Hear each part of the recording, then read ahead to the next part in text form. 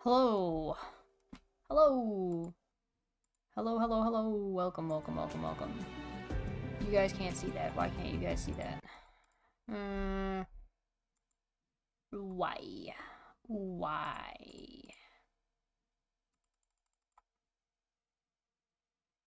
Bonk. Hmm?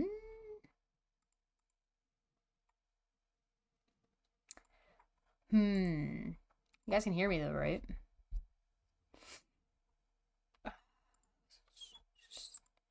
Let's just reload it. Oh, it's tiny and weird. Why are you tiny and weird, creature? Well, we could just do this. Hello, there we go. How does that work? Is that fine? I'm sure that's fine. Why are you tiny and weird? I mean, yeah, that's just me. I guess I'm tattling on myself. gonna just turn that down. I got like some goofy goober stuff going on. It's a goofy goober. Alright. That should be good. Oh, I got some tea, even though it's like late in the evening and I shouldn't really be consuming tea right now. I didn't really start my day until like... I had so many technical problems today, like you would not believe. You would not believe the amount of technical problems I had. Yeah, you would. It was normal. My my internet went out. Oh my god. I need to clean my desk again. I literally just did this, but everything's been so chaotic the past little while. I'm so overwhelmed with all the stupid I'm currently carrying around with me right now.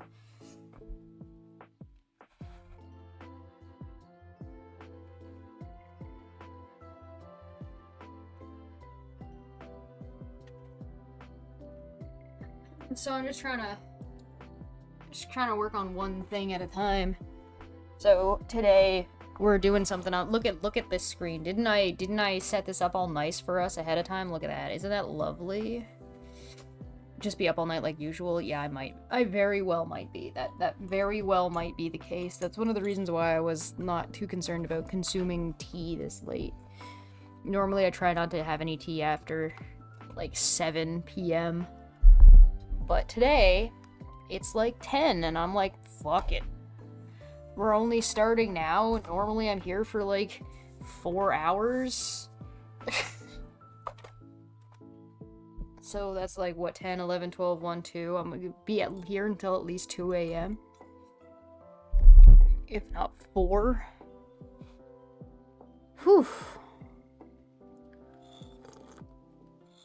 Except that it's Dumbfuck Friday tomorrow, and I would really like to be awake for that. That would be lovely.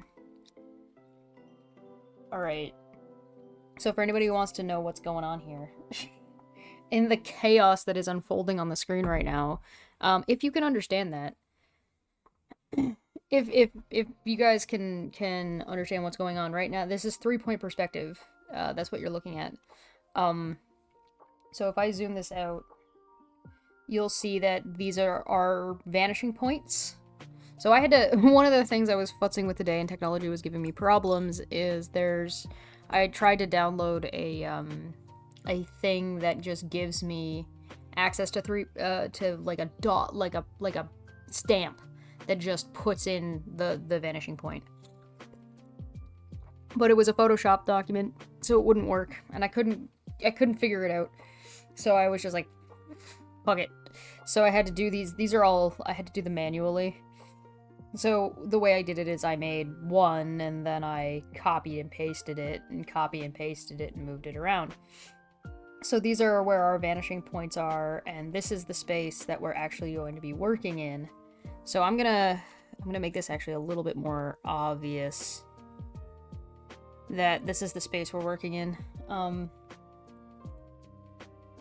By just filling it in.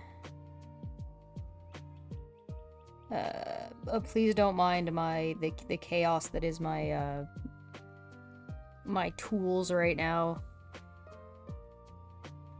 I'll just use this one.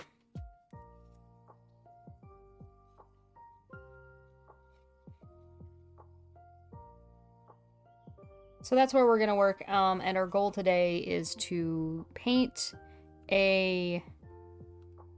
Let's make sure we get all of our lines. Oh, what's this one?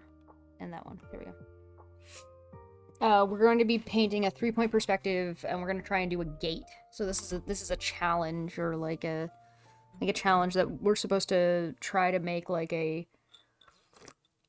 large and imposing gate. So my architecture abilities aren't, you know, the greatest. I don't draw a whole lot of like, I don't know, just architecture. So we're gonna futz around and find out. You know what I mean? I am gonna turn the opacity down on these just so they're not too obnoxious for me. Just to make my life a little bit easier. Just a little bit. Just so I can see what I'm doing. I've also downloaded the updated Krita, which is 5.2.2. So for anybody who cares to get it themselves, it is krita.org, and it is on version 5.2.2 if you need to update. I updated it, by the way, and it brought over all of my pre-existing settings and all that stuff, so you don't have to worry about it. Like, if that's something you're worried about, it should be fine.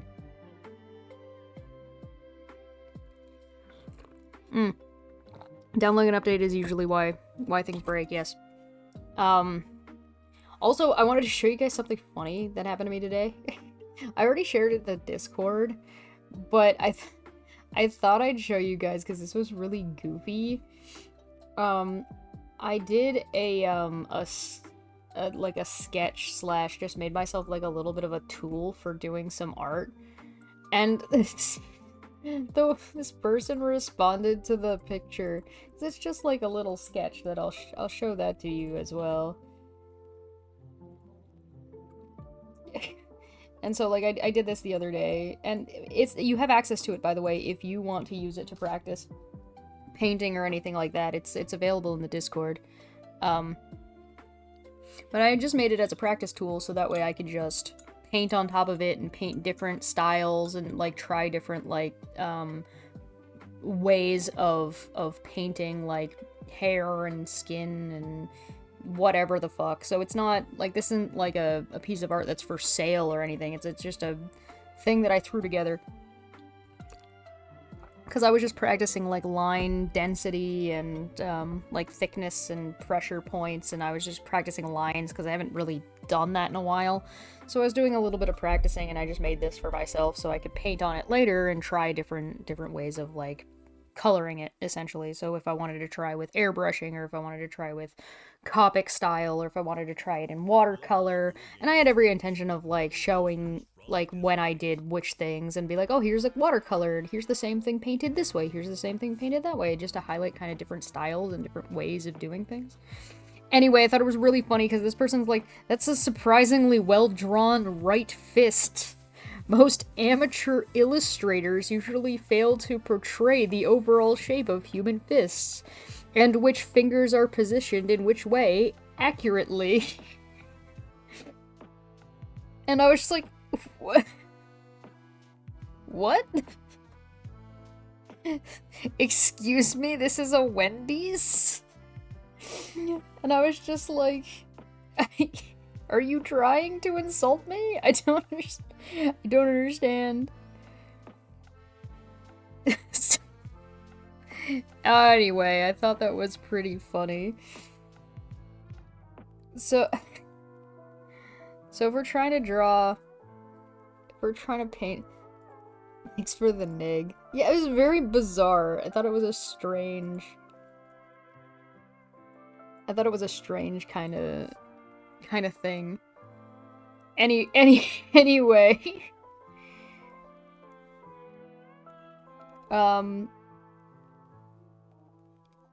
So I'm just gonna, like, sketch a door. I guess the door's kind of gonna be the biggest selling point of a fancy gateway, right?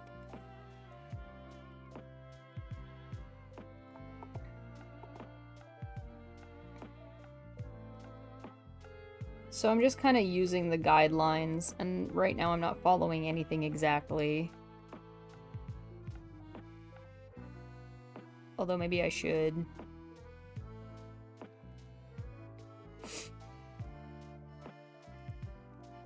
But yeah, excuse me while I fight with this for, like, 3 years, because that's probably what's gonna end up happening.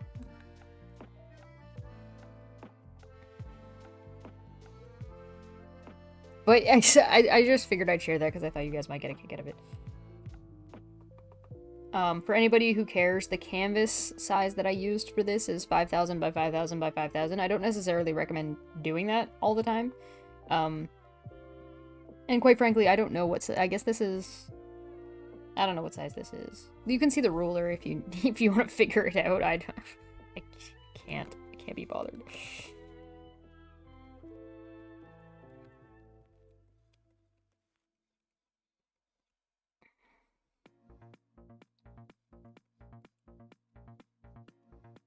Why does it sound like Funky Town? What the hell? Gotta make a move to a town that's right for me. Do do do do do do do do do do. But yeah, I'm doing exercises like this just to help myself get better. And it's not very often that, like, I spend a lot of time drawing, like, profiles and character work and stuff like that, so I don't spend a whole ton of time working on things like architecture and like, you know, it's good for me to practice and be better, and do better, and get more gooder at the things. Expanding my horizons and my capabilities. Amateur artists. Bro, please. Please! Have some respect. So right now I'm following this guideline and this guideline. But I'm following them, not this one in particular, so like this guideline would go here to follow along, so I'm just drawing it here instead. But I, like, just so you guys kind of know what I'm doing.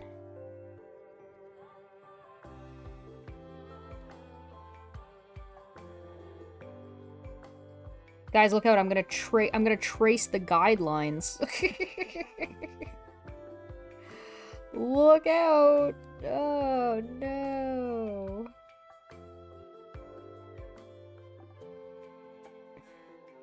Alright, so the goal is to build, like, a big gate, right? A big fancy gate.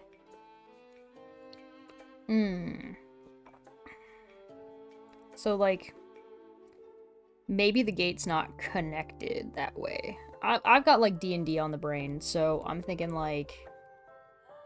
I'm not the biggest fan of the archway. So I think I'm gonna take that out. Not do it that way. That's just to give me my starting point. Always start your...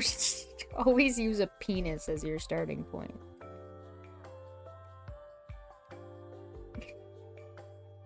Listen to me. Oh my god, please. Why? Why am I like this? I don't know. I have no answers for you.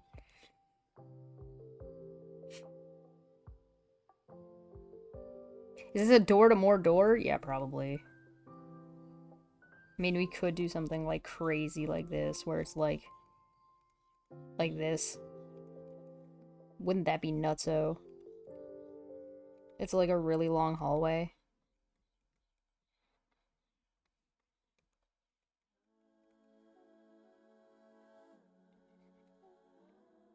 That'd be a little bit crazy, in my humble opinion.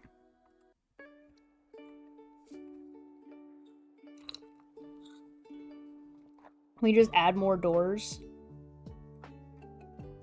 Hey, I mean, a lot of times what we draw here are like cosmic horror, so having like an in-perspective cosmic doom door fits our aesthetic.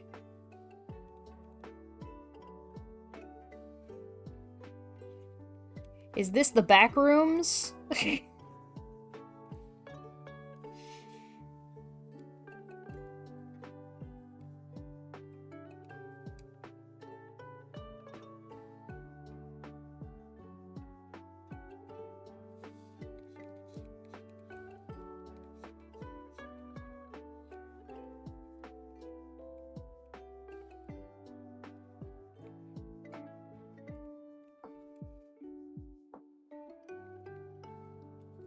We could turn this into, like, this is shelving.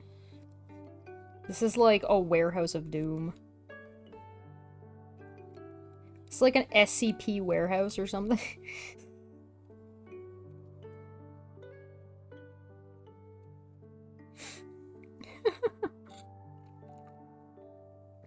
Nutso Botso.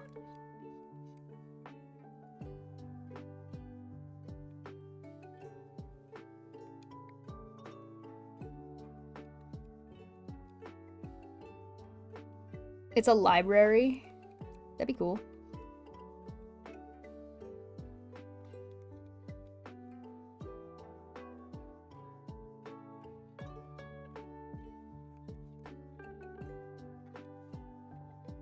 I should probably go to there.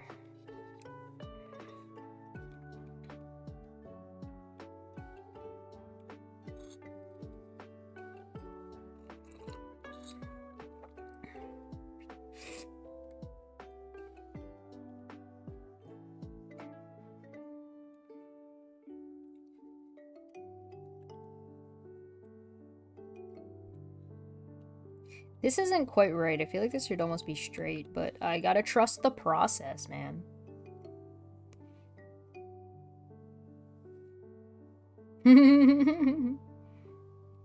Something like that. So, like, is the floor, like, a tiled... No, it's gotta be a big gate. Oh, wait, hold on, I got an idea. Okay, hear me out. It's a warehouse, but it's like a Pixar-styled, like, you're, like, an ant. Because you're from, like, A Bug's Life, so you're actually, like, this big. And it's Honey, I Shrunk the Kids.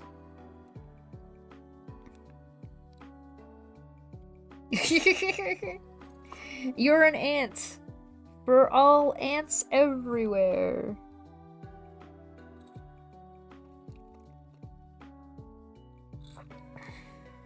For the colony.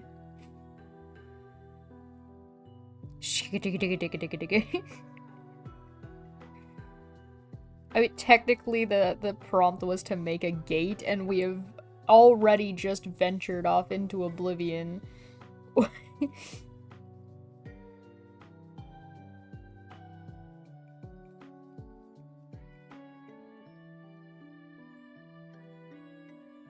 We're gonna do this the easy way or the hard way, see?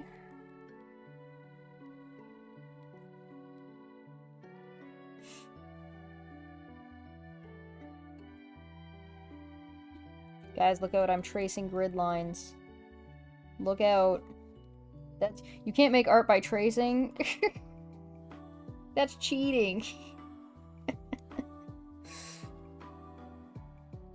I did not- It's true, I did not say what kind of gate. The prompt did not specify.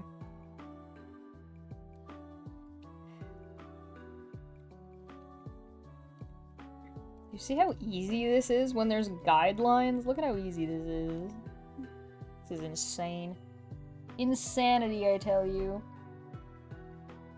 It's also made our, like, horizon line very obvious.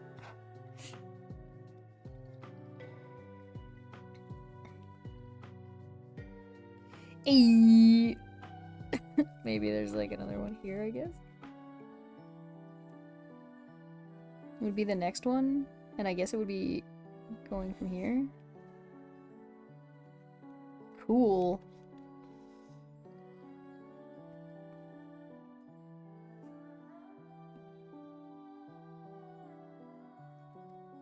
Clean up on aisle 10. Okay, but I think that this, like, we kind of screwed up here because, like, this should, like, somehow our gate ended up being, like, our shelves ended up being, like, really weirdly shaped. Where it'd be like that. And I don't like that. I don't like that, so I'm gonna tweak this a little bit and we're gonna erase the stuff we put in the middle. So this is gonna be like an end cap to the grocery store. Yeah, we could totally make this shipping containers. That'd be cool too.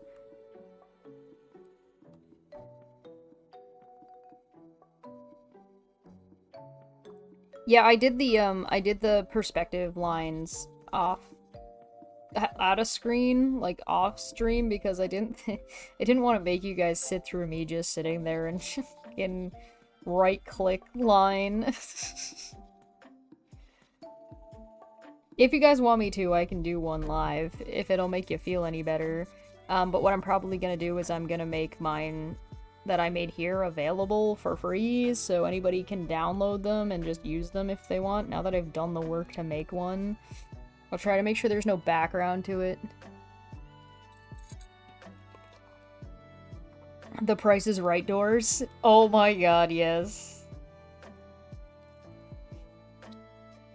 One of the nice things about kind of like quote-unquote being back to basics with art is that, like, listen, I'm just here drawing squares, man. What do you... We're just drawing squares.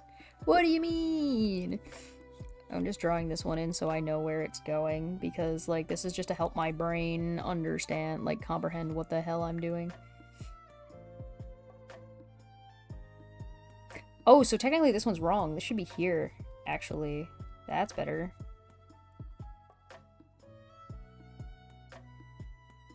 There we go. That's what I'm talking about. And then this should be here. There we go. It should look like that. Yeah.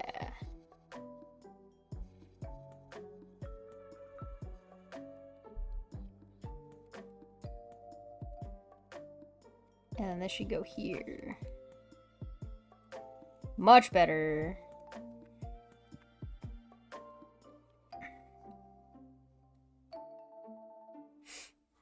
And then this one would probably cut like here, actually, because I didn't draw this extra line in, so it would probably only be about that big. Just judging by like the sizes and making sure the sizes are the same. So there's a way you could do this to make it like way like the same, because I made them all different sizes. These are not like all the same sized square. You'll notice these are different sized rectangles, which is one of the reasons why I can get away with making this one way big.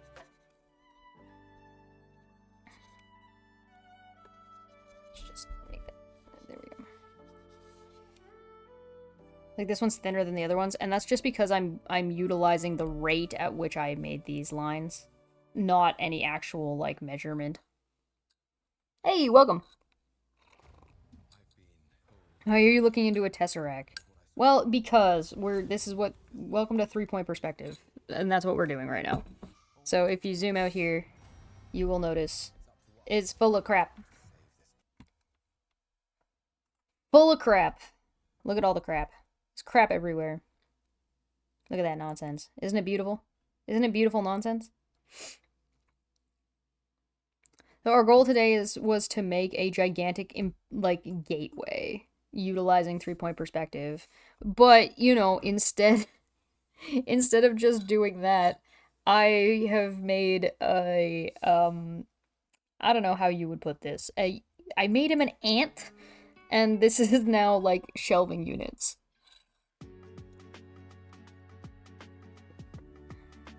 They could be doors to different worlds, but that's really complicated for what is, for all intents and purposes, an exercise to practice 3-point perspective. What you're describing is like a 3-year project. It's gonna take me 7 months to design that and draw that through.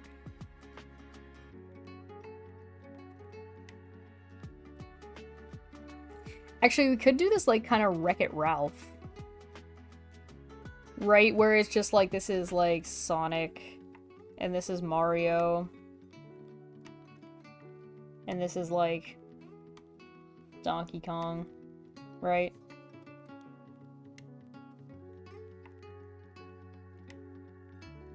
So they all go to different game worlds.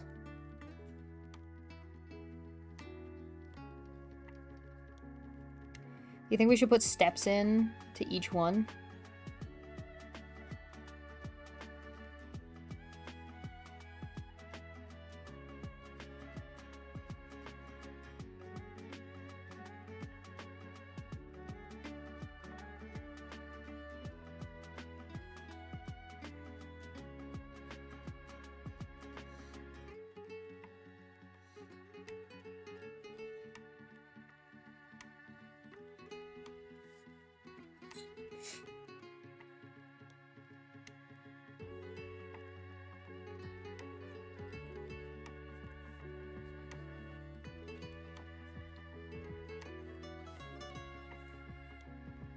This is a little bit trickier because I didn't put the guideline in for this, so now I gotta, like, kind of grab it from there.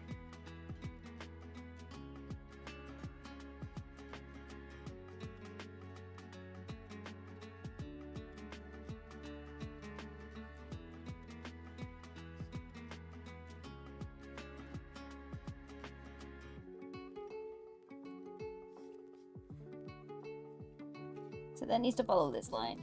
There we go.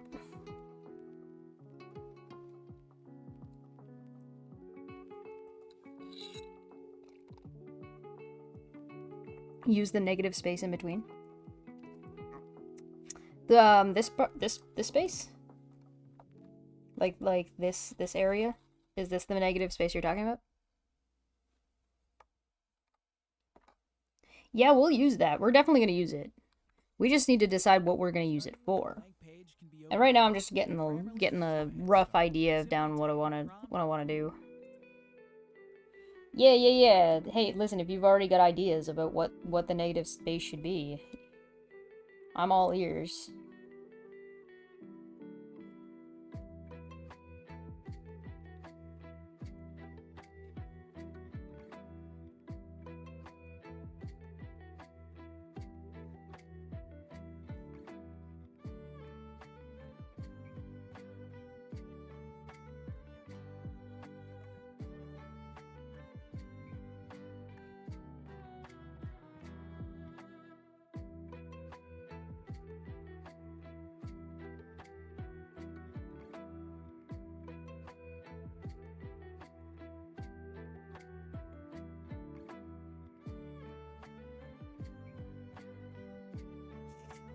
As a non-visual artistic person, do you always use this visual representation of the point perspective while constructing your concepts? Me? Me personally? Sometimes. I don't always use 3-point perspective. One of the more common ones you'll find is like 2-point perspective is used for most things.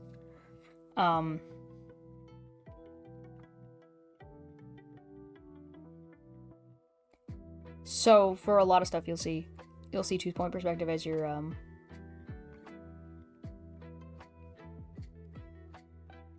what's the word I'm looking for? Hello? Brain? You'll see 2-point perspective as your kind of like go-to, right?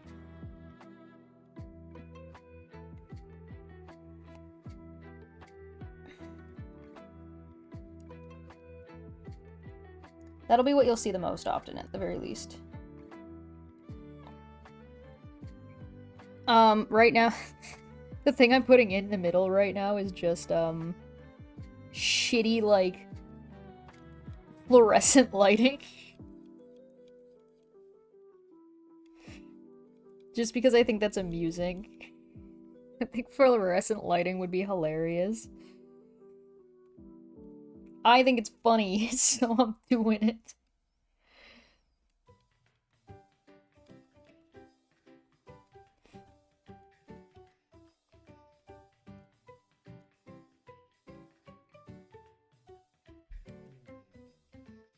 I think it's funny. Moonbeams? Moonbeams are cool.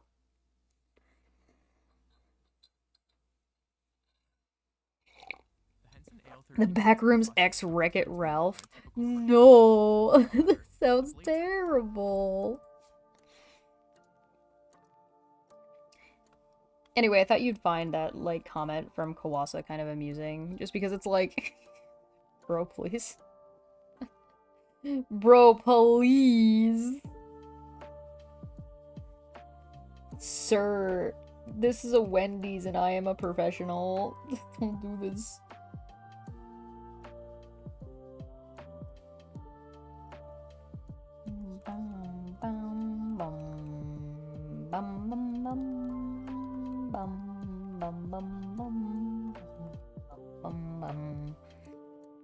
I could turn them into tanks.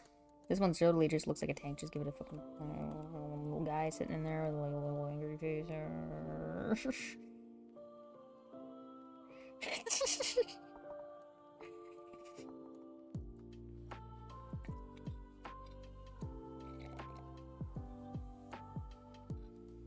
Just remember, you draw very good for an amateur.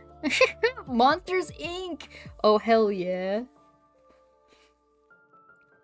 Yeah, I'm not sure I'm sold on these stairs. I mean, I didn't do a good job on these. These are terrible. This should just go away, to be honest.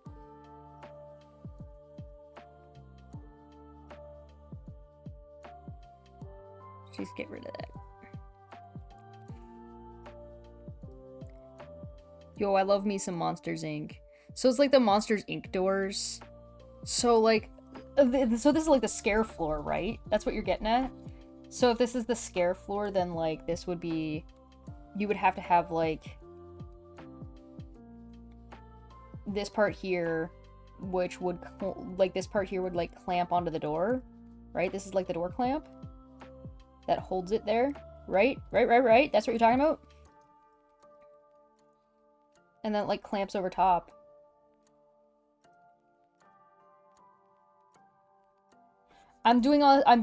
Please forgive me, I am doing this off of memory, so these door clamps are not gonna necessarily look like they do in the movie.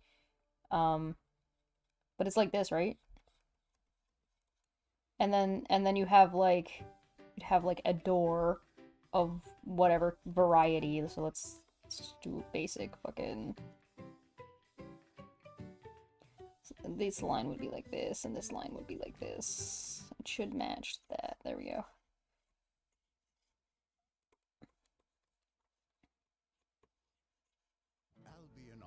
Right? And then you'd... Oh my god, shut up with the ads. Come on, give me a break. There we go. And then there'd be like the door handle, which you might be able to see a bit of the hinge from.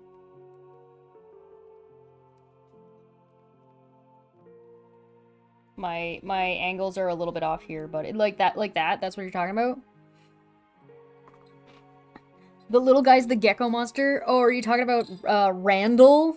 It's a tiny Randall, so he's like, he's got his like a little, then he's gotta have like a little tail. He's gotta be like this. His little legs. I don't remember, did he have like tentacle head things? Like things on his head?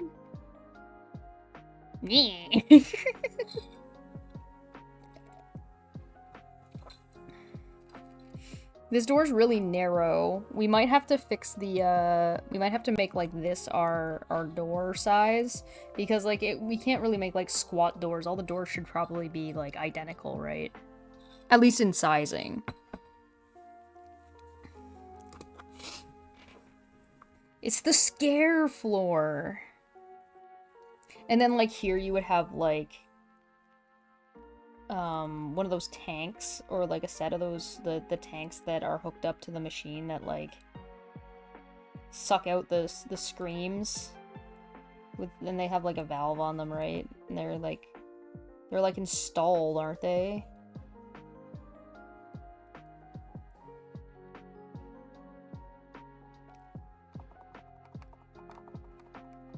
Something like that. We're gonna have to make adjustments if we want to make these doors. Oh my god, and then, like, up here would be, like, all the racking, like, all the, like, the double things, like, that slide all the way across. Like, oh my god, this is gonna be... You... you fuckers have made this very difficult for me. Okay, so here's what I'm gonna do. So this is our sketch. I'm just gonna turn it down. Not that much. Just this much. Okay, so we're gonna do this. I'm gonna grab this part. And I'm gonna new layer. We're gonna copy. Oh, we're gonna copy it. We're gonna paste it. And this is how we're gonna make sure they're all the same size. Because we just needed to tilt it to match. Right. And then we just need to make it this big. That's how we're gonna do it. Hell yeah, hell yeah, hell yeah. Right, and the reason I'm not shrinking it down is because everything below the horizon line here is gonna get deleted. We're just gonna delete that. So we can just copy it and paste it again and move it. We can actually, like, because we got the angle right now, because this angle is going to change slightly, but we do want to just follow this line. And the width... The only thing I'm kind of concerned about is the width of the doors.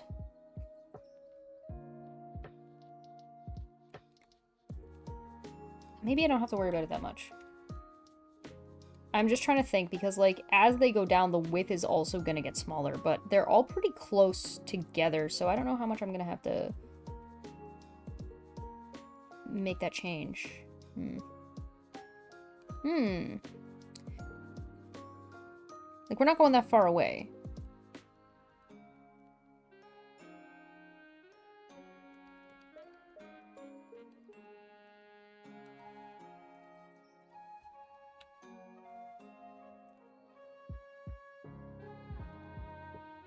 Oops. Like, this one's gonna be the biggest change.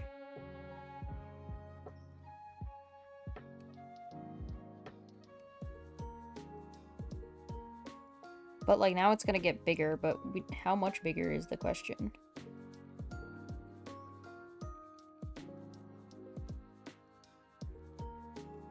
I mean, the width is still right, actually. How did we do that? How do we manage that? Maybe we do this.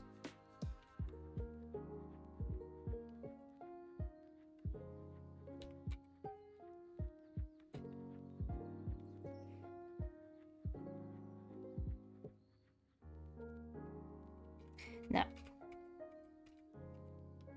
That's correct. We just need to make it longer. Why is it weird? Oh, because we need to move it that way. I was doing it wrong. We gotta move it up and down, not left and right. Oh, look at me, what a silly goober I am. I am a fool. A sacred act. Immutable and profound. Huzzah! That's what I'm talking about. That's okay, we're just making this goofy nonsense. So interestingly enough, we got some of these really close, and I think that's probably because the way I actually did the guidelines initially are evenly spaced, if you'll notice, for the most part. So at least the ones we're using are pretty evenly spaced. That's pretty good. That's pretty good. Alright, cool. So I'm just gonna merge all these together now because there's no reason for them to be separated.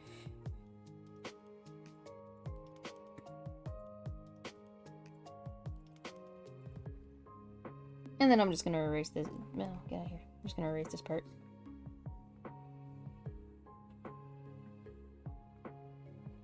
I can't believe I actually ended up accidentally with something that fit properly. I'm a genius. We don't want the stairs anymore though, because this is the scare floor now.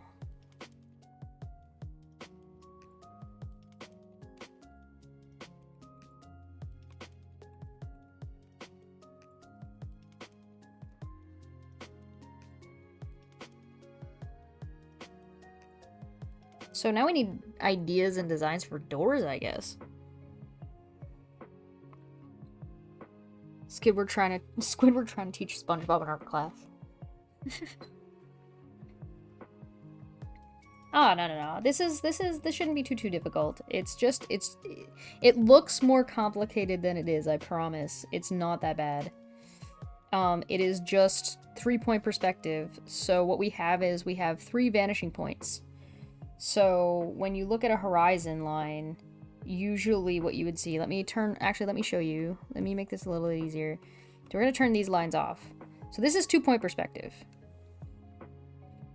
Right? Because we have a vanishing point. We have a vanishing point here, and we have a vanishing point over here. So all these lines are just those vanishing points. So this is normally the way you see life. Right? So normally you'll have your horizon, and then like everything will be grid angled kind of like that from a 3-dimensional perspective. Right? But 3-point perspective gives you an additional vanishing point, which is up here. This vanishing point.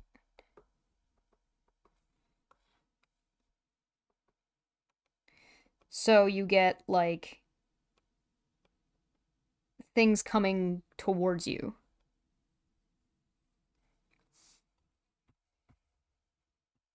Oh my god. I'm a pretty good artist for an amateur. Imagine that. So we're using our 3rd vanishing point up here to inform the angle that things are coming in from away from us up there. And this is what it ends up looking like. So generally you want your vanishing points to be off screen. So a lot of times you would only see this. And then you wouldn't even see that. This is what you normally see most of the time. Or at least the majority of art uses. This time we're using 3-point because it's an exercise and it's a practice. We're doing a heckin' practice, yo. So we're doing 3-point perspective. And the goal was to try to create a gate. Like a really big gate. So that is kind of what we've gone a little bit off the rails. Nah, you got this. 3-point perspective. 3-point perspective is a little bit complicated. It's not until you get 4-point perspective and 5-point perspective and 6-point perspective. Yeah, there you go. 18-point perspective. Somebody in the Discord asked me how many points there could be, and I was like, usually don't go beyond 6. But theoretically, how many perspective points vanishing points can there be? Yes. The answer is yes. Oh, is that Sarah? There you go. Yeah, Sarah asked me. The answer is yes. They're infinite. The answer is infinite. They're infinite. There could be infinite points of perspective. Which I guess is, analogous to everybody's views are different and people's versions of events might be different, and your vanishing point doesn't necessarily negate someone else's perspective, you know what I mean? But, whatevs. Infinite. Philosophizing. Oh, no. Alright. What am I doing? What was I? What was I talking about? What's happening? I'm out here being an amateur. All right, I'm gonna go into like a red just so I can get my sketch down. So I guess we need like a bunch of different types of doors, right? Syllogisms. No. So the trick with the doors is gonna be that the door is also gonna have to follow the perspective lines, with all of like the ridges on the doors. So like I could have had 2 brain cells, but I didn't. So now I'm gonna try to draw the edge, like the fancy parts of the doors over and over and over again, because I'm an asshole. So there's a way to do this and cheat a little bit more if you wanted to, and you just use the line tool and just be like, okay, well, I need to follow the line. Okay, well, I need to follow the line. Okay, well, I need to follow the line. Okay, well, I need to follow the line. So you could just use the line tool. You can also, instead of even going, you can even cheat more and just take this line and then copy that line and just move it down. Like, just grab it, move it down. If you're that stringent about how, like, specific you need to be. Like, you know what I mean? Like, I'm not going to, because this is an exercise and I don't have the desire nor the give a fuck to bother. It's like, it's not gonna be that. It ain't that deep. We might need to make this square a little bit smaller, though. Let's just squash this a little bit.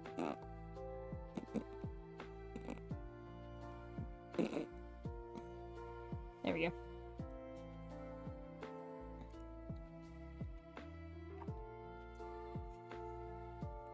I have no more fucks to give. My fucks have gone astray.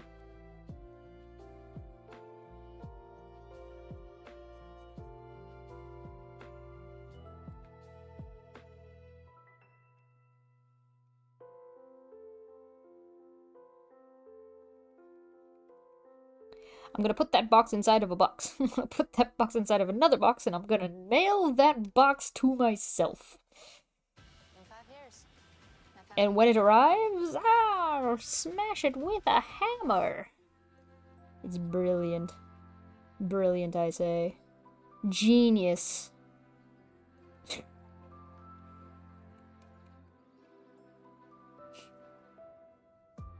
Oh, thank you so much for the raid. Phyllis, thank you so much. Welcome to the party. We're learning about 3-point perspective and drawing a bunch of Monsters, Inc. doors. Thank you so much. Welcome to the Goblin Party. We're designing doors, so if you have ideas for what doors, what do you think your door would look like, tag me.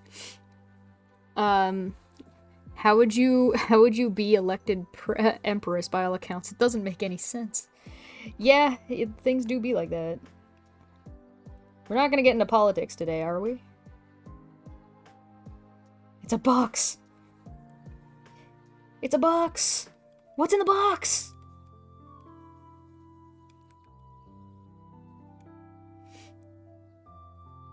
We could do like a goblin box and an Yzma box, or like the doors. You could do a diamond-shaped box. I've been locked inside your heart-shaped box. A Nirvana box.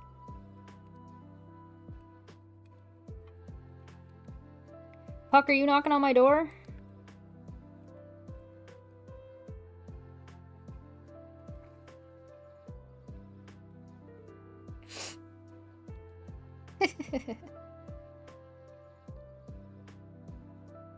Oh yeah, here, I'll go over it again real quick, because, I mean, we're here to learn.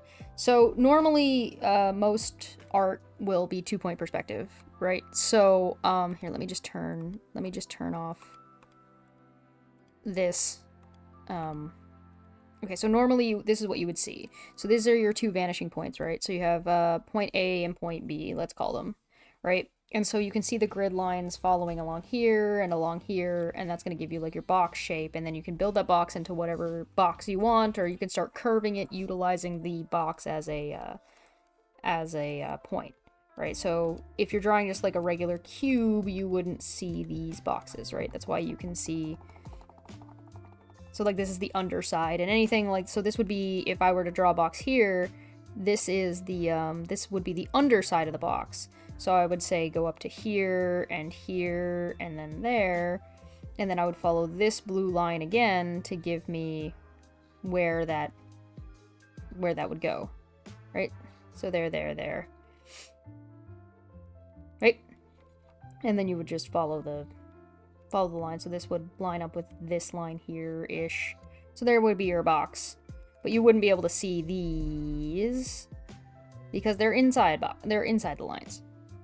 So you can't see the tops of these ones because they're above the above the horizon line, which is right here, which is where these 2 points are connected. When you add in, so normally your vanishing point, you won't have your vanishing point visible, so you would be actually zoomed into about here, and this would be the grid you'd be working on. Right, so you'd have like your person and whatever, and you can move above or below the horizon line, right? But when you add in 3-point perspective, you get, where is it? This one? Where is it? Where are you? There it is. When you add this one, it means I've added a vanishing point way up here. So these purple lines are this other vanishing point that's way up in the land of oblivion. So what we're using the grid that this creates to do an exercise where our goal is to build a very large gate. And so that gate has turned into the scare floor of Monsters, Inc. because we're nerds like that here. Please feel free to ask me questions if there's anything that you want to know. Level up your gaming space with display. Get out of here. Oh, that's why there's... I was wondering why there was, why I was getting ads, and it's because my music went off of, like, what I was listening to onto something else. Let me see if I can, pull up something new for you guys.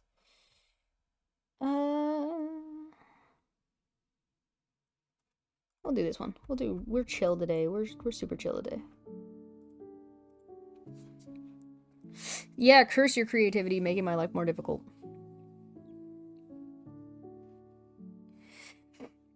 Oh, thank you. I hope I was able to help you. So, the one thing that I kind of like to do sometimes in the way I do it in my brain is I like to keep in mind which direction these lines are going.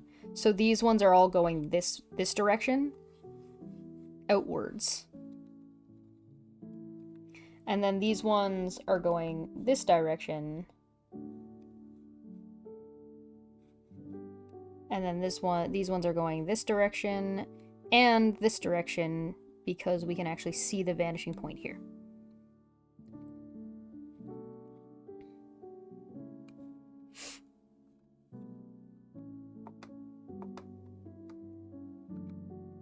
I'm also using a free program. So if you don't have access to this program, it is a free program. It's called Krita. It's krita.org, so you can use that as you see fit. I also made these these point perspectives myself. So they look like... get rid of that. They look like that. Let me get rid of my gray box. They look like this. So, I'm gonna be making these available, for free. So if you want... It's not perfect, it might not have all of the lines you want, but you can always add your own. So I'm gonna be making this available with no background for free, available, later. By later, I mean, like, I don't know, tomorrow. So, so if you want to just download it and use it, you can. It's not... I'm all about the free resources. Because I am a poor, starving artist.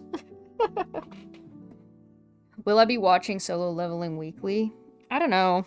I definitely want to watch it, though. I'm not sure when I'm gonna have time. I have a whole lot of stupid on my plate that I need to get off my plate before I can really commit to too much of anything right now. So until I get that over with.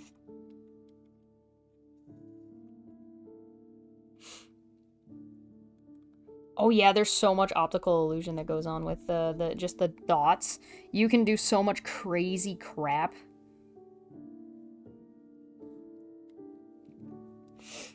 Tons of crazy junk.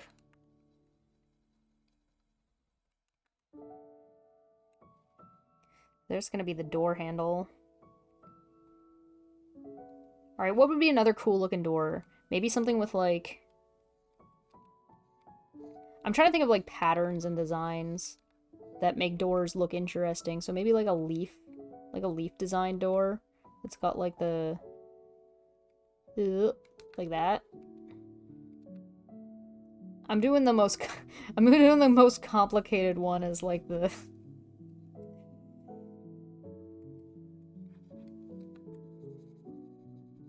the one that's, like, straight ahead.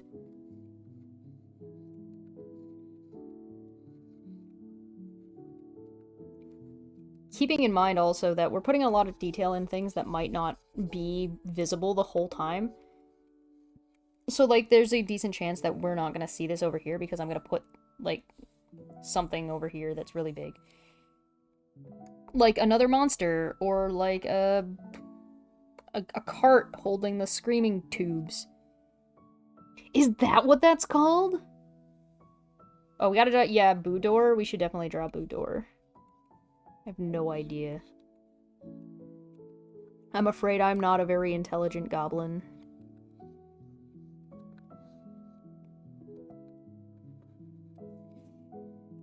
Whoops.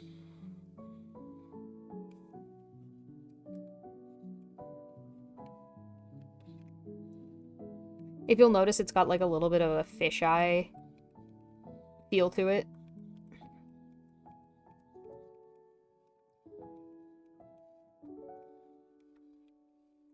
Things can start getting really crazy when you start bending the lines.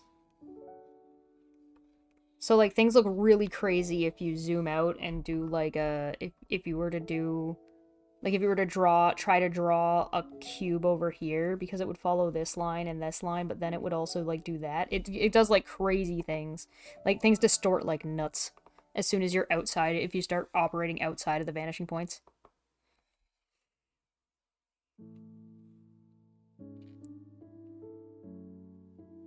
The screen containers.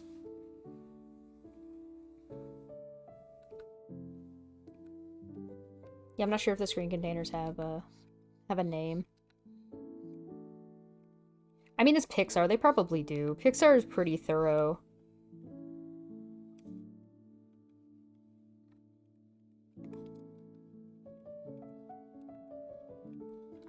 But point perspective can generally be helpful for like framing as well.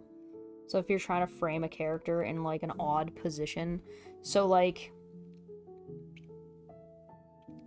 if I want a character like, let's take a square and make it right here, right? And I want to have a character and that's the top of the character's head.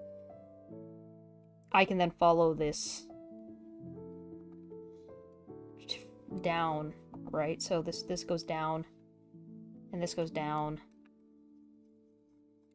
and this comes down to wherever they're gonna go, right? And let's just say it's here. Let's just say it's right there, just for the sake of ease. This is gonna be the top of your character's head, and then their face is gonna be here, and you can use this to draw like where their face is gonna be, and like how much of the side of their head you're gonna see, and sort of you can use that to start making placements. So like the nose would come out there, right? And you can kind of see where you're gonna see a neck, and then where the shoulder is gonna come out too. So you can use it to like if you're struggling to figure out where to place, like, so that the other shoulder would be like over here, and it would do this, because like that's also a box. So it'll kind of helps to give people. So this is like the brow ridge, so like the eye would be here and here, and then you can clean it up, and then like give them whatever hair you want. I don't know, that doesn't matter, but like so you can kind of use the point perspective to help you sort of arrange in where your character exists in three-dimensional spaces. And you can kind of like just follow the curve of the head that way, and then this way, and whatever way you want to go.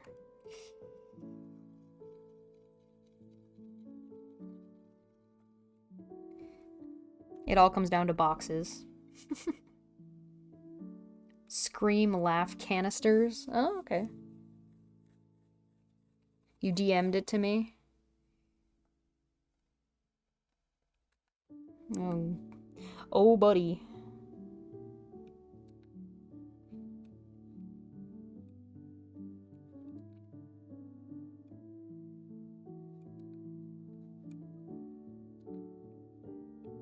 I don't know why this is supposed to be like Pokemon like Lo-fi music, but for some reason it's making me think of like the Shire.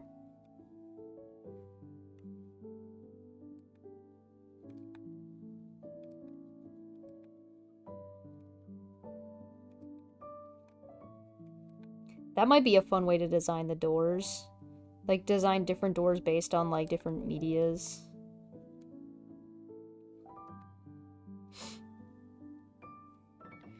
Okay, so if it's got like those kind of leaves, and this should still be here. I'm using this as a guideline to reference where like the close to the center of the doors are, so that way all of the doorknobs are going to be in about the same spot. So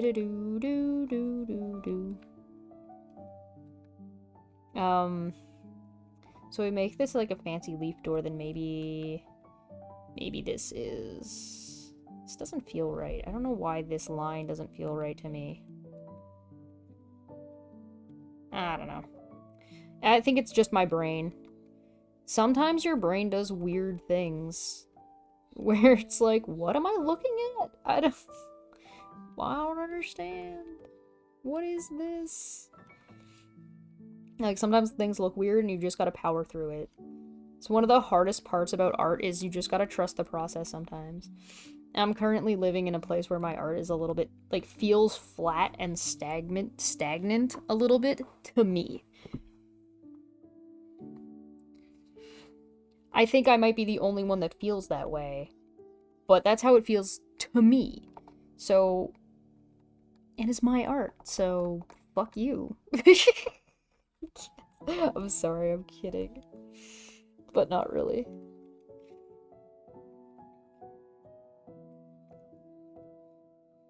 I'm making this a window. This door gets a window. I know they're supposed to be closet doors, but I don't care.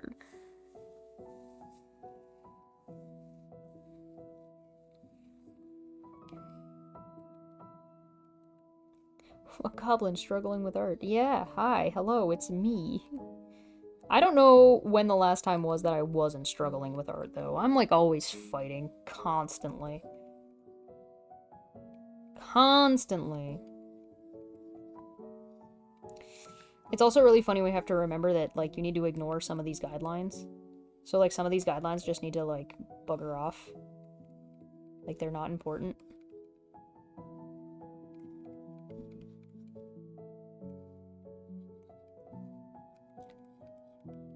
Because, like, I don't want that, like, this is a flat door. I don't want it, if I did these lines, it means, like, the door is going into the bottom part of the door is just going into the distance, and that's not what I want, because this is not a distance.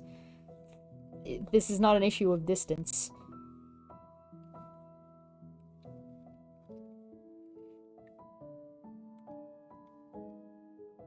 Let me turn off this one for a second. Yeah, see, look at that. That ain't bad. It ain't bad. So let's turn the opacity down on that. That might help.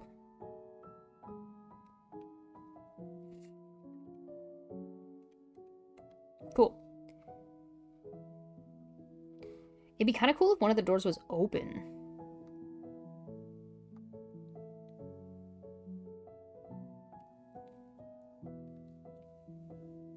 Oh, thank you very much, Winter. I appreciate that. Sometimes it's like, I don't want to do art because I'm fighting with it, and I'm like, I don't feel like fighting today. And that's why you gotta get, like, your comfort things that you just kind of know you're good at drawing. That's kind of what my goblin is for, to be honest.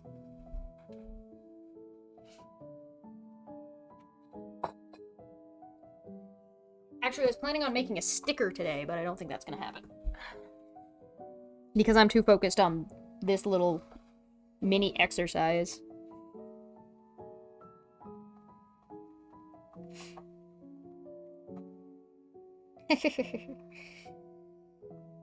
Alright, we need a boo door, right?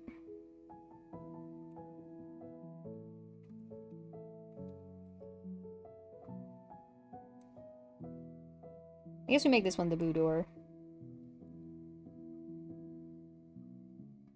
I don't remember what Boo's door looks like.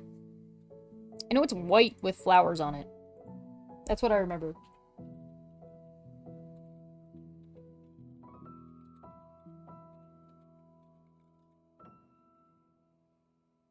Oh, it's got, like, arcs and a flower right in the center. Okay. Okay, okay, okay, okay.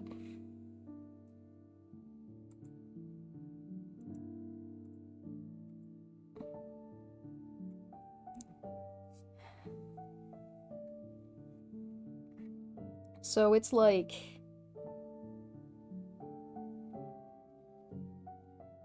that.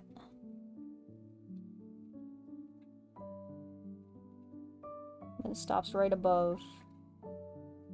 And then it's got little squares here below it.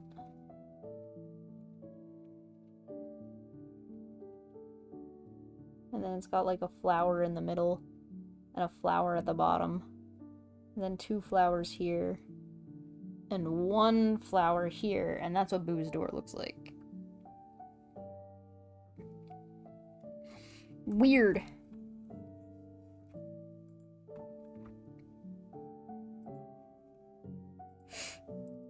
Neat, right?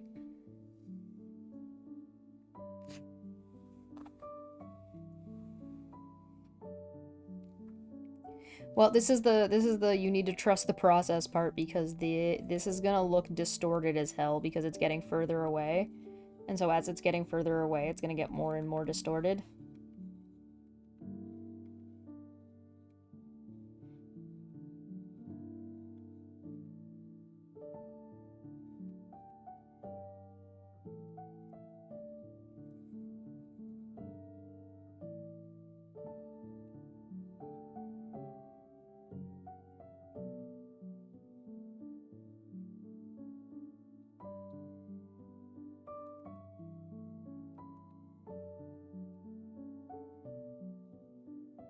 Trixie.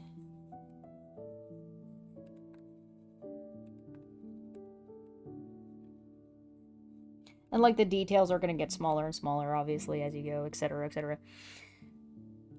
McQueen. Lightning McQueen. Cars. Car door. Why would you do this to me? So like these lines need to line up with the third point. Right, and then kind of like this one's a little closer, so we can kind of angle that one a little bit easier from there. Arches are a little bit tricky as they get further and further away, though. Alright, what should this door be?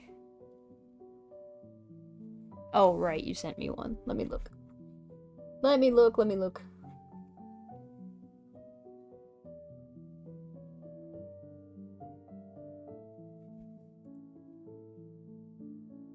Oh my god. What? It just gave me a door that looks like it's been somebody punched it. Like a very damaged door. So I guess on this one we wouldn't be able to the handle would be here. I also noticed that I am making all of the handles circle handles, and I also switched the handles from the top to the bottom. Why did I do that? I guess the door handle can be higher up. I guess I don't know. Whatever. The door from Titanic. Oh my god, you guys are the worst. Oh, it'd be cool to have a door that's like locked off though. Like, what do? They're like a sheet comes down, right? And like blocks off the door. Right? That's what happens, right? It's like a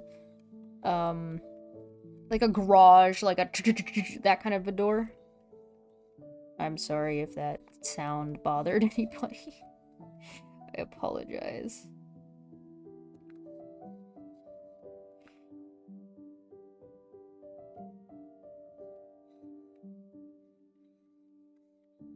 Like a shutter door. That's the word I was looking for. Shutter.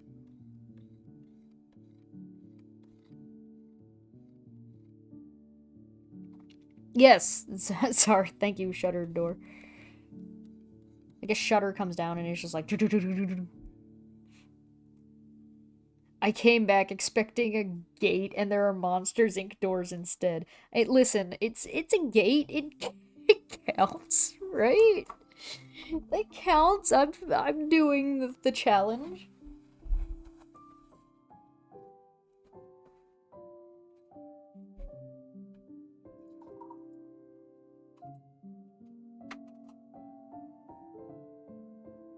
No, am I cheating too much? Do I need to go back and make it more of like a classic? Ugh.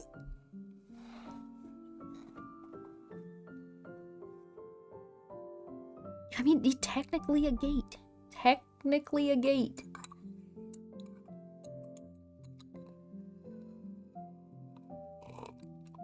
Another one that would have been really fun to do is the Al's Toy Barn. Al's Toy Barn would be really fun. To try and draw like the barn doors.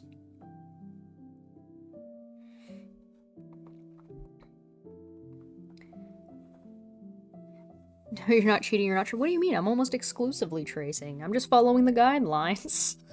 This has all almost been exclusively tracing.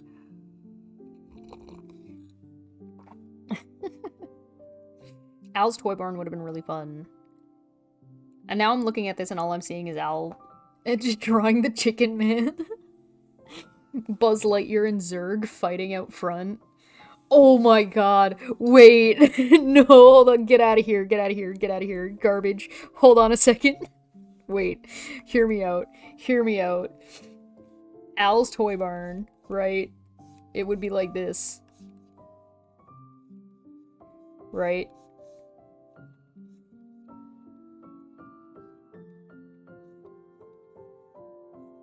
And then it has like the barn look to it from here. Okay, okay, hold on. Just hear me out. Hear me out. All right, just delete your art. All right, hold on. Just give me a minute. Please bear with me for 1 second. And then you have like the mat, right? Because like it's got like one of those sidewalky mat things that toys jump on to open the doors. And the door is like, I guess here, right? And then so it's like that. But I want it bigger. This is too small. So I'm gonna make it bigger. Make it bigger. Make it bigger. Right there. Okay, it's going there. It's going right here. Right there. Listen, the challenge was a giant gate, right? So this is the... So now that... Welcome to Al's Toy Barn. Delete your art. Delete your art. Delete your art. Always delete your art. so Al's Toy Barn. Okay, and then like this is the door. This is like the glass door that the toys go through, right? Right? Okay. Then we've got like the either side, whatever, the size of the actual building. Whoops. Oh, sorry, this is my ruler, I don't need that. The actual size of the building, like, continues going, right? And it, like, angles off to make it, like, the barn. Okay? Okay. Hold on, hear me out. Hear me out. We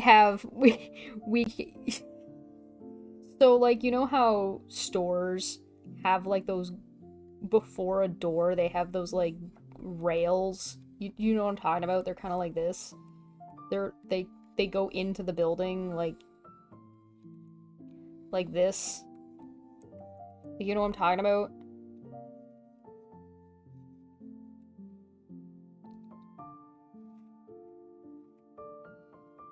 Like that.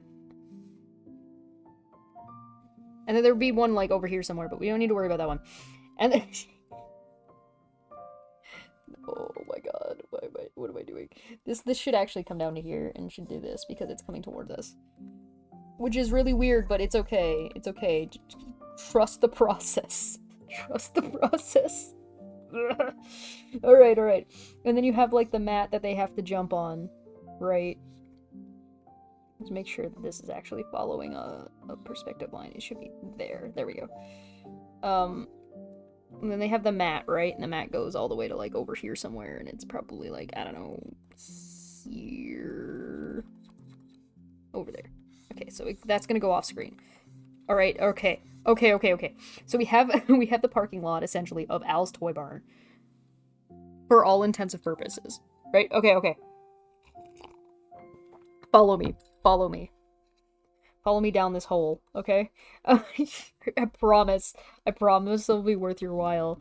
We now get to draw some of the inside of Al's Toy Barn, because this part is a door, right? It's a glass door. This is all glass, right? So that means that we get to actually see inside of Al's Toy Barn. So this part right here, this whole square here, is all glass. And so is this part right here. This is all glass. Right? Okay.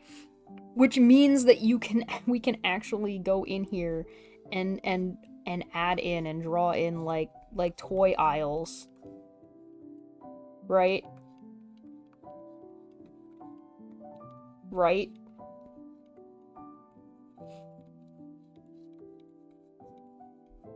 So we still...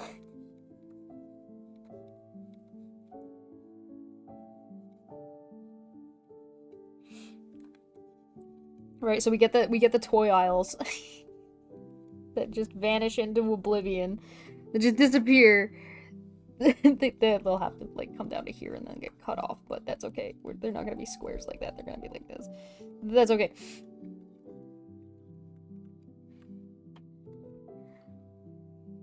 Right? Okay. You see what I'm getting at? You see where I'm going here? But we're looking at it from like Buzz Lightyear's head is like right here. So we're looking at this from Buzz Lightyear's perspective. So what we can do here is we can actually make the toy barn a little bit further away by just sizing it down just a little bit. Just because I want a little bit more space to play. Just a little bit. Just a teeny tiny baby bit. Right, so we're gonna go to maybe that size.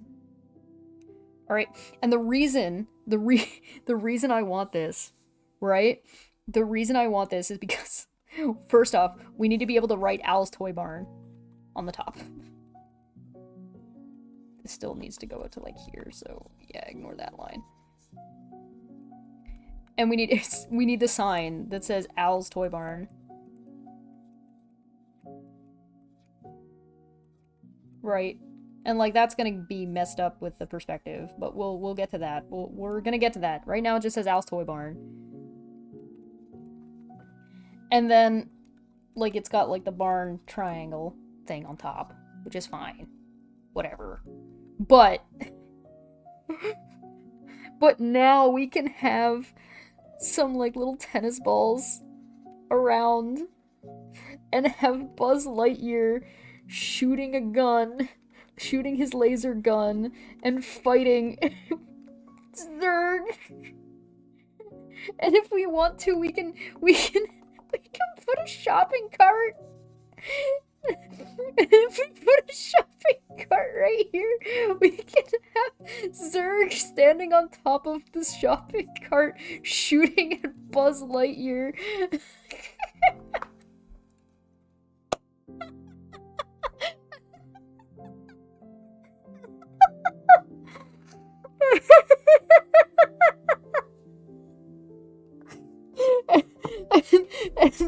And now what we do is we paint it.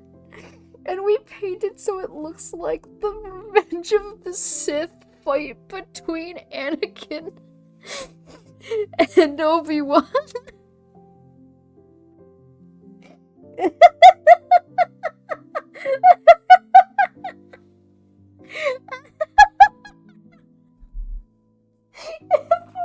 dead. Oh no. I'm crying. Oh boy. Oh my god. Oh god. Oh, I'm okay. I'm okay. Everything's fine. Don't panic. Everything's okay.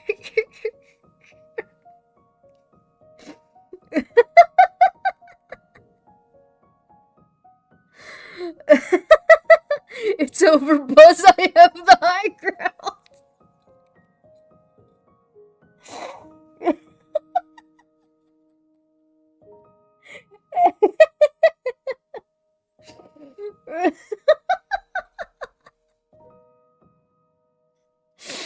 Oh my god. I can't add the claw. Because the claw... So the problem with adding the claw is that we just have to make some adjustments to this because it's a little bit off now. But like the reason I can't add the claw is because the claw is inside only. It's like I can't put it on the outside of the building. That wouldn't work. That wouldn't work. I like your thinking though. Daddy.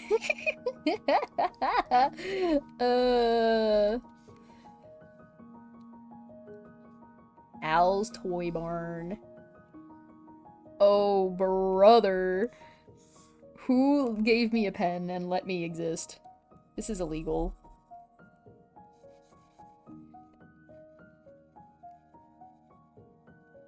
I'm sorry for anybody who liked the doors. This is way more amusing to me. An epic battle.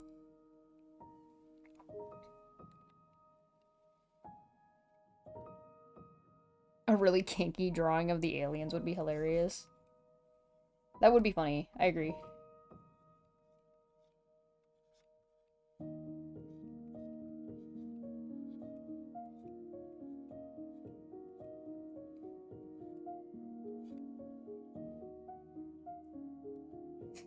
Okay.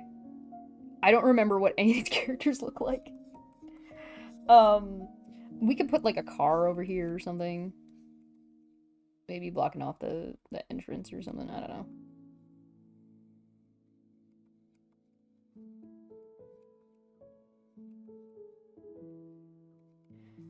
Oh god, why am I doing this?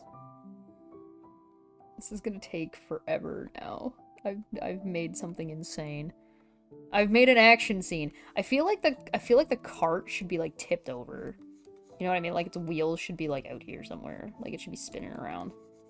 Like it's busted. And it's got like I have a basket underneath, right? But the basket lines will follow the so the thing is like the reason why the point perspective is really handy here is because the basket of the cart is gonna follow all the same lines. So that's a little bit nutters. So it'll look like this. Which is gonna be like a little bit hard to see, but it's gonna get a little bit chonky. Cause it's like a basket, right? So but it's also gonna follow the same lines. So like it would follow to this way. And then it would follow this way. So it would look like this. And then like that would you wouldn't be able to see this. This is nothing. Ignore that.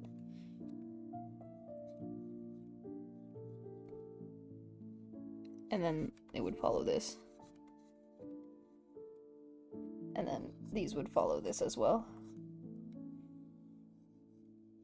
So it would look like this, but it's a little bit hard, it's a little bit hard to see because it's a basket. Like, you know what I mean? It'll be easier to see once it's painted because it'll all be different shades. But don't worry about it. It's fine. Let's just do this. And that'll indicate the lines. There we go.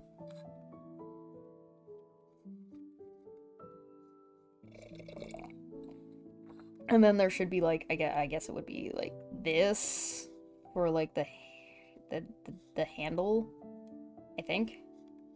So like if it wasn't tipped over, there'd be a pushing spot. God, this is so funny. This is what am I thinking? This is so goofy. This is why I don't do school children. The Pizza Planet truck. Oh, yeah, the Pizza Planet truck. Okay, so the Pizza Planet truck. All right, what let's assume the Pizza Planet truck is parked facing the building, I guess. Right? So like it would be I'm trying to think about the way that would look. So if this store operates like any other one, you would have a sidewalk here, right? And the sidewalk would like follow these black perspective lines. So that like it would be like this. And then it would follow the blue line, right? And that would be like the sidewalk part. And then it would have like there would be like I guess following this blue line would be like your what's it called, a curb. And so if we just take off from like let's say here, which is going to follow the third point because we're calling this point 1 and this point 2 and then point 3 is over here. Then the car would be like here, I guess. Like this would be the Pizza Planet truck. And like the wheel would be like, get out of here. Like here.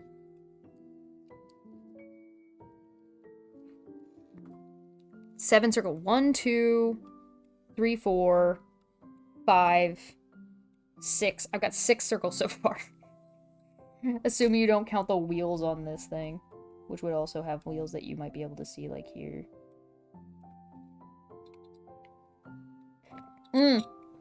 Thank you for the save. I actually have not saved since we started. Pizza Planet.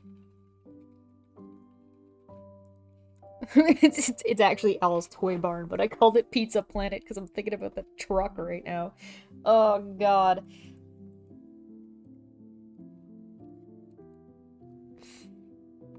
Oh.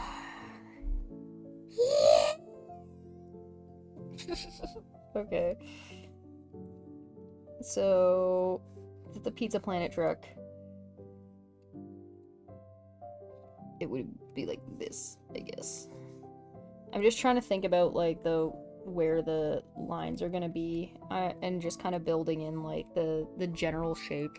Because I'm pretty sure it's like a caddy, isn't it? It's like a... I'm just trying to think of what type of car it is.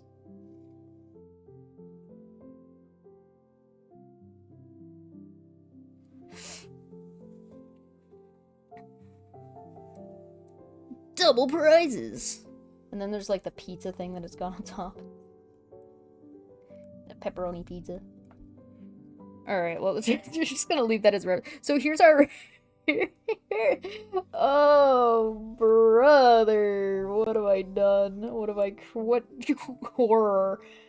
Now, if I remember correctly, Al's Toy Barn also has, like, that barn quality, kind of like the shutter we talked about earlier, where it's got, like... But I'm trying to remember, is it blue? I can't remember.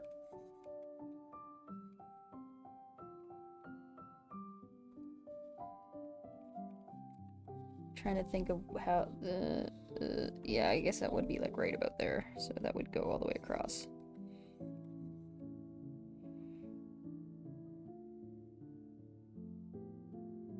This should be shorter. This is too far. Like, this can't come out this far and only have like one thing with the size of everything else. It should be like there. Actually, it should also be like this instead of like this. It should be like here. Forget this better.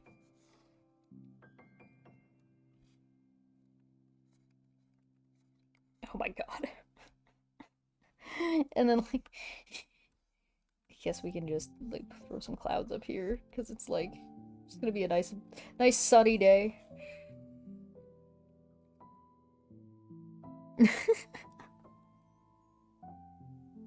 Is it red with white accents? I couldn't remember if it was blue or red.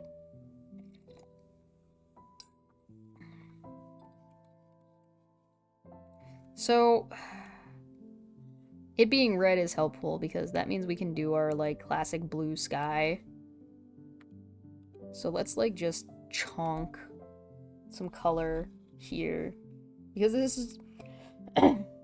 I'm gonna do the blue sky the same way, like, the Andy's toy room is. Where it's got, like, those, like, cartoony clouds on the, that he's got on his wall.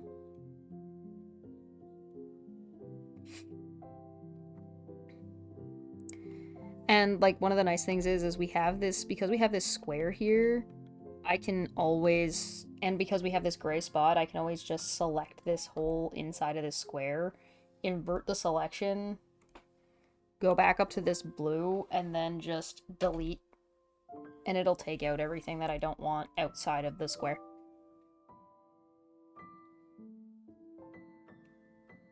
Are you saying that Andy got this scene painted in his room? He might have. I don't know. Maybe his mom commissioned an artist.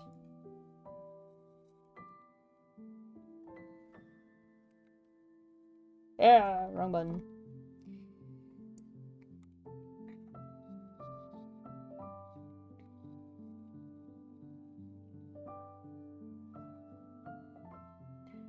Putting the Pizza Planet truck in here is going to make this incredibly difficult. I hope you are proud of yourself for your brilliant idea.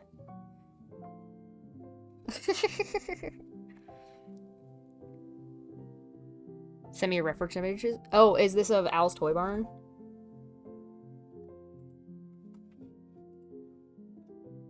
Oh my god, the shape is... This is... Oh no. Oh no. This suddenly got real difficult. Is this what the actual Al's Toy Barn looks like? Or is this like what they showed on the commercial? It's got a big fucking chicken. Oh shit.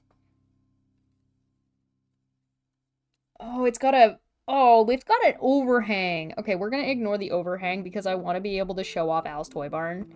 Like, I want... I do not want... I do not want... Disagree. I don't want to do the overhang, because if I do the overhang, we're just gonna be looking at the overhang, and I'd really rather not. It's got a big fucking chicken. We can put the chicken in. But the shape is a little bit different than what I thought. Okay, that's fine. That is okay. Let's move into, like, darker lines for a sketch. Well, I guess we could just actually turn this down and stay in the red. Let's stay in the red for now, just so I can brain my way through this. Okay, so the shape is like... So if we make this our center point, right? And we make, like, here to here, and here to... I guess? We're just gonna follow this blue line for the most part, right? We just go to there, and then, like, on an angle to there? Get this blue shit out of my way for a second. To there?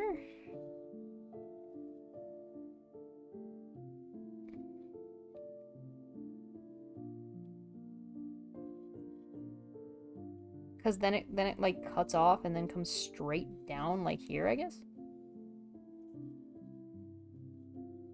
Right?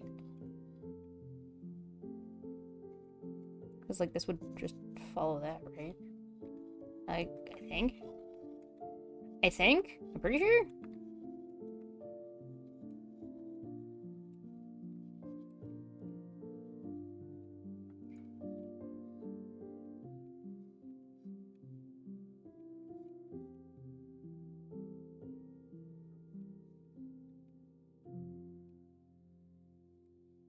I think it's like this. And then, oh, this comes down further, actually. Hold on. This comes down to, like, here. But it's on, like, a weird inside angle. What? Oh, my god. Damn you, Pixar. Damn you. So it's, like, on this angle where it kind of turns inward. Which is fucking bizarre.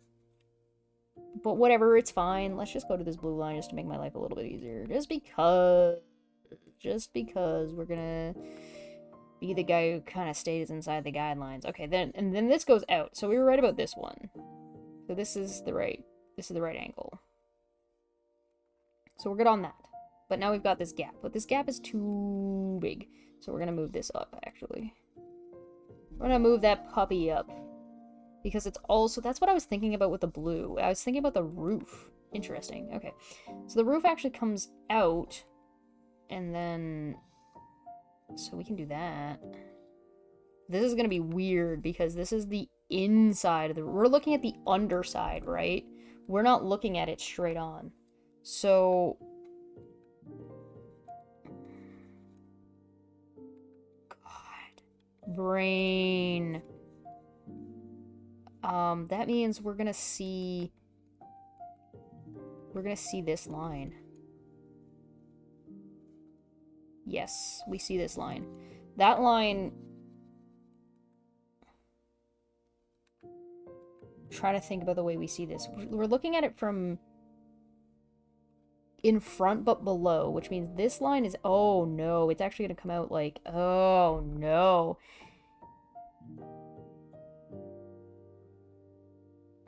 Where is this gonna sit? Is this gonna sit like this? Hold on. This is so weird. Okay. So we're not seeing the top, right? That's not the top. That's the inside. That's the top of the inside, right? Because we're looking at it from here, right? We're standing like we're right here, right? Our toys are fighting here. This is the door that we're looking at here. We're seeing we got like a little thingy madoodly here, right? We're gonna put the Pizza Planet truck, which is right here, right?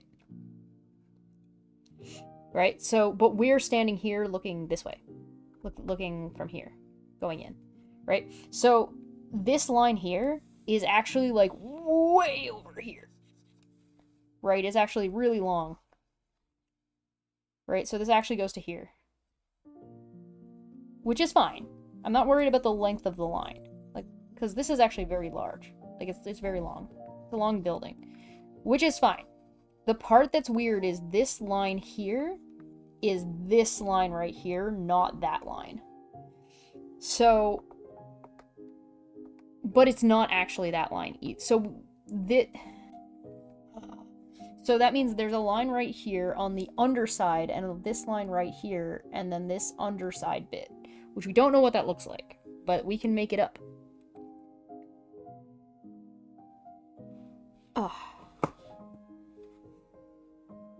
We're not gonna be able this silo. We're not gonna be able to see the silo. The silo is way over here somewhere. The Pizza Planet truck might actually be in the way of seeing the chicken. Because the chicken should be, like, here. So we might be able to see a part of it. But, okay. This means that the... Okay.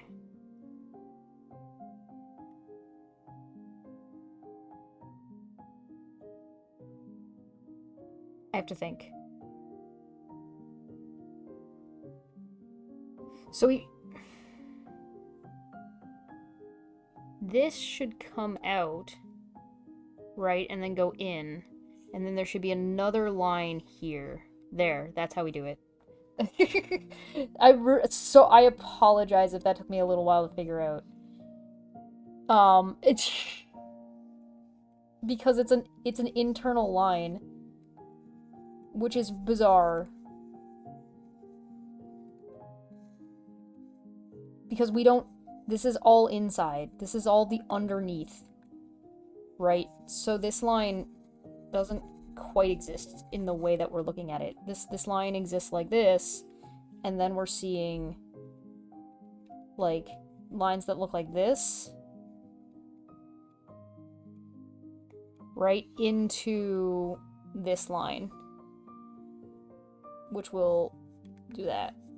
Right, because this is, like I said, this is the underside, not the top. God, it's so weird. So these lines... Oh, God. So... so these one lines that I drew here are, like, the brackets. They hold... There we go.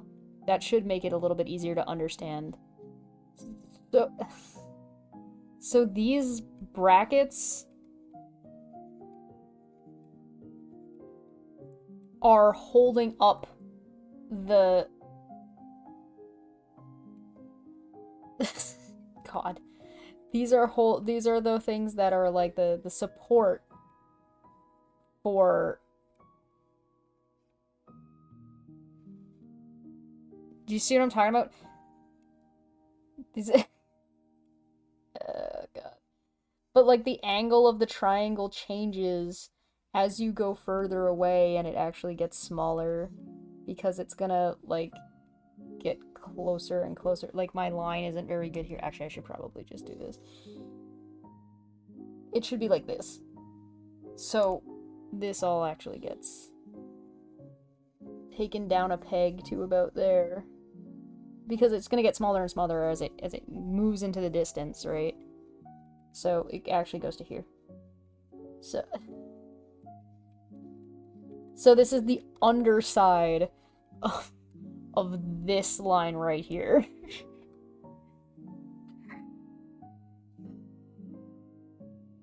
Oh, brother. I was just drawing it like it was a brick-ass building before. I was just drawing a really boring Walmart building. So then, like, this line goes here, which is fine, and then basically connects with that line. Because, again, it's the underside, and then this line goes straight up into it.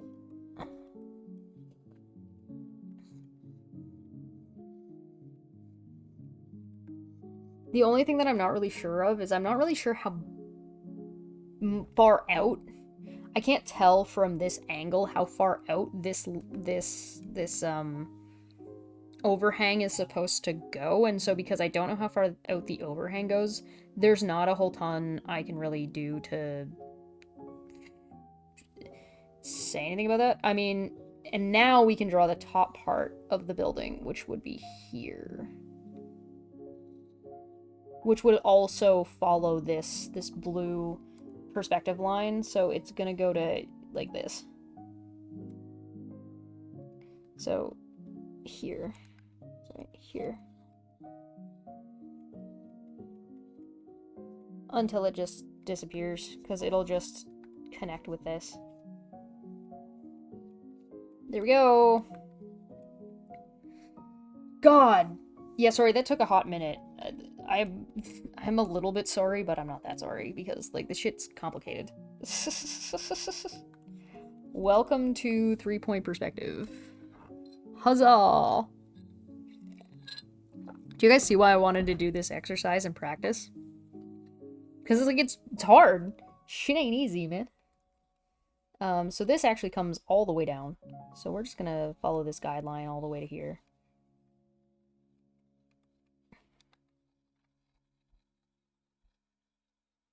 Which is kind of weird because it goes here. Well, no, that's not right. Hold on. This line's a little bit off. Because it should be following this purple line. There we go. Better. And then the outside line can just follow along close by. There we go. Which is this line right here. Now, I've made it a little bit smaller, I think. Like, I think it's supposed to be wider, but I don't think that's really a big deal.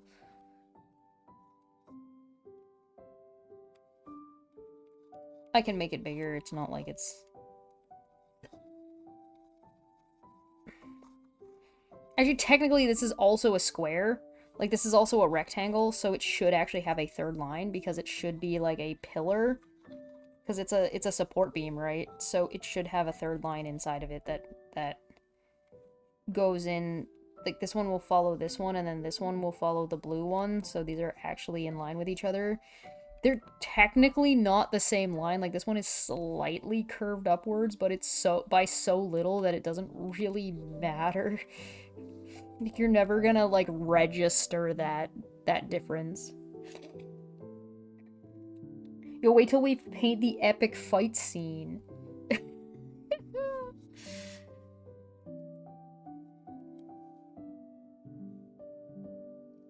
God. Okay, so actually this line here should be the outside line, and then this one's the inside line.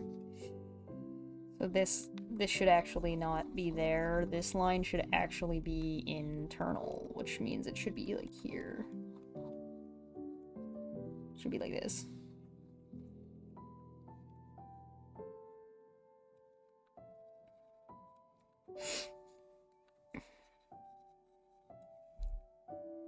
Ugh, crazy. Okay. So I don't think we need to worry about... We don't have to worry about this part at all. Like, the reason why I was, like, so, like, whatever about this is because this is outside of our perspective. We're internal. We're in here. We're staying in our box. We have a box. So we're actually cut off right there. Which means we actually probably need to do that. For the, Get out of here. For the top of the barn. Which is fine. We just do this. Ta-da! There we go. Whew. Welcome to Al's Toy Barn, where you... Alright, then there's an overhang, but we're This overhang is lower than this overhang. So it's technically like right here, which is bizarre, but we're not gonna make this an overhang. We're not doing that because I want the sign. I want the Al's Toy Barn sign. It's more important to me than the overhang, so we're just gonna skip the overhang because I don't care. Technically this is actually like here, and the doors are a lot smaller, which is kind of weird. But I mean, we can just make this whole thing the signage. So we're just gonna do that. So we're just gonna make this say Al's Toy Barn.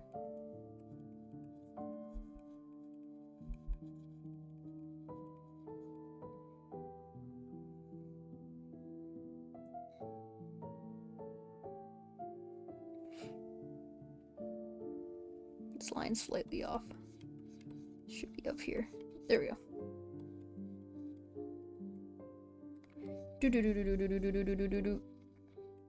Ta-da! So like as complicated and as difficult as this is probably sounds and seems as I'm struggling my way through this, it is a very good thing to practice. Because if you don't practice, you struggle your way through it, like I'm doing now. Hooray! So the way Al's Toy Barn is actually this would only be one doorway. The one doorway would be like, because it's got this stuff going on here, which would be like the door's like actually like midway like here. But I mean it would be like this. But shorter. It'd be like here. Because like this place is huge with tiny doors. Why is this place so big and weird?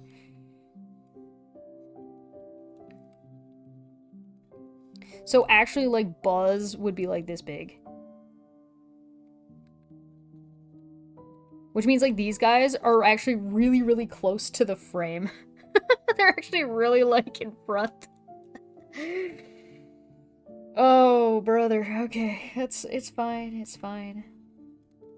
I'm gonna make the door bigger because I don't want it to be that small. I don't want it that way. I want it bigger. We're gonna do this.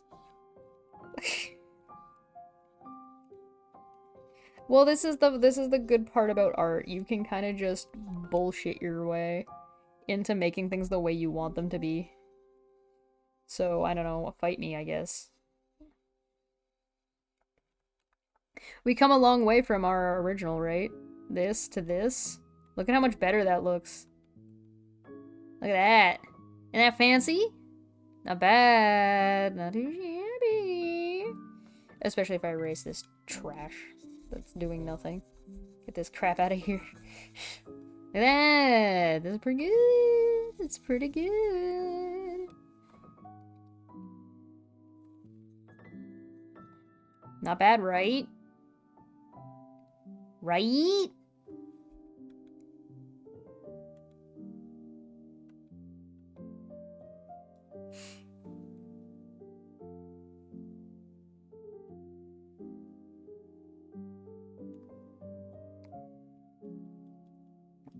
It was made for goblins. What is this? A toy barn for ants? I'm gonna laugh at my own jokes. I'm such an idiot. God damn. Alright, so this goes here. Whoops. Because like that, the horizon line stays the same.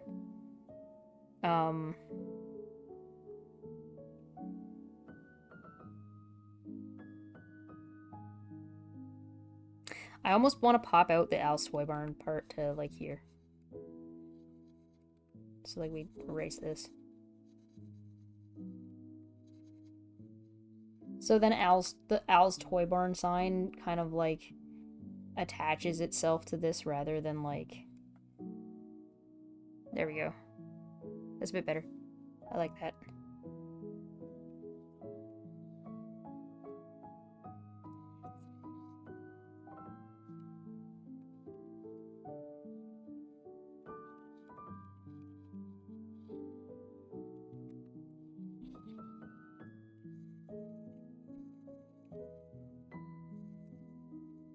There we go.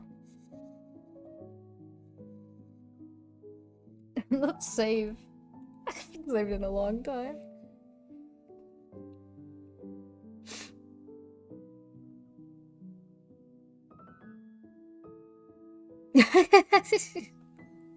I'm not sorry for laughing at my own jokes, okay? My jokes are something nobody can take away from me because comedy is subjective. Listen, which means I get to decide what I think is funny and isn't funny. My jokes are mine and I'm not sharing. Oh, brother. Okay, so like this should be here, I guess. Give or take.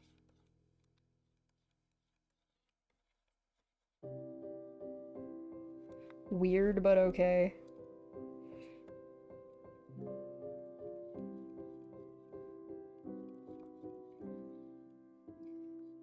And then like this.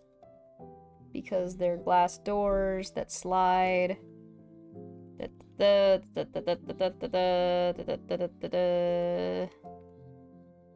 Easy. Easy. There we go. Sliding glass doors. Nice. Then I guess we go from here out. And then this one would be this way. You see how things distort really weird when they get to the edge? Your life has been one big joke over the last few years. No offense. No offense, he says. Yeah, okay. Fair.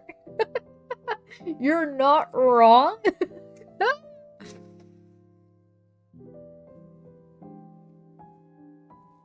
I am definitely sharing.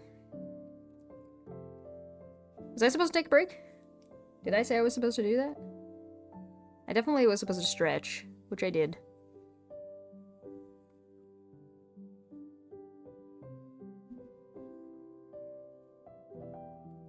Did you give me a break? I didn't see it. Oh, you did! Yeah, 28 minutes ago. I'm sorry, I didn't even see it. I got so distracted by laughing at my own dumbass.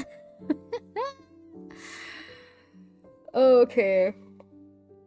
Okay. Okay. Let me just put these clouds in here. We can actually make the clouds follow, because, I mean, I guess we could make the clouds follow, too.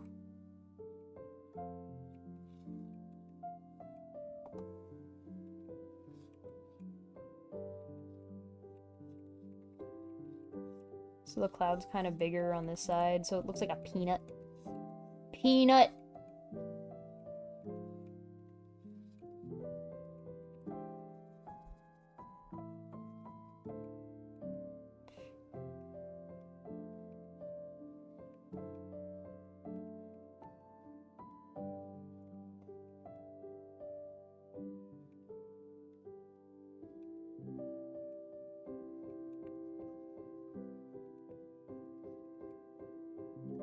I just made those the exact same cloud twice. I can fucking end me.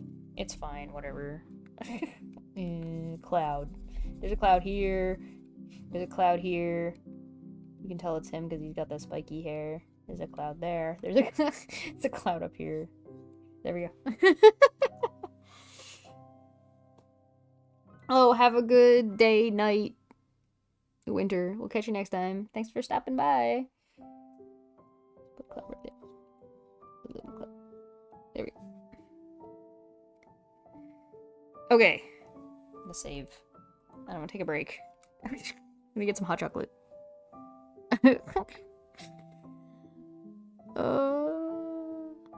There's a cloud in Tifa. There's a cloud.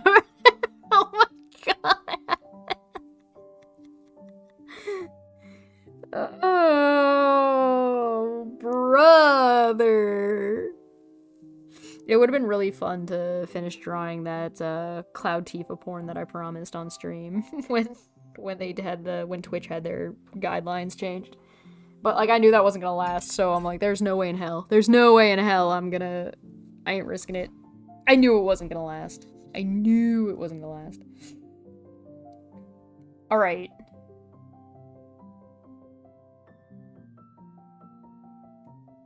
What am I doing? Oh yeah, this was the mat. Mat goes here. Because that's like that little, that pressure sensitive mat that, like, they all have to jump on. They have to hold hands and jump. That one. Because they gotta go save Woody! Woody's been stolen! By a toy collector. Okay. I'll take the break. I'm doing it. I got a new power cord for my, my computer because Puck, kept knocking the computer and turning it off because the power cord was a little bit loose. So I grabbed I grabbed another power cord and it works fine now. Yeah, I don't know, man. I don't know. Ugh.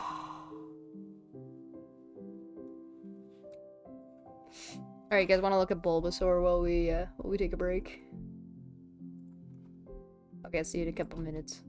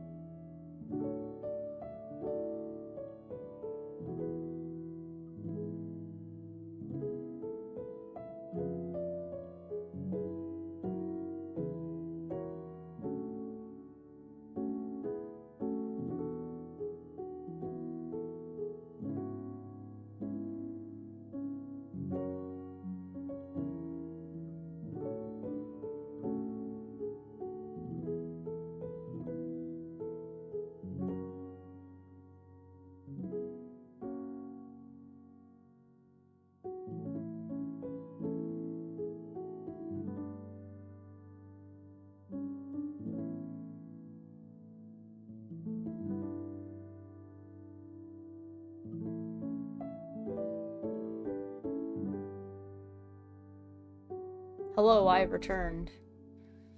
You may or may not notice that there is a file folder in the top left corner of the screen.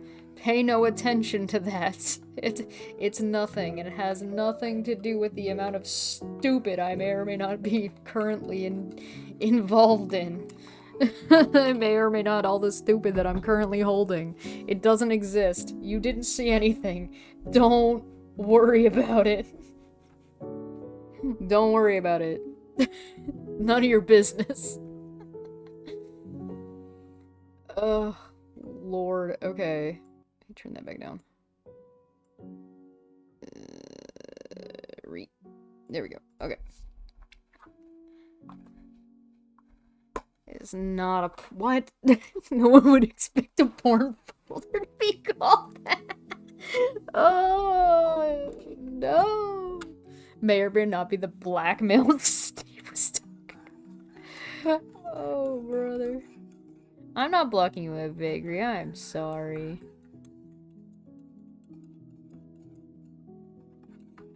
I got salted caramel hot chocolate bomb.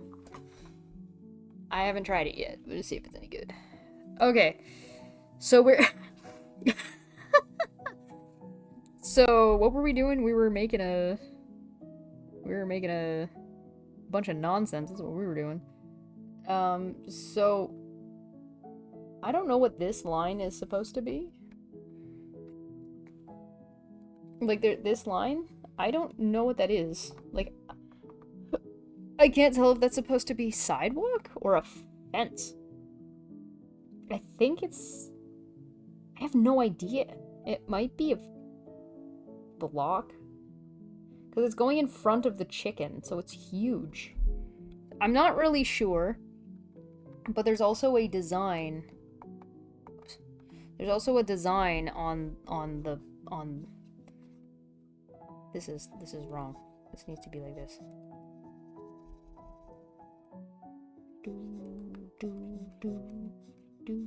There we go. It's not perfect, but it's better. Okay. There's a design here that's like this. That comes down in this, like this.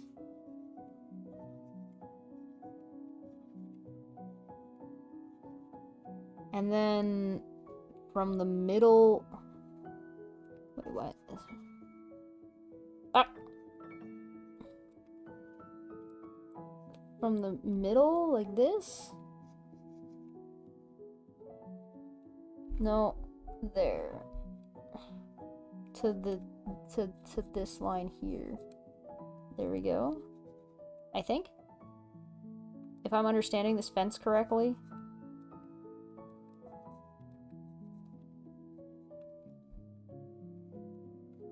Like this? Upwards? Yeah, it's upwards. It's like this.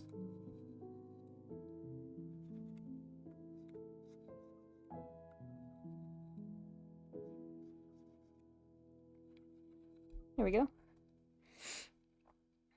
And so there's those are also like squares within squares within squares, but I don't need to worry about that too much. I think that's fine the way it is. I'm gonna leave it off of this spot because it goes there, but I kind of hate that, so I'm just not gonna do that. The chicken might be a statue that's far in front of the store. No, it can't. You mean like this is like the edge of a table? And then this is in front? And then this is all behind? And this is like close to... Because it's the model, right? It's not actually the toy barn. Right? It's the model that they're filming in the commercial, right? The green thing is the statue's base. Yes. Yes, it definitely is. I ran out of milk today.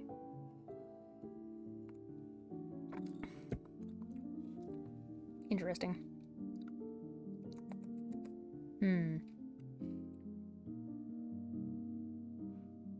What did I do here? Did I fuck this up still? Did I still manage to screw this up? No. No, I didn't. It's fine. It's fine. This is correct. This is correct. It's just weird, okay? It's right. It's just weird. Don't worry about it. It's just freaking weird.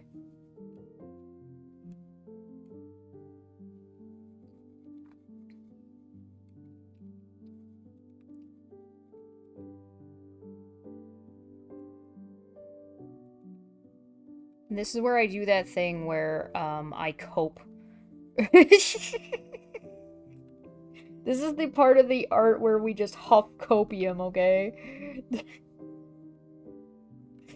I cannot express to you how much of art is just cope.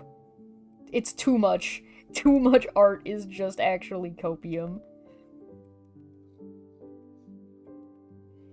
I've had some people bring some interesting points up to me about AI art and like because the Jazza video about AI art has picked up a couple of some people's perspectives and views, and like I think that's I don't really like take issue with most people's views on AI art most of the time, because I mean I just don't. I do not.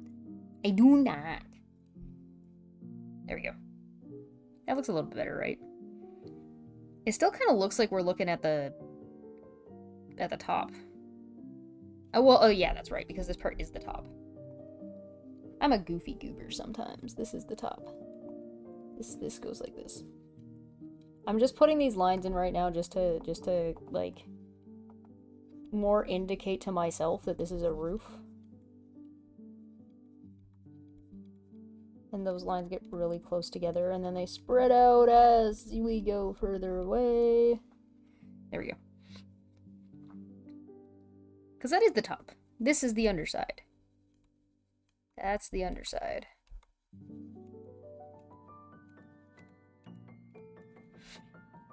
Cool. And I could be wrong, but I think this uses like a barn style, like, there. So this part's gonna be navy blue, this part's gonna be red. And then we can work on the chicken, who I believe goes here. Like, I think this is like where the chicken is, but I'm gonna do that on another layer so I don't confuse myself more than I already am. I think we've done a pretty good job with Al's Toy Barn here. Who's my cope dealer?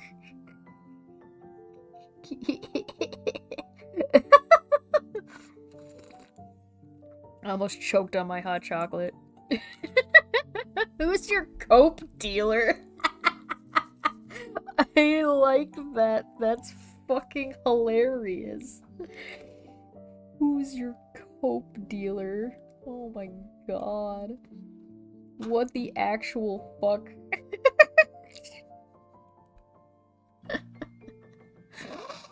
Oh. Brother. Oh, hi, Puck. Are you knocking on my door? You can't come in. It's illegal. Okay.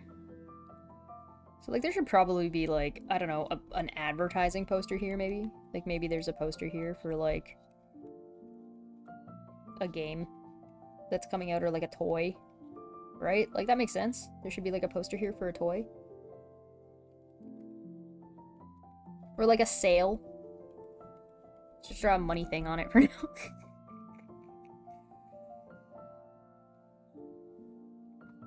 Russia has a large supply. Wow, let's just get political, why don't we? Damn. Alright, I guess we can make the... Let me turn this down. Let me turn this down a little bit, because I need to think about this chicken for a second. The chicken is really big, so, like, he's like this, right? Yeah, because his feet are above this. So he's, like, fucking huge.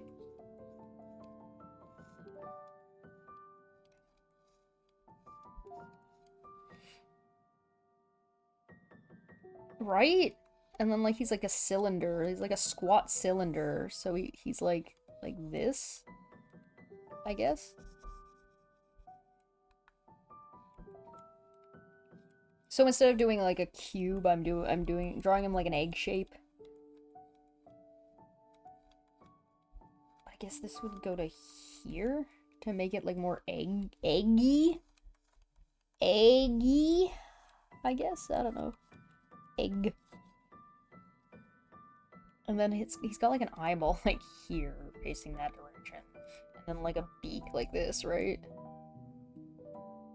The beak's a little lower down, I guess it's like here.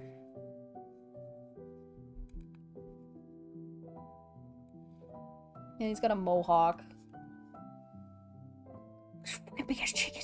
I don't know why. He's got like a. What's he got? Like a hand that kind of comes out and is holding a. He's got like a feather hand, and then that's holding like a fork, like a pitchfork. So, but the pitchfork's like this way. So it's like that.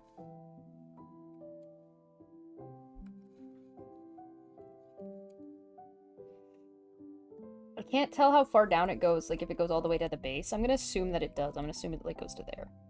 But the base is here. So we're gonna have to move our chicken up. So we're just gonna do this. And that means I don't have to draw the top of the pitchfork. Luckily for me! Ah! So this the base is like here, I guess. Hello! We're painting Al's toy barn.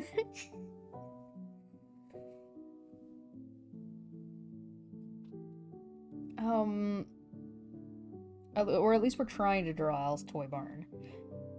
So, I'm trying to think about the way this... If this, so, like this?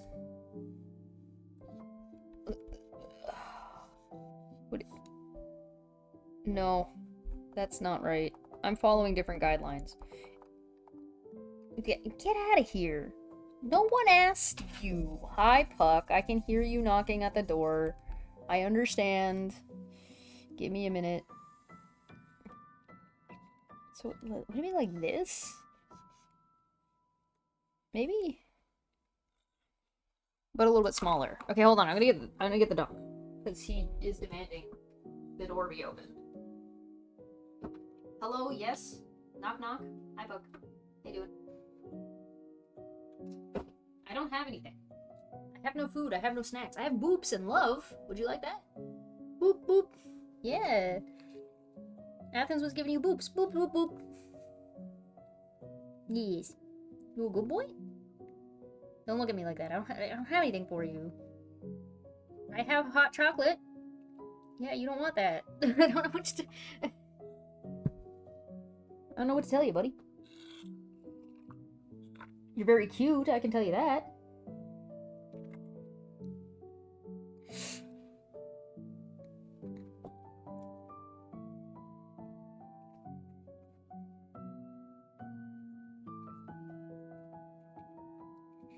Yeah, initially our plan was to... Initially our plan was to draw a gate. Or at least that was the exercise. And our gate decided to be the entrance to Al's toy barn.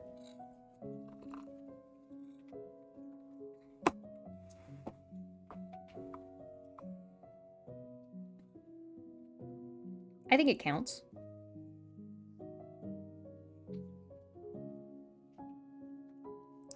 And now I've got to try to figure out how to draw this chicken. And I'm currently huffing as much copium as I possibly can. Maybe here? No, that's not right. This is such like a... It's a parallelogram. So it has to be like... Or, that's not a parallelogram. This is a parallelogram. It's a trapezoid? It goes in the square hole! God. Geometry class. Alright. Brain. We must brain.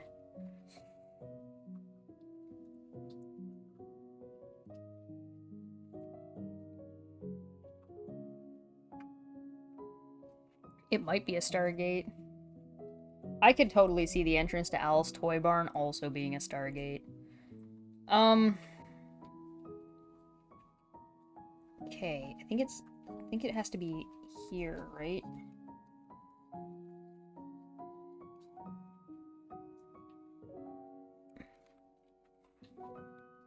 F, this is really hard. I need to ignore the chicken. Hold on a second. Go away. That chicken needs to fuck off for a minute. Where's our square? Where's our square? Is it here? Is this our square? Is this it?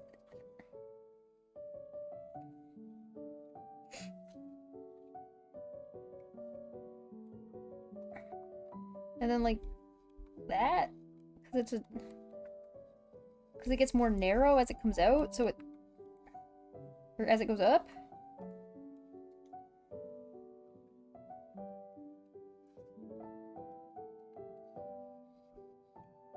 And then, like, there?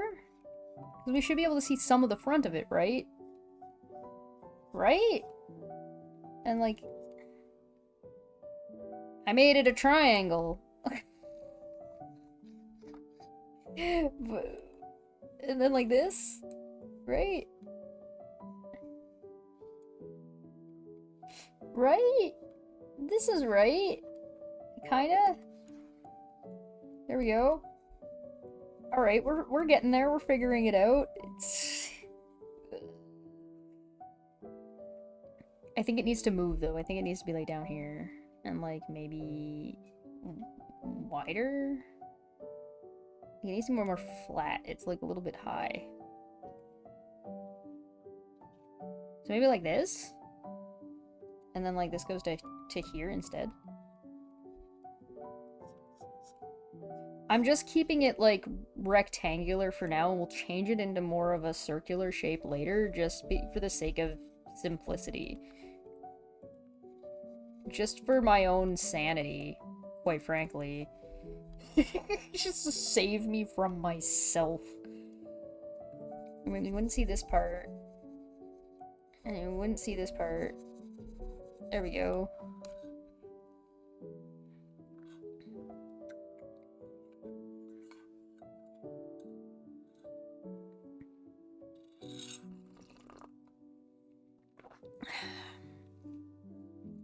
Yeah, it might be. The chicken could be further out.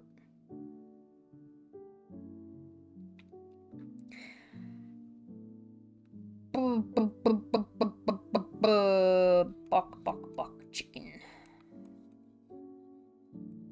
Welcome to Al's Toy Barn. I'm just gonna bend this. I'm just gonna bend it. I'm just bending this. I do not. This line isn't here either. We're just bending this. And then, like, this should be like that.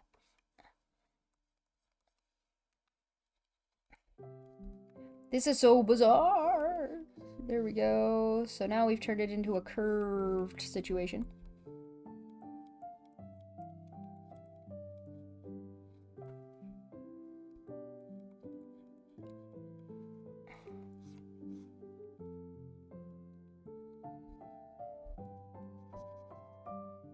There we go. That's a little bit better.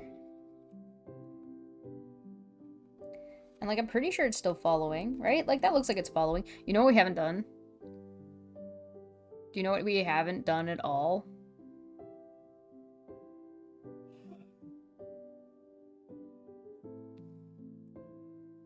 We haven't... we haven't mirrored it.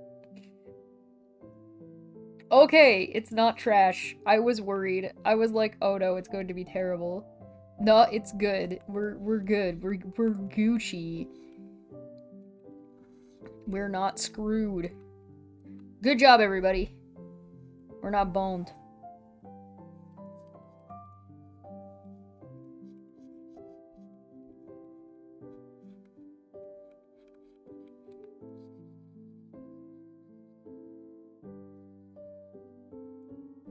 I'm thinking about moving this to like, whoops. Ugh.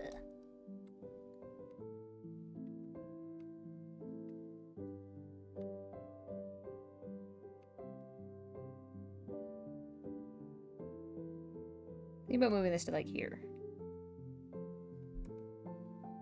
And then I can draw the chicken. And his weird chicken feet. Which we have to think about in circles. Like in cylinders. Because it'll be like this. Because the cylinders will... That one's smaller. So it's got to stay under the... They have to stay at the same rate. So whatever the distance is between here and here, the distance between here and here needs to be like the same. God. You want to see this 3-point perspective get really fucking crazy suddenly? Do you want to see this? Watch this shit. Do you want to see something goofy? Hold on. Watch this. Let me just turn all this off real quick. Okay. Watch this. This is gonna get hilarious.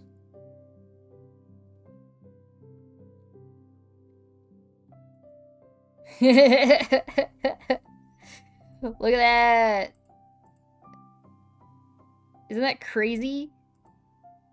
Isn't that cool? Neat, right? So I put the... So you can see, like, see how here it looks like... See how it bends? You can see really easily how, like, the lines... Let me just go to the top. You can see really easily how, like, the square right here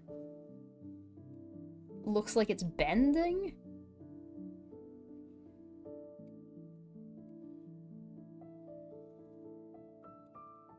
But it's not bending at all. It's crazy. Neat, right? Isn't that cool?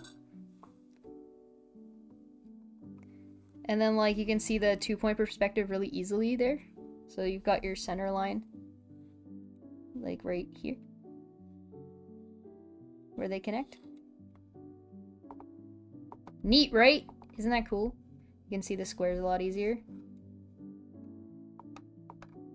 So, like, if you were drawing something, like, that was supposed to be in the foreground, and, like, this was, like, the corner. I'm sure you guys have seen, like, pictures of buildings where there's, like, one big forefront building and then other buildings along the side either way. Like, this is the corner of a street, right? Like that. And then you'll have other buildings here, and then... So this is, like, this is how you do 2-point perspective, right?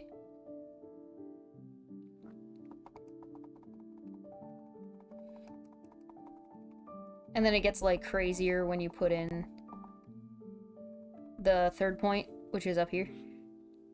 Right? So the 3rd point... Let me grab my... I extended the lines of the 3rd point to make it a little bit better. I extended the blue ones, too. So now when I zoom in, it's like... You can see the... Isn't that nuts?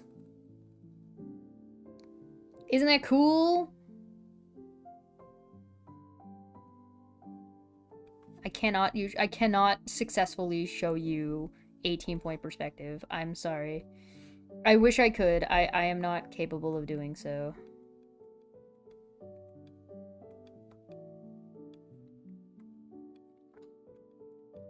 I'm sorry.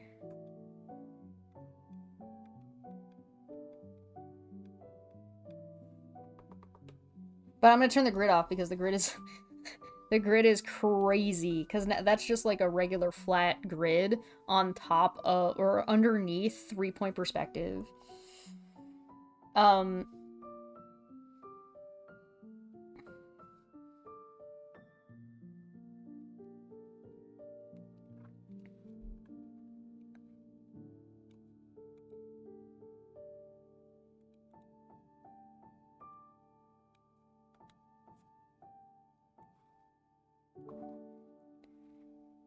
But yeah, 6-point perspective.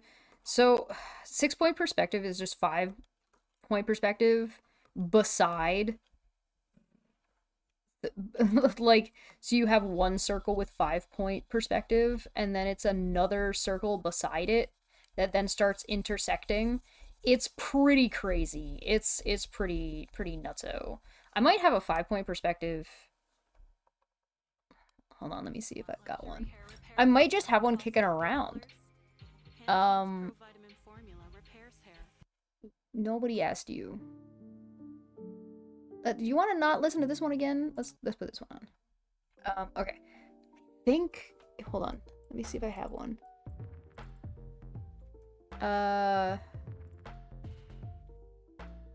No.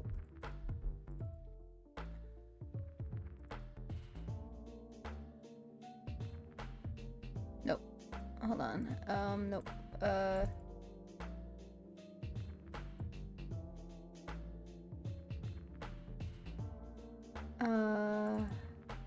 Here we go. This is a 5-point grid. This is what 5-point perspective looked like. So 6-point perspective is... I'm just gonna make this a little bit smaller so it's a little bit easier to show you what I'm talking about. So this is 5-point perspective because now you're looking at, like, it gets a little bit crazy, but if I copy this and I paste it and I put it over here and I connect these two, so I have to get rid of that. There we go.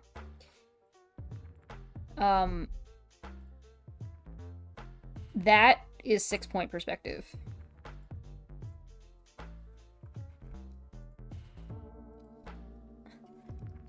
Right? So to get 18, and so you can see kind of the way it's gonna start to it'll start to overlap like weird nonsense after a certain point.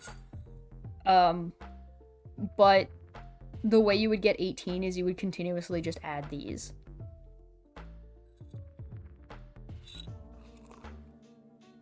But yeah, that's 5-point perspective. Yay! Never go full 5-point perspective. Actually, 5-point perspective isn't on, like, it's not common, but it's not terribly unusual. But 6-point perspective is. 6-point perspective definitely is uncommon and, like, never gets used. Because why would it?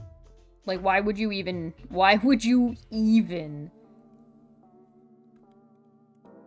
Like, no. I don't want to. So we're gonna adjust this chicken here, because our chicken's wrong. Our chicken is wrong. He needs to be like this. We just sink him down. Tilt him this way. There we go. Chimkin! You're a rich girl, and you don't matter anyway.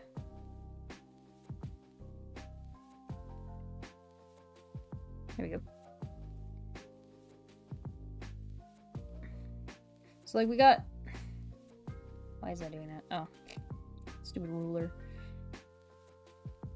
So, I don't know if this leg would be totally cut off or not. I'm gonna draw the chicken with a different color because this is getting difficult to read. I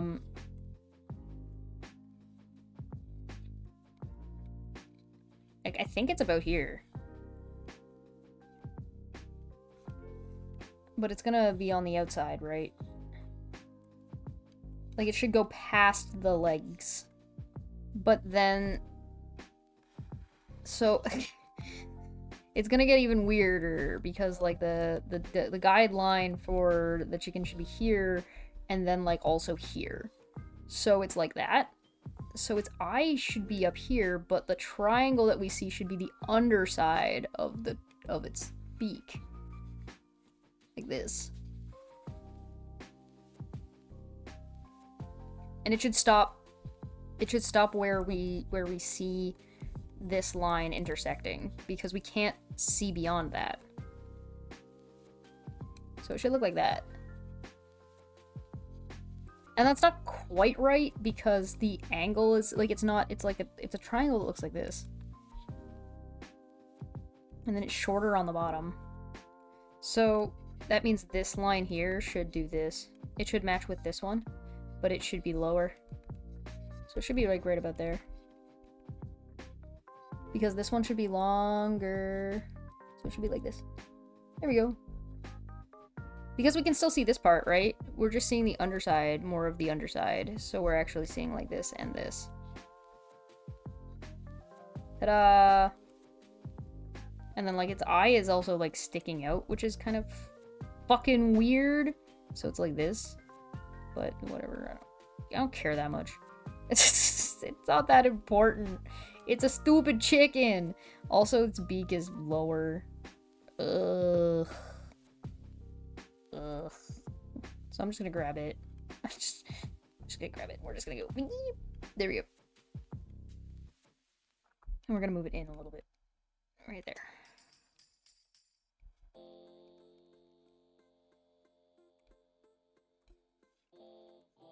Which is why am I even drawing this? You can't even see that part. What am I doing? Like, this is all not visible. You can't see any of this. This is all outside. This is all outside of the space that we're looking at. So, who cares? Get this out of here. It doesn't matter. It's not important. The Pizza Planet truck. Yeah, the pizza. Yeah, we're working on it. We're working on it. We're gonna get there. So... I really am just not sure if you would see these legs or not. I'm just really not entirely convinced one way or another. To be perfectly honest.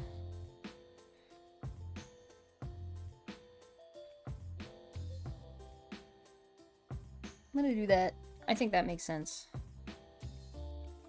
I'm trying to also make sure like the weight makes sense. Because the weight distribution on it would be very bizarre. It's also wearing overalls! So I've got to keep that in mind, I guess. Fucking overall ass. So the overalls are gonna follow this line, I guess. Oh, fucking Christ. Having drawn Tifa enough times, I actually hate suspenders. Hate. And then there's just an arm. A wing. I don't know what shape the wing is in behind it, so I'm just gonna make an assumption that it looks like this. I'm making an educated guess.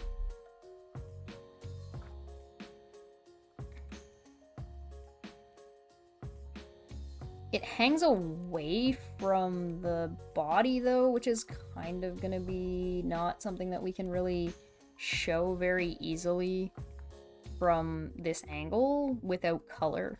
So for the lines, it's fine. We don't really have to worry about it too much.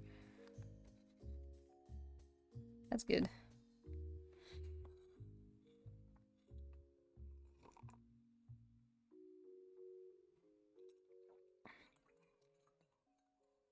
We're trying Tifa with clothes on?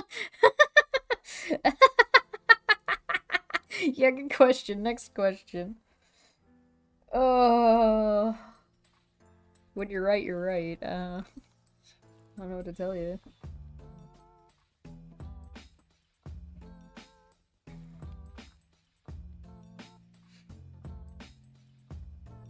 Its eye is like so weird. I'm just gonna do it like this. I think that's fine. I think that's fine enough. Fuck, why are you so cute? I love you. I'm sorry, I have no snacks. I'm sorry. He's decided to turn away from me now. He'd rather look at the wall. Oh. I don't know where he gets it from. Definitely not me. I don't know what you're talking about.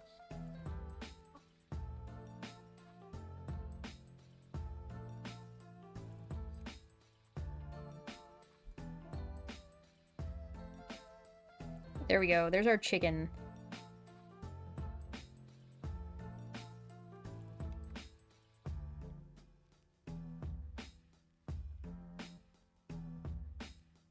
Whoa.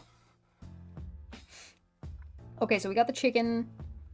I still feel like it might need to be up and out a little bit. Like, it still feels like it's a little bit... Like, I think it might need to be, like, here.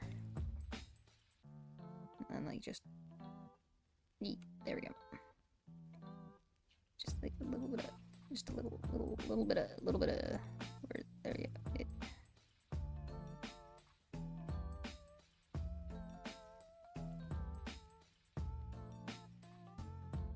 There. One of the nice things about digital drawing is being able to make these tweaks really like this relatively easily, I should say. There we go. Okay. Nice. Don't need that anymore. Okay, that can fuck off. Okay, cool. Nice. Alright, so next up is our overturned shopping cart. I don't think we're going to be able to fit the Pizza Planet truck. I'm not going to lie. I think we might be out of space. No food, no looks. No food, no love.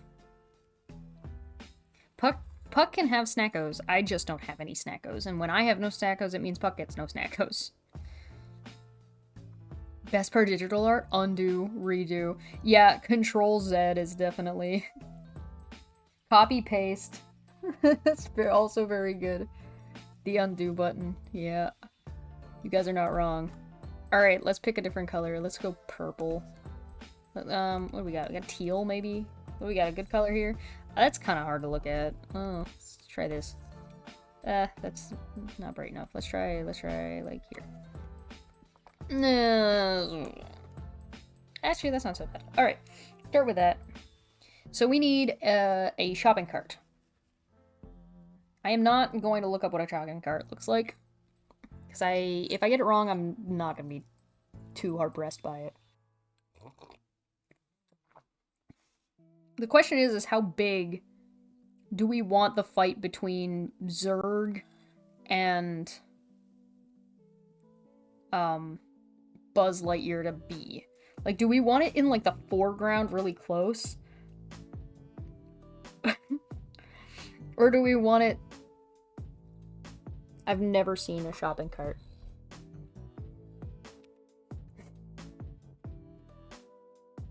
Traditional art, you have to cover it up and redo it all over again. Sometimes, yeah. Ooh. Ooh, chicken and waffle. I can't give Puck chicken. No chicken and waffle for him. You're a good boy. Alright.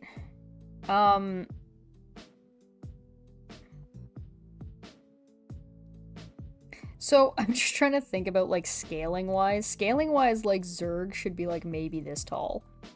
Right? So, like, if they're fighting here, like, Zurg's, like, here, and then maybe Buzz is a little bit bigger in the foreground if we put him, like, here, and he's just like, ha, Zurg, fuck you, with the middle finger.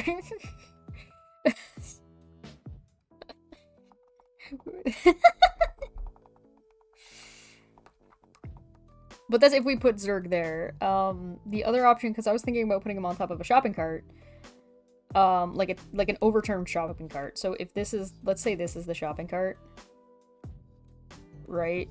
And then, like, this is the basket. What did I fuck up here?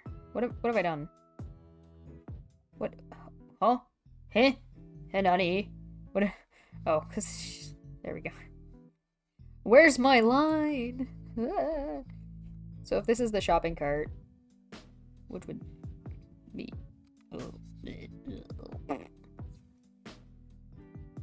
And we put Zurg on top of the shopping cart. Is that right?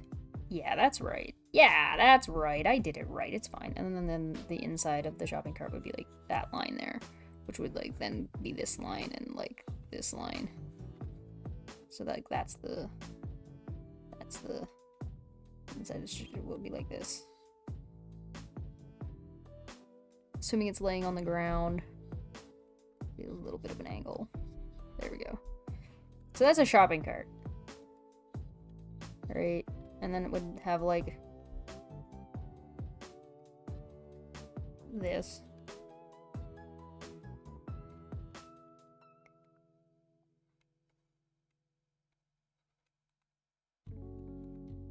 And then it would have, like, wheels sticking out.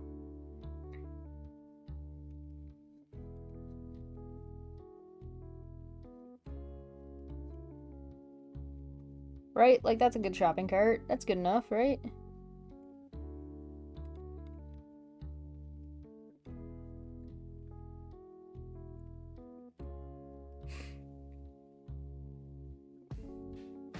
Wacky inflatable tube, dude. You have an opinion on this. Maybe you could have Buzz closer to the camera and then have Zurg shooting towards the camera.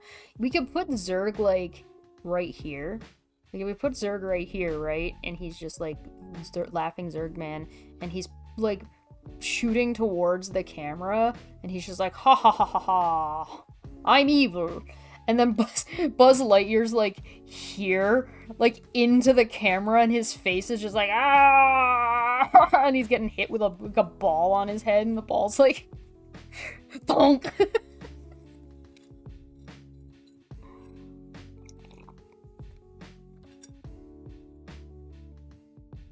There's like a Buzz Lightyear and being like, ah!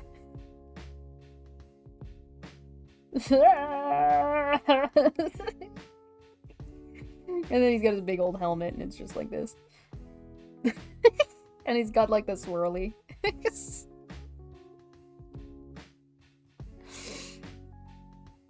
And then Zurg's got his wacky inflatable tube dude arm.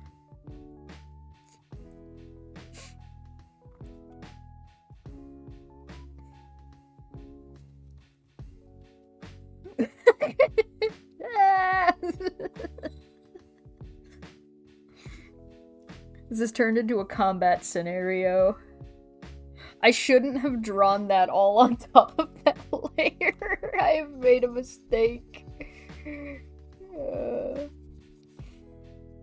Oh, we could also draw Markiplier Buzz Lightyear. That would be funny, too. Buzz Lightyear with the Markiplier face. Fucking one of my favorite memes. That shit was hilarious.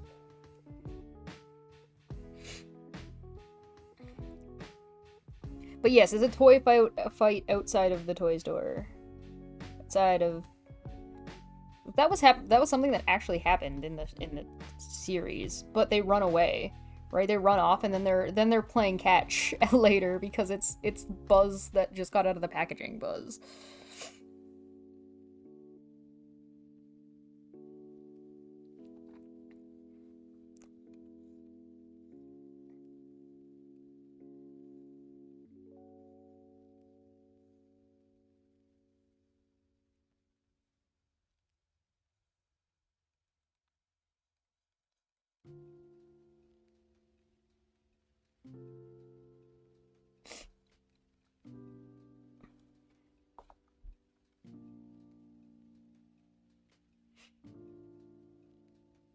It'd be fun to do a Mushroom Kingdom one of these. Like, I feel like we'll probably do another one of these another time, because, you know, it's always good to practice this kind of stuff, and all that good shit.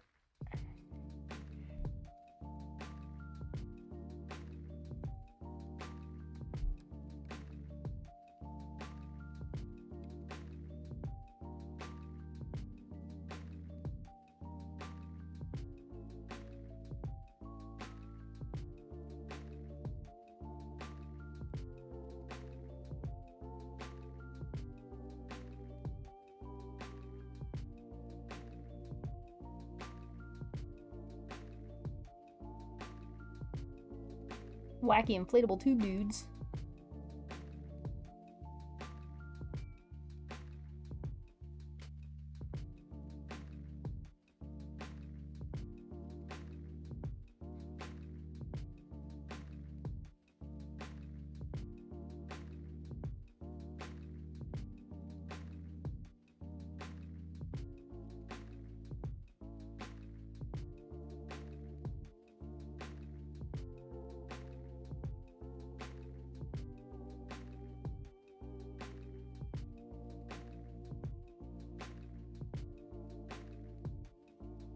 Oh my god.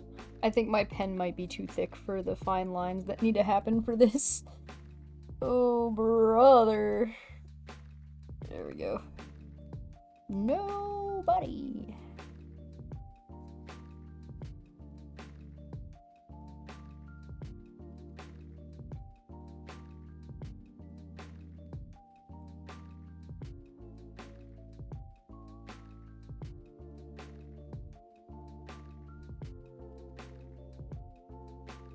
Either way, that's not right. Either way, I hope you guys have been able to learn a little bit about three-point perspective. And, like, don't feel bad if you don't get it the first time. It can be really tricky sometimes to, especially if you're trying to recreate something that already exists and moving it from a 2-point perspective forward-facing direction to a 3-point one. Don't feel bad if you don't get it right away. It takes a long time. It takes a lot of practice.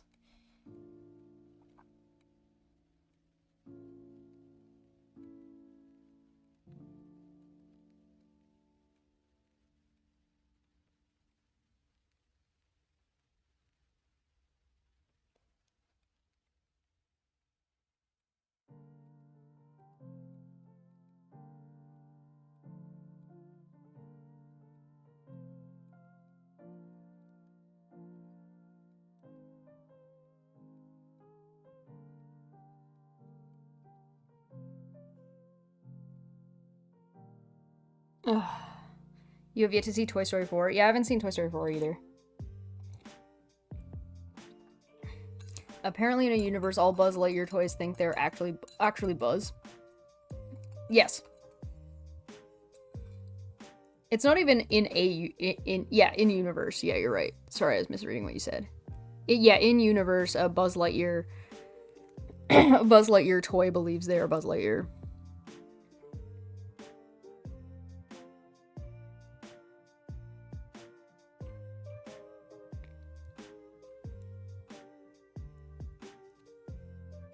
I mean, it's also like Buzz Lightyear. The Buzz Lightyear toy is also based off of a real individual, which none of the other toys are.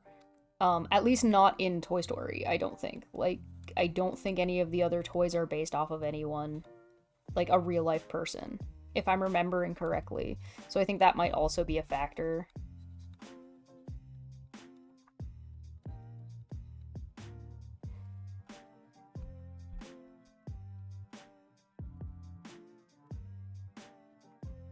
I'm like putting way too much like effort into trying to get this right when I don't really need to right this very second. It's a shopping cart, man. It doesn't need to... I'm overdoing it.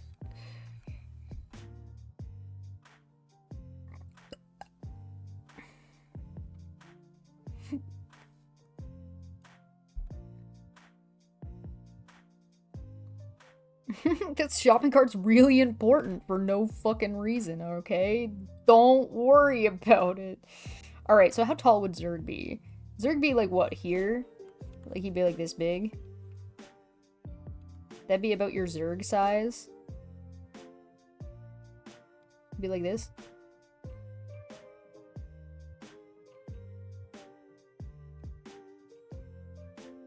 And then like maybe his head's here. Max? That's like Max Zurg size. Shopping cart!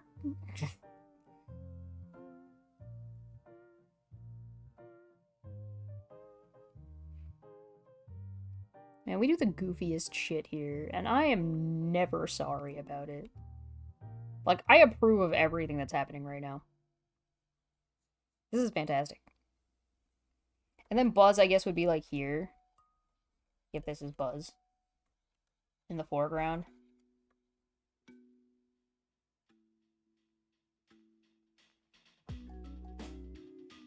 I'm kind of rule of thirdsing it, right?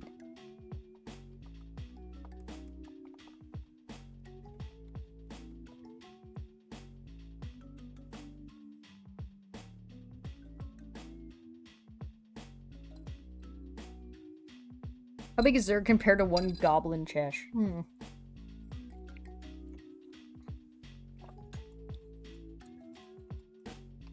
I think that Zurg's a little bit too big. Actually, I kind of agree compared to the shopping cart. I almost feel like the shopping cart needs to be bigger. But then if I make it too big, it's like way too big compared to the chicken. So I think yeah, I think Zurg needs to be a bit smaller. Let's make him shorter. There we go. Yeah, that's a better Zurg size. Huzzah! Because he's got to fit inside the shopping cart, right? Buzz's size we can kind of futz around a lot with because he's in the foreground. Oh, we don't have to put him in the foreground, actually. We could put him, like... So let's pretend, let's take Buzz, actually. Let's make them relative to each other, right? Because Buzz is about, what, yay tall compared to Zurg?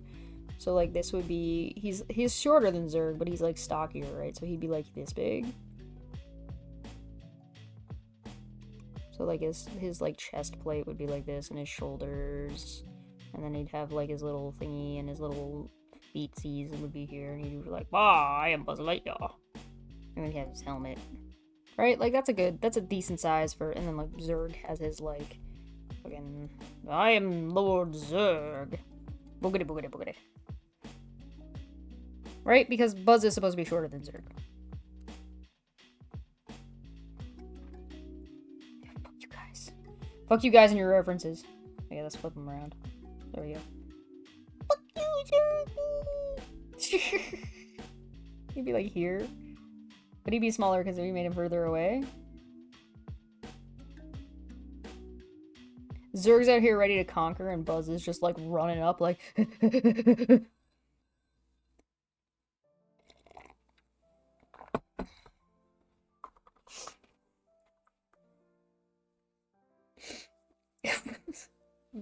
We've reached max insanity. This line looks like it's wrong. It is wrong. I am correct. This line is incorrect. This line needs to be... This line needs to be here. There. Like that.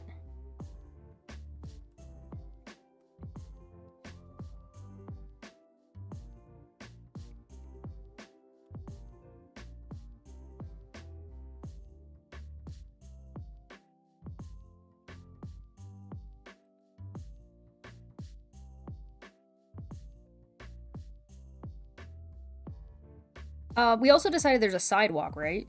And the sidewalk is, like... here? Right? Is that what we decided? There's a sidewalk? And, like, this is the sidewalk? It goes to, I guess, here? So, like, it's gonna go behind, but it's gonna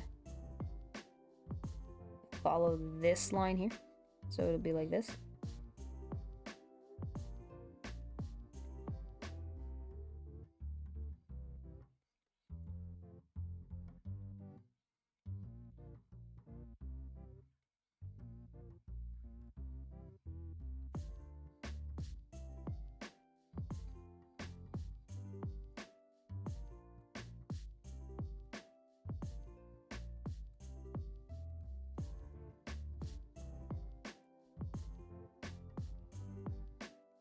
Right? Maybe this one's not, maybe that's not there. Maybe it's like a, because then it would turn into like parking lot. So like maybe right here? Get out of there. Maybe like here there'd be like a ledge, like a curb that kind of goes up right here.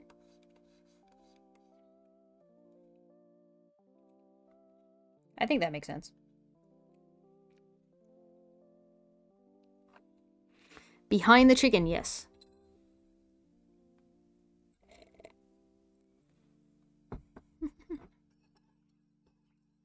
I made no decisions. I cannot be held responsible. We have a lot of empty space over here. I think maybe we move Buzz. I think maybe Buzz is doing something over here. I feel like we don't. Maybe over here.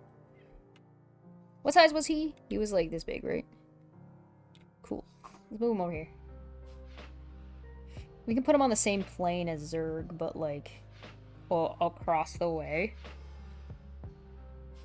And we can have him do like the pointing thing, where he's just like, "Nah, you're not this time, Zurg." And he's just like, "Ha, ha ha. You won't get away." Buzz Lightyear. I am Buzz Lightyear, Star Command. He's got a little laser pointer. Do do do do do.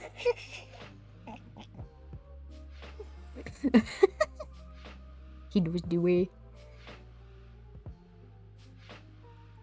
And then Zerg's all, like, over here, like, ho ho ho, I fire tennis balls. And he fires, like, 3 at a time, right? He's got, like a 3-chamber thing, doesn't he? And he's just like, ha! You can't get me, I'm evil, ha ha ha ha ha. And he's got, like, this Zerg mask and his angry eyes, and he's just like, pew pew pew! And we make one of the balls, like, exploding or something because it's getting hit by a laser beam.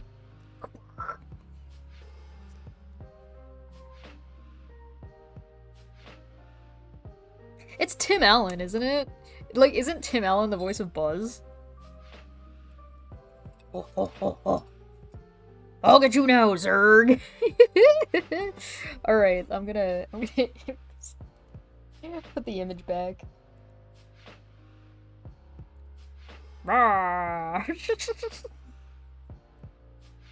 Okay, so I'm sorry, no Pizza Planet.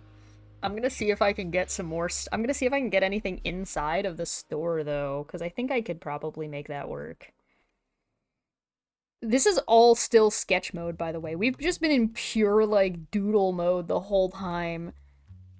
I'm happy kind of with this, so I'm gonna start merging these together. I'm gonna leave Zerg and what's his face alone. Buzz Lightyear of Star Command. Alright, start merging these. There we go. Yeah! Alright, let's turn this down. Make these little dudes invisible. Oh, I can just merge them together too, whatever. Let's make them invisible for now. Alright, so at this point, I think I'm gonna paint.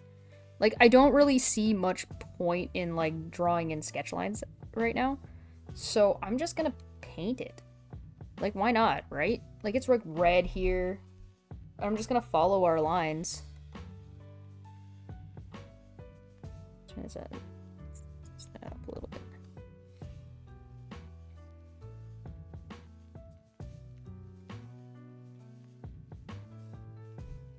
Right? Like, why not?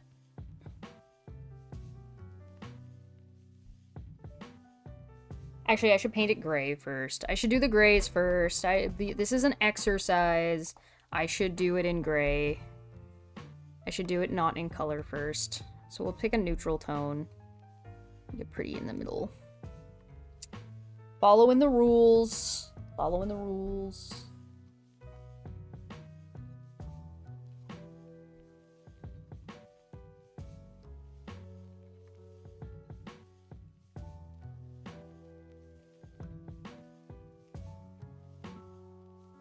Picture pages pen. Which one's that? What pen you talking about? I know my potato brush.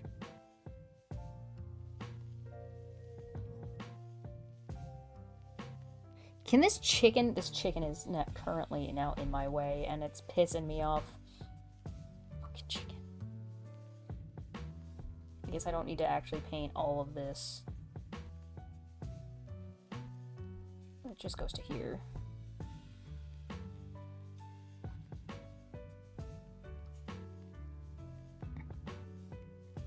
I feel like I'm in the situation where I am like, now this is the part of the show where we just erase what we did and underneath is a beautiful painting. You guys have seen those, right? Where it's just like, look, I painted this thing. Watch me go. Motherfuckers. Motherfucker. Oh yeah, the Bill Cosby, the pick that thing. Yeah. Honestly, I forgot what it was called, I'm not gonna lie.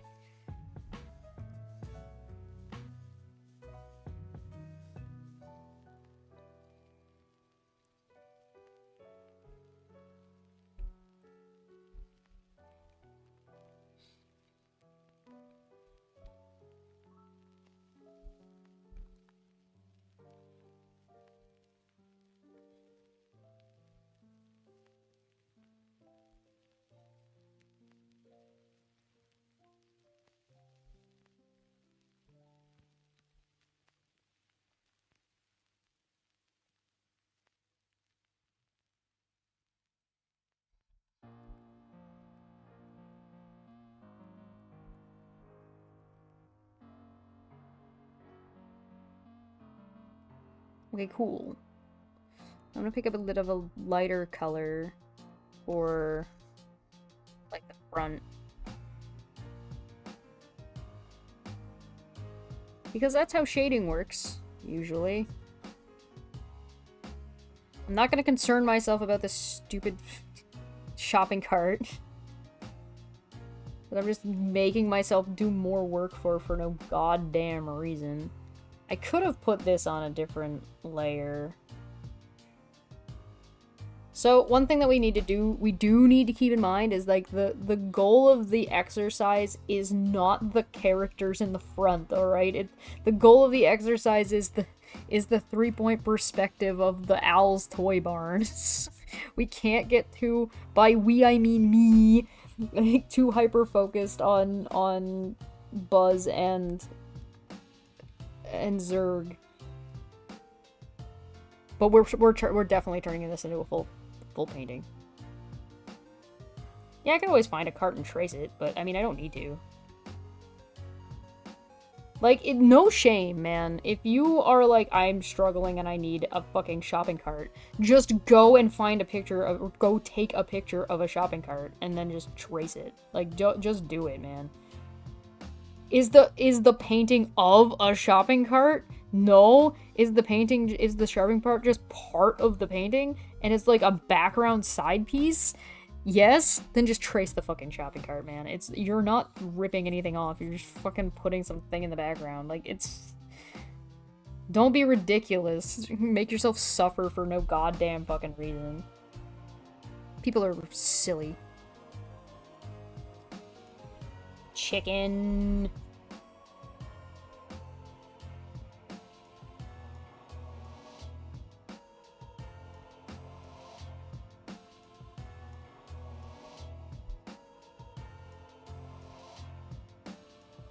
People are silly and goofy and make dumb choices all the time.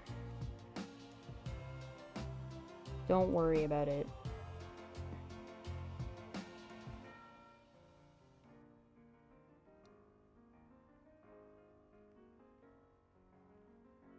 No hyper-focus on Buzz and Zurg. We'll get there. We will end up hyper-focusing on Buzz and Zurg. Just not yet. I want to focus on the actual thing that we're supposed to be doing. Yeah, there we go. The challenge or the exercise. It's so easy in art to get fucking squirreled by your own artwork.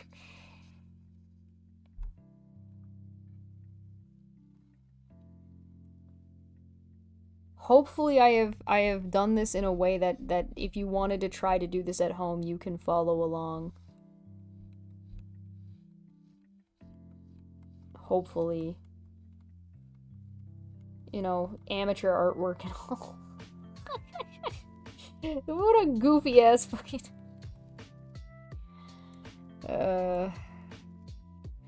That was silly. That was silly. It was dumb.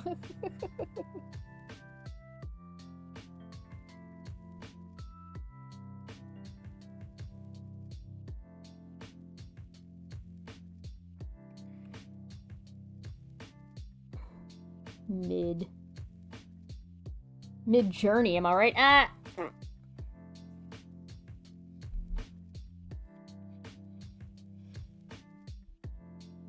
Kappa Prime.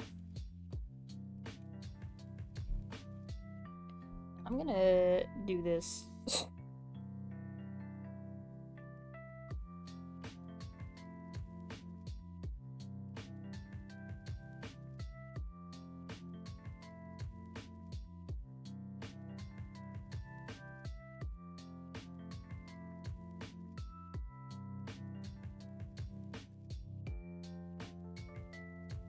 I just wanted to fill the space properly, and I don't want to futz around with it for 3 years.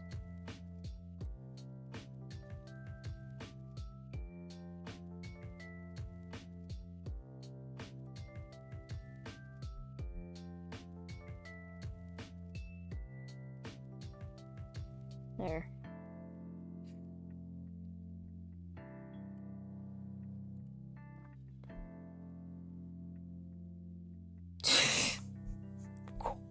Of course. Of course I was drawing a penis. What else would have you met me? What else would I be doing? All I do here is cursed artwork. Chicken penis.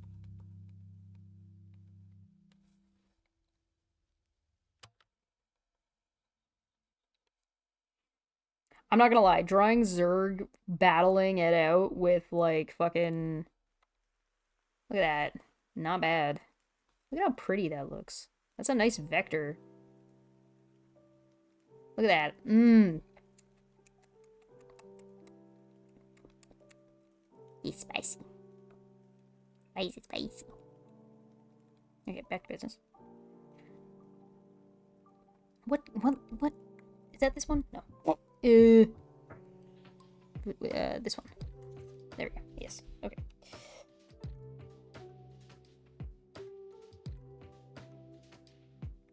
Gotta love it. Gotta love it. When you can break it down to the vector. But we only earned breaking it down to the vector because we did all of the work for the perspective in the first place. That is how that work. It is how that do. And now it's just a matter of getting the vector line correct. There. Nope. That's not.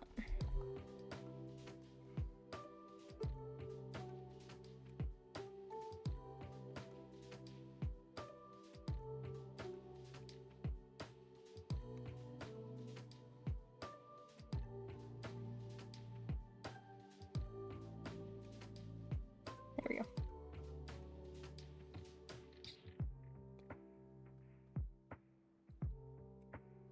Oh, isn't that pretty? Lovely, beautiful, gorgeous. Mwah. And let's get this chicken. Swear to God.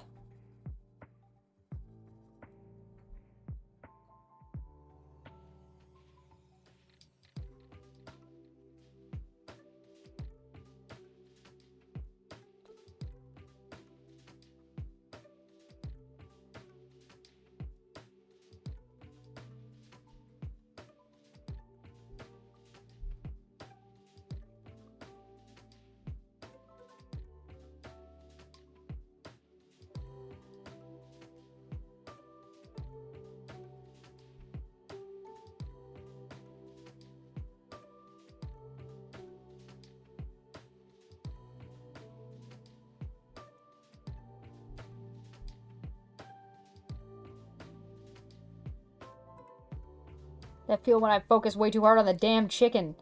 Oh, fuck you, chicken. Bonk. Not bad.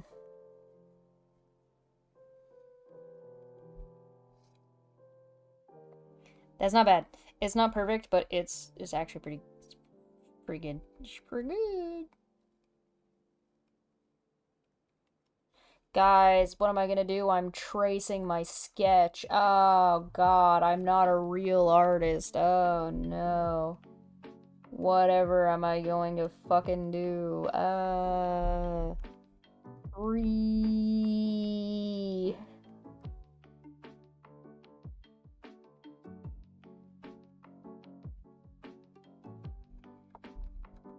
Oh no.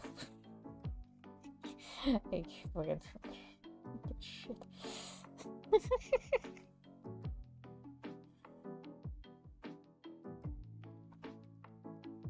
People are silly.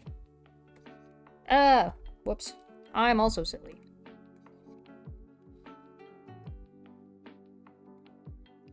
Cool. It doesn't have to be perfect. It just needs to be what it is. Ta-da! Look at that. Lovely. Okay, I'm going to go to my square, and I'm gonna move my square up. Up you go, square. Lovely. And now I'm gonna use that, and then I'm gonna invert the selection. And I'm gonna go down to my painting part, and we're gonna delete. Ta-da! Not bad, right? People are silly, and by people I mean me. Yes. At least you're tracing your art and not using AI. Could you imagine being, like, silly enough to trace AI? So, like, AI is already popping out something trash, and so then you're just tracing bad art? Like, that'd be really silly. It looks pretty good, right? Not bad. How long have we been at this? A while. 3 hours? I feel like this shouldn't take me 3 hours, but because it's an exercise, it's meant to challenge you. So it's... I guess to be fair, I also didn't have the concept down until like an hour in my defense. Alright. I don't need to do this on another layer, but I'm gonna do it on another layer. For reasons. And we're gonna start putting in, like... detail, like, shading detailing. I'm just deciding on what pencil I want to use. I guess I could just use the sketch pencil. Yeah, let's just use the sketch pencil. It's fine. Okay. I did doors for an hour. That's true. It's about 2 hours worth of work. I could see a case. I mean, I could see a use case for using AI to generate a base to build on. No. Like, theoretically, if the AI had good information, then sure, but not any AI as the way it currently exists.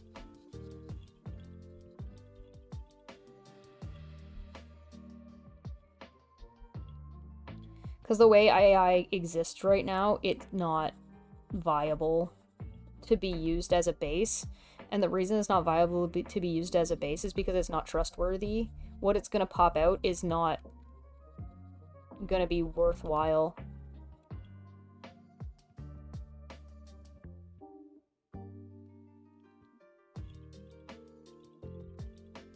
It's not reliable in a way that you could trust what it's gonna give you is gonna be accurate. And so because you can't trust whether or not it's gonna be accurate, you can't use it for a base reference. It's like saying that, oh well, I could see a case for creationism being used as a base for evolutionary biology. Right? Like it doesn't work. It doesn't work like that. So one thing I didn't do is I didn't actually do these squares in a way that makes them... I didn't actually put these triangles at a rate, like at a consistent rate, so now I'm going to have to go back in and do that, because I just kind of plunked them in. And in fact, what I'm actually going to do is instead of painting them inwards, I'm going to paint them by removing color, rather than... Or I'm gonna do them with negative space.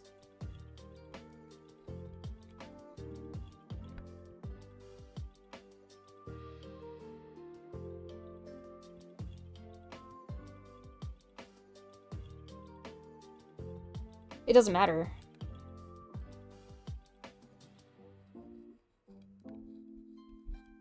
If you need a reference or you need a base, then you're basing your art off something that exists.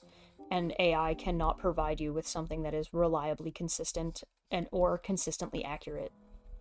So because it can't do that, it can't be used. Not as it currently is. You'd have to guarantee that the information going in the AI is accurate information, and at that point you may as well just fucking go find a picture of a goddamn pumpkin.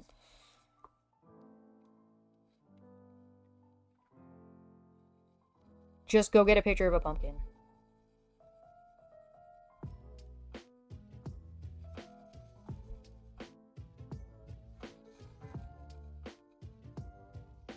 Or just go find a pumpkin at the grocery store. Like, wait.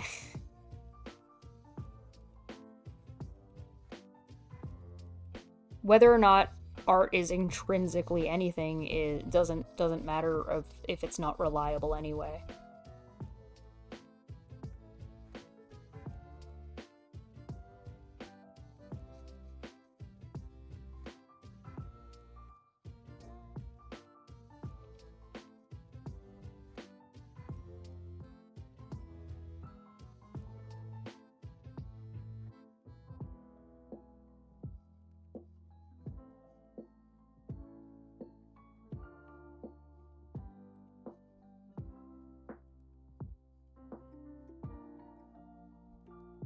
Art is intrinsically lines on paper. If it's art on paper, that's made up of lines. Concept art works the same thing, the way, though. That just sounds like... I don't mean to be rude, but it sounds like you don't know what concept art is.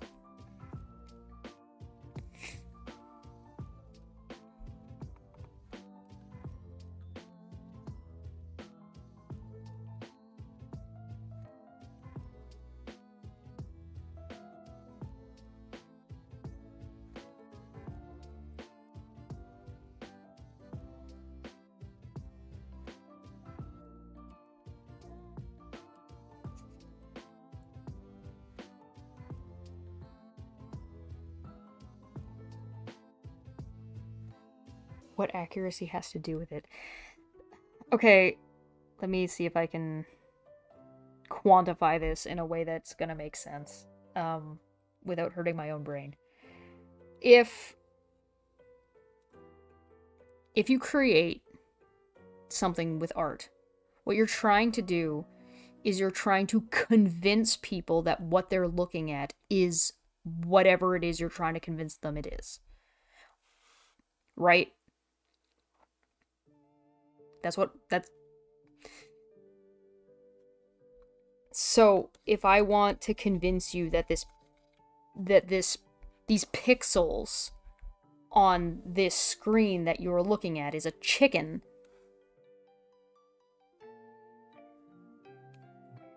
right? Because you're not actually looking at a chicken. You're looking at pixels and wavelengths.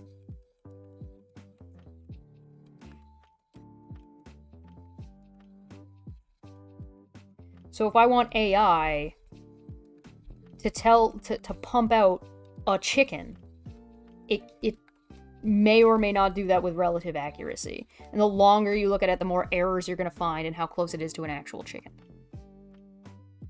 Right?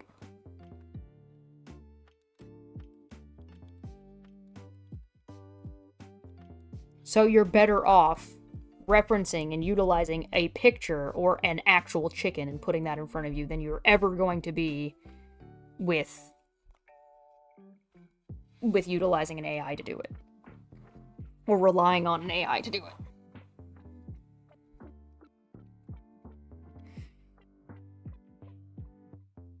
I'm gonna line this up with this. I'm gonna make this that. That's what I'm gonna do. So let's say you wanted to make it a little bit not like just something that's real, and you want to make it something that's sci-fi, and you want to make a sci-fi chicken, right? And you go, okay, but it still has to be representative of what you recognize as sci-fi and what you recognize as a chicken, right? So it has to still do those things. So referencing an AI, like shoving together a chicken and the concept that is science fiction is not going to reliably give you either. It's going to give you an unreliable amalgamation of a representation of what it thinks those things might be. So you're 100 times better every time. 100% of the time, you are going to be better off looking at previous sci-fi works and references, and then and a chicken, and then building it yourself, than you ever will to use an AI, because the AI bot won't be able to discern those things.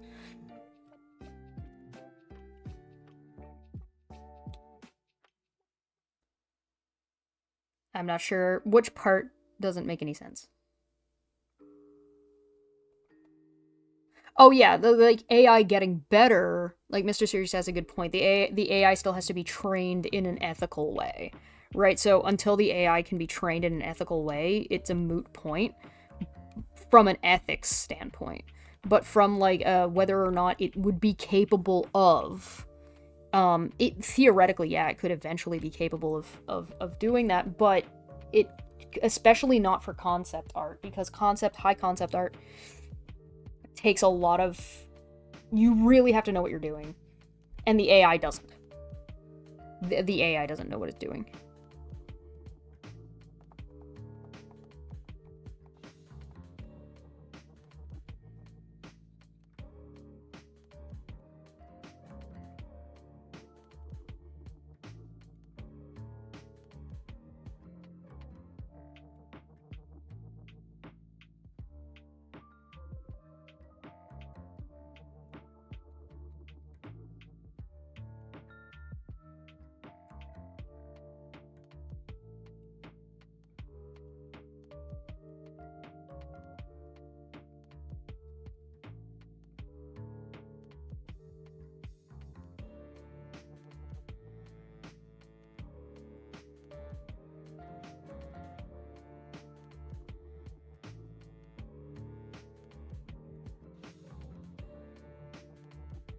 The AI we're talking about isn't a person in the machine, so I would argue it doesn't know anything, but that's the bigger topic. Yeah. It doesn't like intrinsically have knowledge. It doesn't. But that's like you have to get into a discussion about, okay, well, what is knowledge, right? And that's like a whole fucking rigmarole of nonsense. A topic for another day. Oops, I had the eraser on.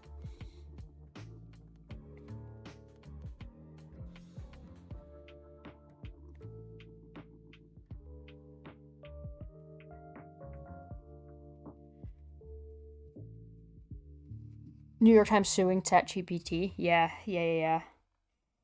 I saw some of that stuff.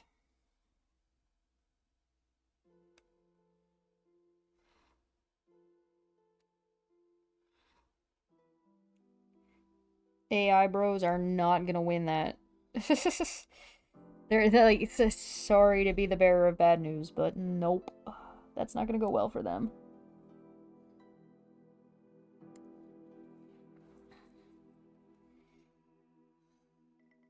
I'd feel bad if I cared. Haha, losers.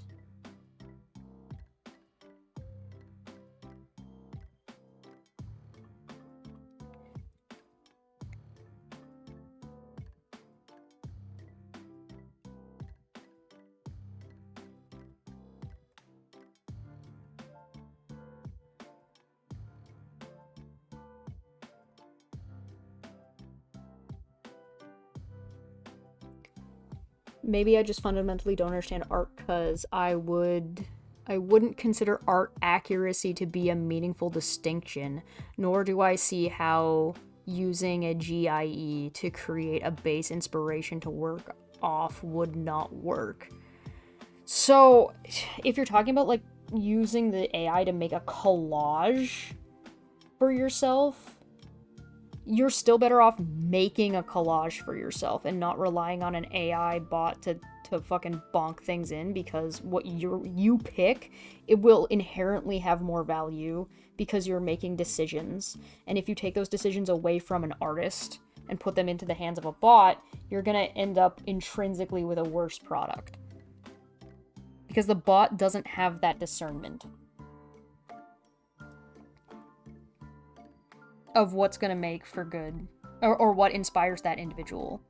You're better off just making it. Because you're the artist.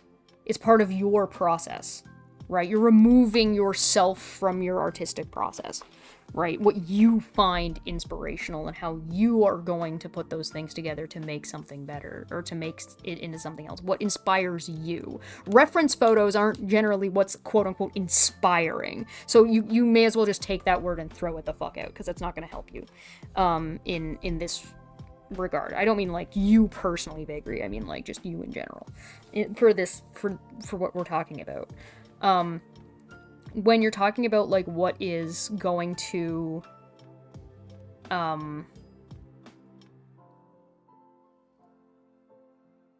making like a collage of reference photos to find, like, to help you map out and figure out and find what you want to draw, again, you're going to be inherently better off doing it yourself. Because then you get to go through and search what you're looking for, and then you get to pull out what you're going to want.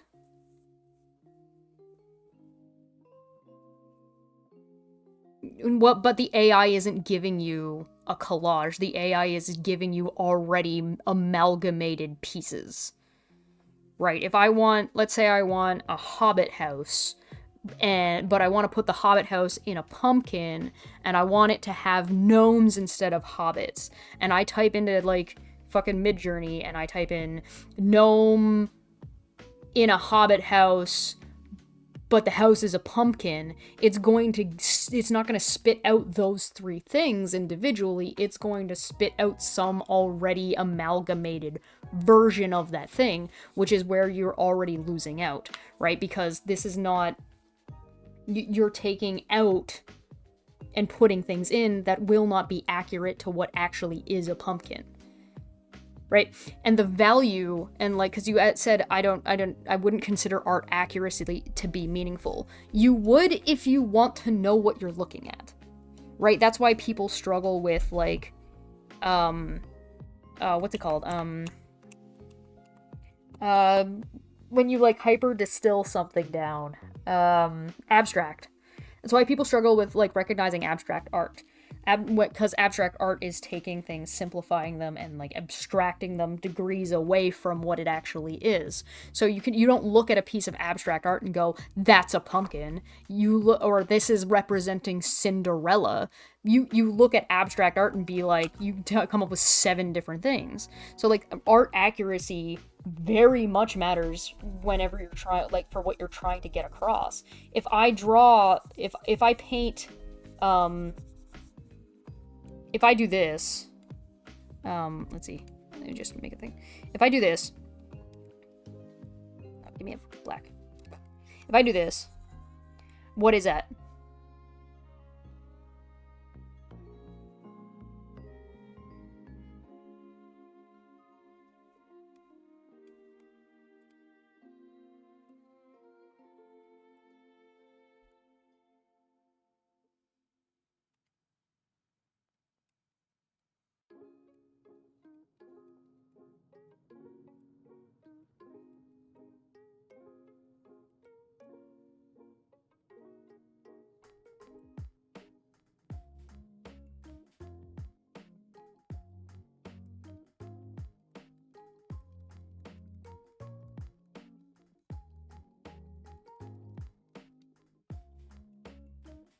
Now what is it?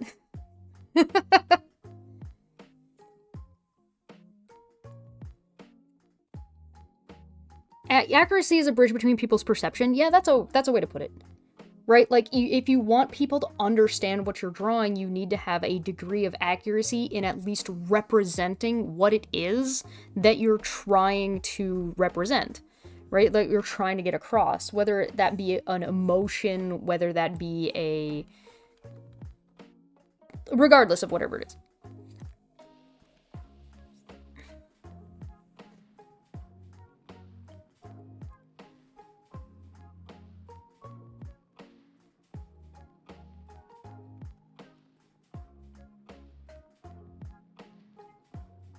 So if you want to represent 3D space and I draw a flat circle, I'm not necessarily doing a very good job of representing 3D space, right?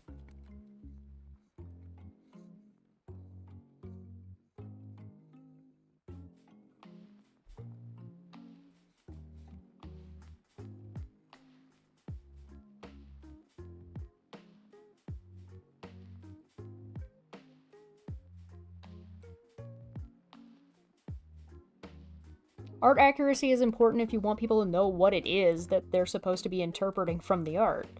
So this very much matters if you're doing concept art, because concept art is supposed to represent something. And a lot of the time it has to do with, like, like, a game is trying to represent, like, you're trying to create an alien.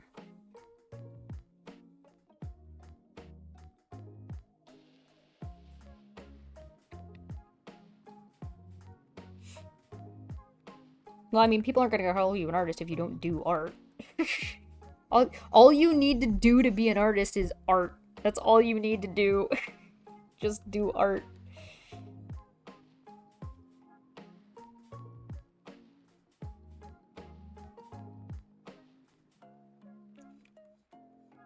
I mean, maybe try it. Maybe trying and attempting to do art will help you understand. Nothing wrong with that. I don't think that's a bad idea.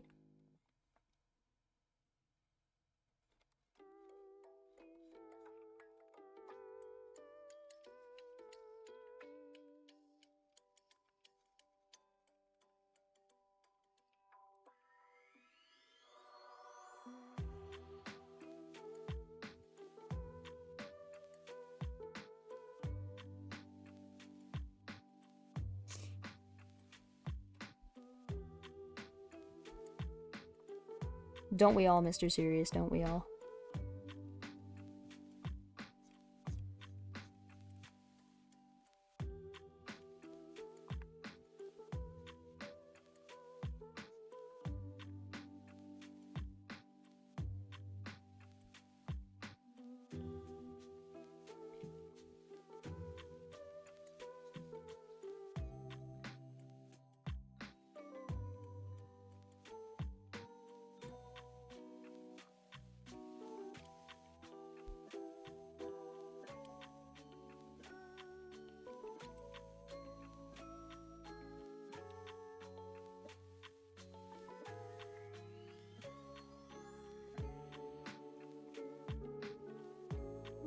I don't know.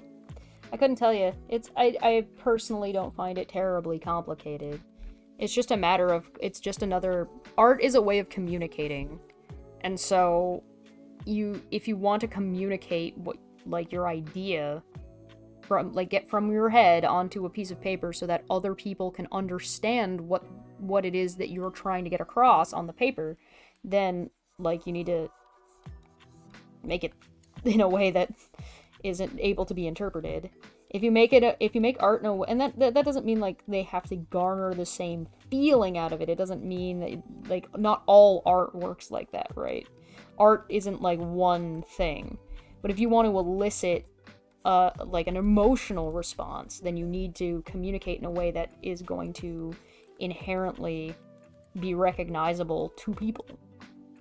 So, like, the way you write a song, and there are certain sounds associated with certain feelings, right? And so, like, minor keys tend to be utilized a lot in sad music, or songs that are supposed to be interpreted as sad. So that, I guess. I've also realized that I've kind of fucked these up because they're not all on the same angle, so I'm gonna have to fix that.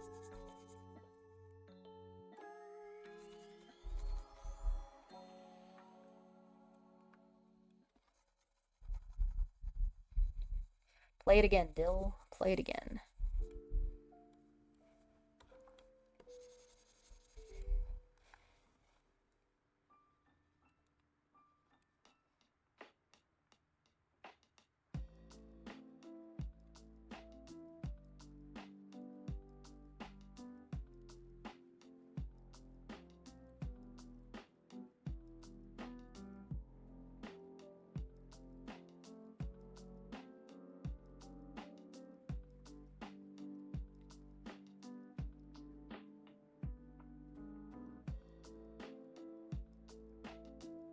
I mean, sure.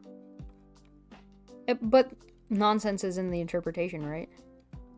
What is nonsense is not a universal constant, right? So, like, if you say that, well, this is silly and doesn't make any sense, it's like, well, maybe to you, art is a matter. One of the things about art is that it is, in fact, a matter of perspective. And sorry, I'm not trying to make you continue your argument. I'm just more now speaking about just in generals. Because art is interpretive, because art is social. Art is a social experience, right? It's not. I kind of don't like these being on the. I'm gonna move these. I don't really like that it's on the line. So, because art is an interpretive experience, everybody can get whatever out of it. So something that looks like nonsense to one person can be so incredibly valuable to somebody else, right? And so because of that, art, it's like telling the internet what it's going to like. The internet is such a large place, and there's so many people from so many different places that you can't tell the internet what it's not going to like. You can't just assume that the entire planet is not going to like, I don't know, Click Clack Shiny Mathrax, and then suddenly somebody's got a whole ass fucking somebody's got a whole ass channel just about dice, right?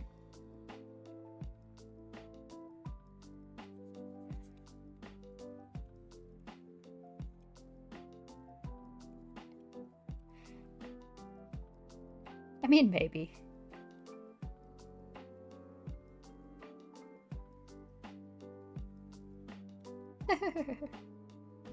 It's just like, it's not a one-to-one. Art, there are concepts in art that can be easily interpreted and understood by everybody. So, like, color, right? And even that gets dicey, right? Not every color is equal, and not all colors don't look the same under the same lighting. And so because not all colors look the same, and especially since not all colors look the same to everybody, you can end up with some wonky nonsense.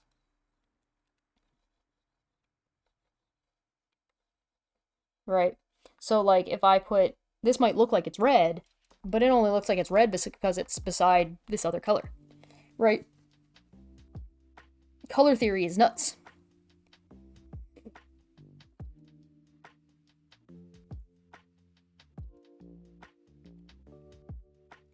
Then you turn into color, not only color theory, but then you start looking at color theory relative to symbolism, right? What this color represents to you, or what it represents to you in the context of, or what how somebody else is going to interpret that red, right? If you really want to learn about visual storytelling, Bloodborne is amazing for its visual storytelling.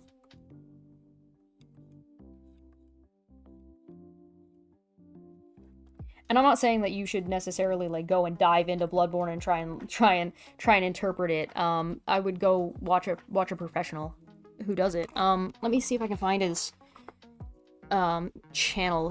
He also, actually, a really good one is looking at League of Legends champions, actually, particularly in Legends of Runeterra art. Like I'm convinced of is that League has got some of the best artists on the line right now that work for them. So when it comes to visual storytelling, Legends of Runeterra and League of Legends does a lot of it. Let me see if I can find the guy's channel.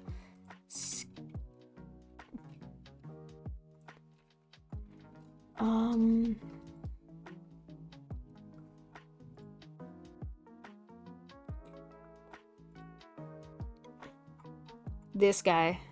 I don't know if you guys can see that. So this, well, color, if you want to get into like what color is colors aren't even real anyway. So we're already out of the realm of quote unquote what is reality. So you're gonna have to take those preconceptions and throw them out the fucking window. So this is his YouTube shorts. Why don't I play a short for you guys just so you can kind of get an idea of like. Let's try this one. Layla Shown is easily one of the prettiest skin lines of 2023, and Renata Glask plays an interesting role in it, as a dead spirit who has responded to a life full of fake relationships by forming a new family in death based on honest calculation and mutual benefit. It's a good fit for her character and an interesting story universe based on the folklore of the Day of the Dead, but oh my word, the prestige version though, holy hell. It takes the base of what Renata is, which is a high-powered, ruthless CEO, and transposes it into a Devil Wears Prada lethal fashion mogul, which granted isn't a huge leap exactly, but it's executed basically perfectly. The big puffy shoulders give her that 80s businesswoman profile, the frills give a sense of airiness and passion while incorporating the consistent flower motif, and that color scheme. Pure white against a dark green creates a contrast against which those saturated orange flowers can almost look like they're burning off of her. Those orange accents are well spaced, but they are so impactful for the impression of the whole character. And I also love that her prosthetic, which is a bit glitched on the model that you're seeing here, has its whip modeled after a thorny vine. The thematic consistency here is genuinely amazing. This is easily Renata's best skin. So, like, this guy will talk about why skins work and why skins don't work. And, like, what goes on with one thing or another, and, like, why... So, like, Prestige Cassandre. skins as a whole have had a rocky history. They were introduced as glorified chromas whose only real value was manufactured rarity, and which all just kind of looked way too similar to one another to actually be compelling. But over time, Riot has realized they actually need to try a little bit harder, and so prestige skins have become interesting fashion experiments for the... All of Jax's skins got a bump in quality from the visual update, as you might expect, and while the barely more than a chroma horribly ugly original Vandal skin has suddenly shot up to be my favorite Jax skin with the visual update, Conqueror has just kind of stayed where it is. I thought it was one of his weakest skins before the update, and now with Vandal taking the top spot, it is at the bottom. And it really is the sin of indistinction that kills it here, because what's Conqueror even supposed to look like? Seriously, what is even the idea here? What is the green crystal on his weapon supposed to be? What's his aesthetic? Is it street fashion? Clearly not. Fantasy warrior? Also no. It's maybe kind of sort of trying for a street art inspired decorativism similar to Tetsuya Nomura's Kingdom Hearts and the World Ends With You aesthetics, a little bit, I guess, sort of, but none of it ever coheres or communicates anything beyond, here's some character features that look vaguely cool, I guess. To be fair, it's a commemorative skin for an MSI, so as I've said before, it's not really supposed to be good, it's supposed to be a souvenir, but still, other such skins at least know what they're trying to look like. Nemesis Jax is probably his worst non-esports skin, but I just can't get over how little Conqueror looks like anything.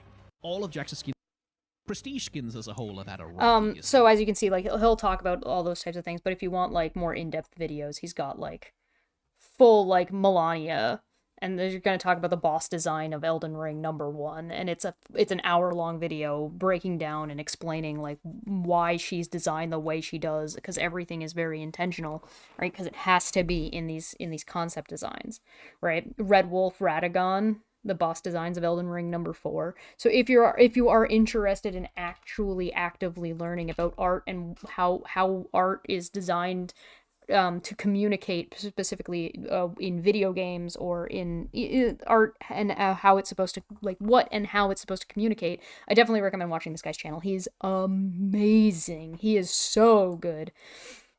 But I mean, color is a real thing. Is it? Are you sure? And how sure are you? Because I do believe some would beg to differ. We had a whole fucking big ass conversation. So, all right, well, I look forward to reading your paper on it. Hello, welcome. Color is representative, but not necessarily real. It's an interaction, not a thing of its own.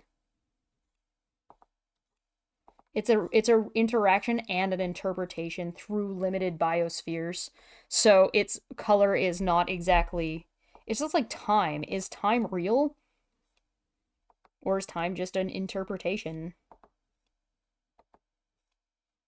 Time certainly isn't what we perceive it as, that's for sure. We're only seeing a portion of it, right? And then it's our interpretation after that. So time as we know it is not real. It's only a portion. So, we had a whole ass conversation about colors and whether or not color is real on a stream. I would recommend watching it, actually. It was very good. It was a long time ago, though. Good luck finding it. It's gonna be a little bit buried. Buried in the goodness.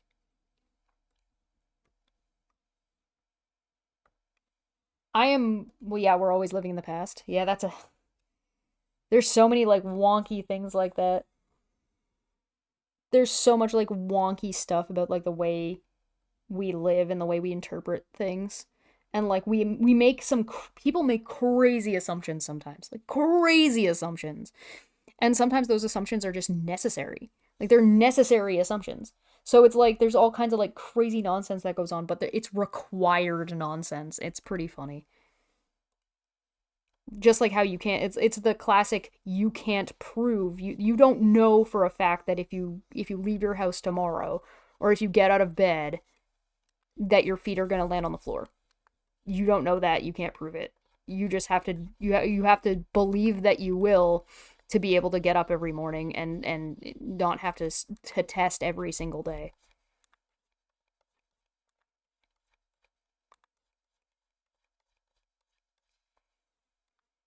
You can't prove it without doing it. And then once you've already done it, there's no point in proving it. It's pretty nuts.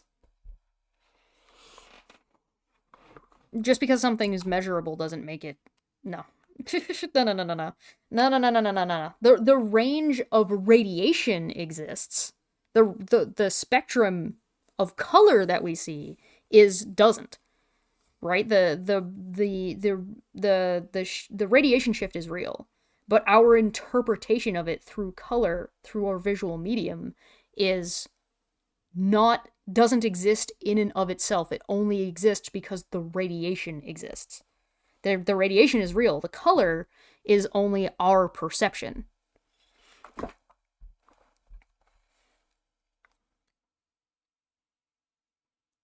And our perception isn't accurate. And we know for a fact our perception isn't accurate because we only have a certain number of cones in our eyes.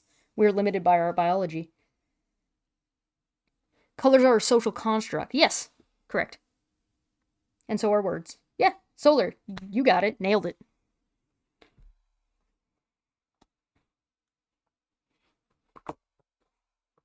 It doesn't exist on its own, though, right? So because it does not exist on its own, it isn't real. It doesn't have We can't see ultraviolet or infrared.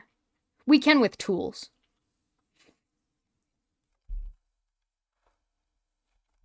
It's not a... Okay. I'll have to save this for another day. I'll save it for another day because it's we're already like so deep into like conceptual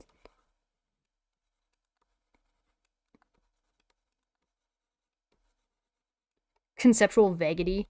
Like I feel like we'd have to start the conversation off from by like straight up we're back to defining terms.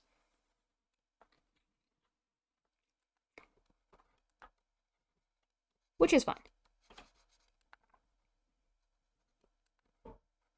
Maybe we'll bring Landon on and have that conversation again. I'm pretty sure one of the things that came up was like the only real thing is math. Everything else is just interpretation. That was fun. That was a fun conversation. The mantis shrimp with 16 color cones.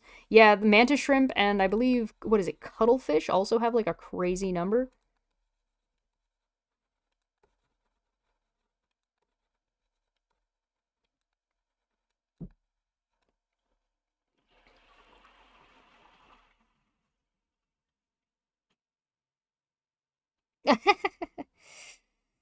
I mean, your interpretation is fine. The conceptualization of stuff is relative, right? That's part of everything. Everything is like that. There isn't a single thing on the planet that is interpreted by humans that is not relative.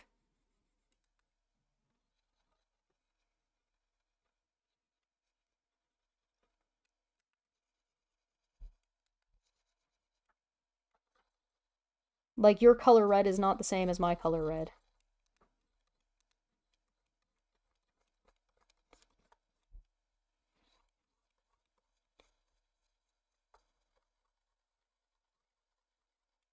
So there is no quintessential red.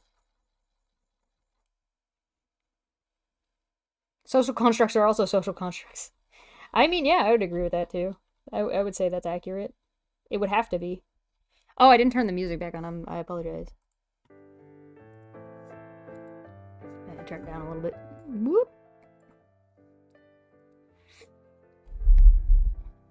Yeah, what would a social contract be with no social?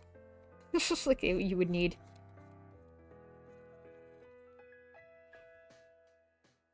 A brick red this wavelength, then whatever you see is that color definitionally. Ah, yes, argument ad dictionarium. So the thing is that you don't...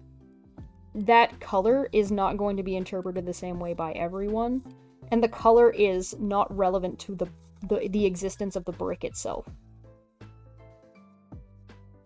The brick is only going to appear that color based on the way the light bounces off of it. And that will change based on how thick the atmosphere is. The red color is not intrinsic to the red color is not intrinsic to the brick.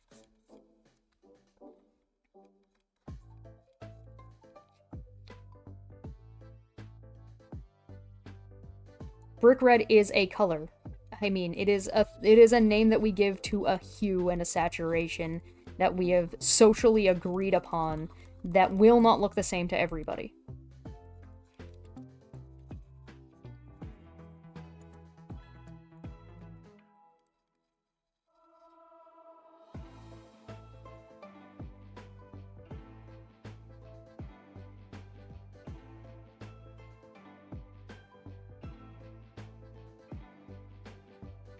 Actually, you'd be surprised. Most people do not define it that way. Most people will define red brick by whatever the container says it is. She usually uses a hex code, which is a little bit more accurate, so the hue and the saturation are consistent. Because we can't rely on our visual interpretation.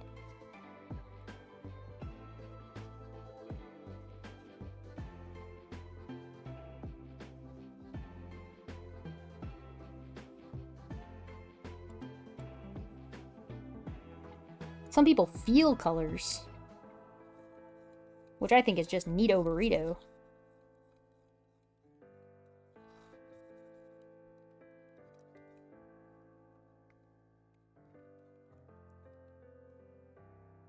Hex codes are fun. Brick red is not a visual interpretation. It's a number-based thing that we've given to hue and saturation amounts.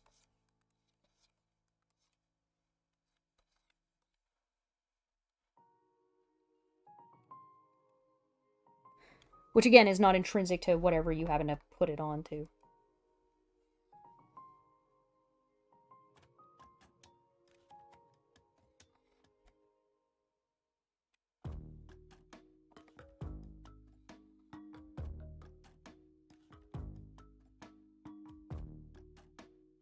Read.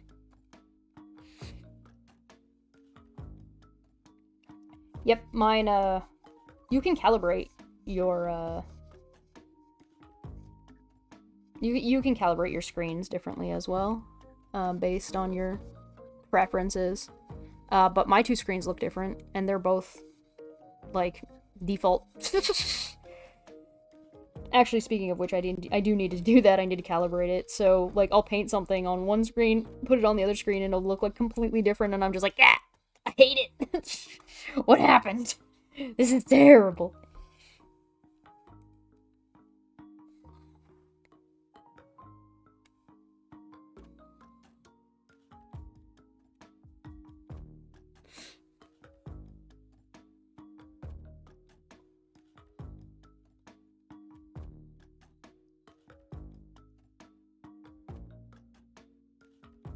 Color doesn't exist for blind people. The argument is invalid.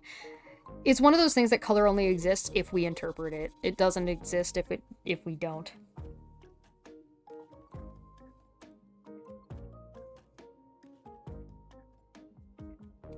Like, in one world, a rock is a rock, whether we view the rock or not, right?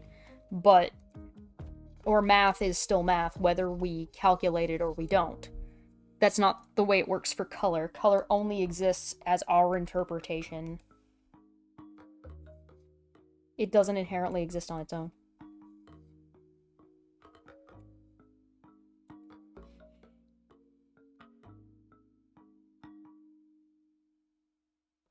Is a rock an atheist, though? Man, I don't know. Probably. Allegedly.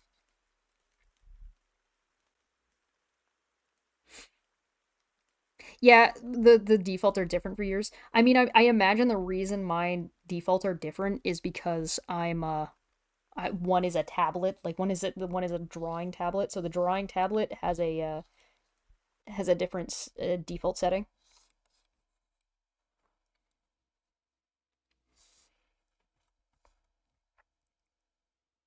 The color of red brick is also an atheist. Oh, brother.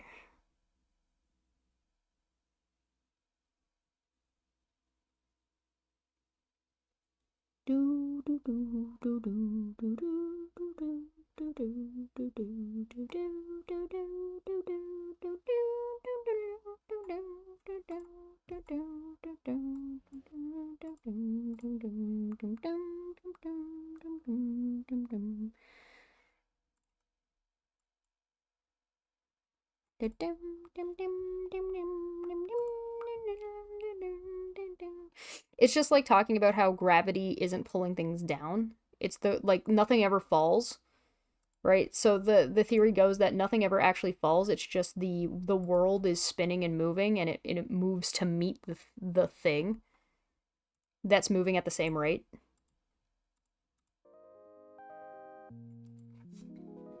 Neat, right? There's all kinds of crazy neat concepts like that. It's the same with like the double slit experiment. It's like light doesn't make any sense. We don't understand light. We don't understand this shit.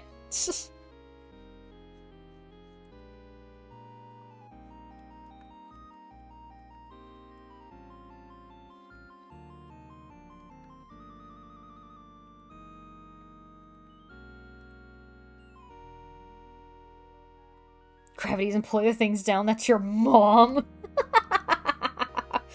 Oh, God.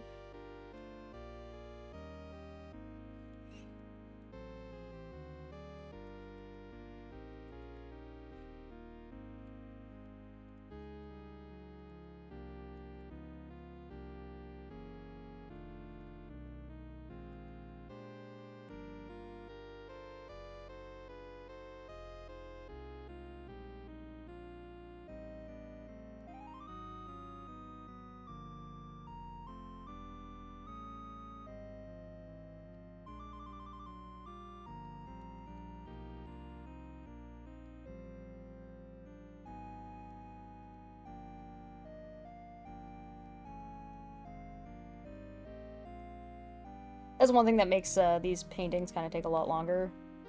Yeah, I'm talking. I'm stopping to talk and doing other stuff.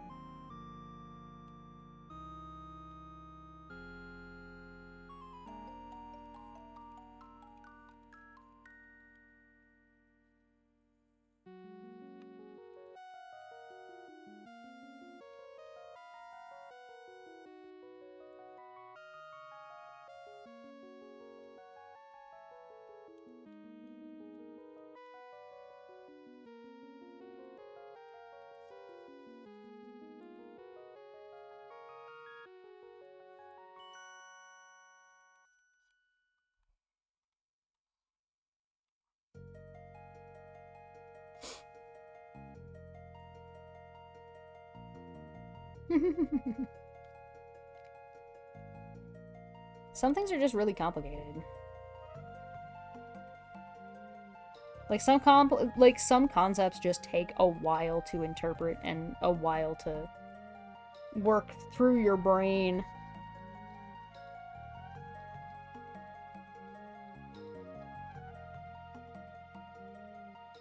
It is Chrono Trigger! Hello, Duck with Shades! Welcome, welcome, welcome, welcome. How's it going? We're hanging out, we vibing. We are painting Al's Toy Barn in 3-point perspective from Toy Story. And we're gonna have Zurg and Buzz Lightyear fighting out front.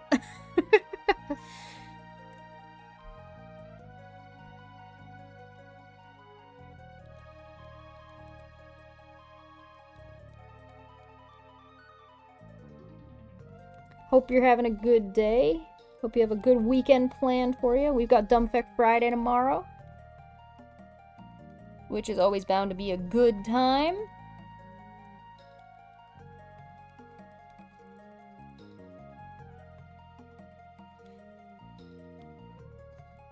I'm looking forward to being done with all the dumb things that I'm working on for the next little while. Like, I should be done soon. It's just taking a while because it's just like big. It's just big. It's just a lot. And so because it's a lot, it takes a lot of it's very what's the word I'm looking for? What's the word I'm looking for?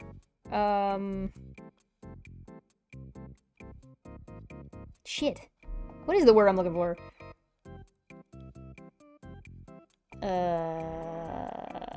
There's a word, and it is out of my brain. Thanks, I'm having fun. I had a giggle fit when I came up with the idea to put Buzz Lightyear and paint Al's Toy Barn. I died a little bit. The shopping cart! The shopping cart!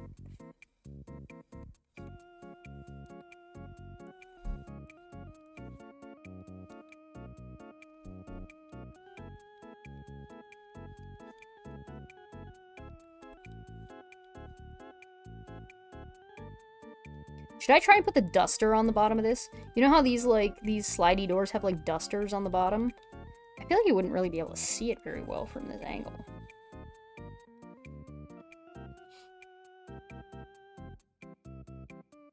I definitely laughed way too hard. You're not wrong. Okay? You're not wrong, but also... That's what I have to say about that. That's what I think of that.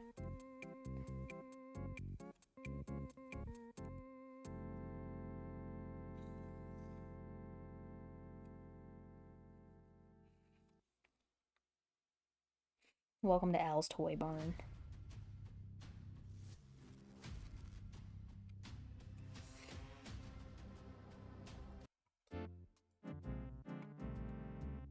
You hope to be done printing, 3D printing on Monday. Nice. You haven't seen any of the Toy Story movies? Oh, that's so sad for you. Well, I guess somebody's got a project.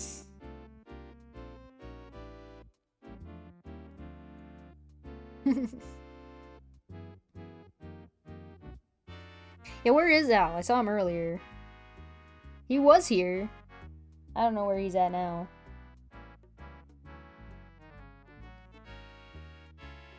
He might still be around.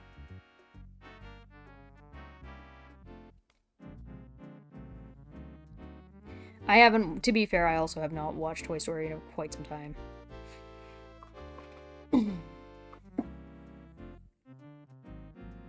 I'm pretty happy with this. Like, I think these lines are coming out pretty good.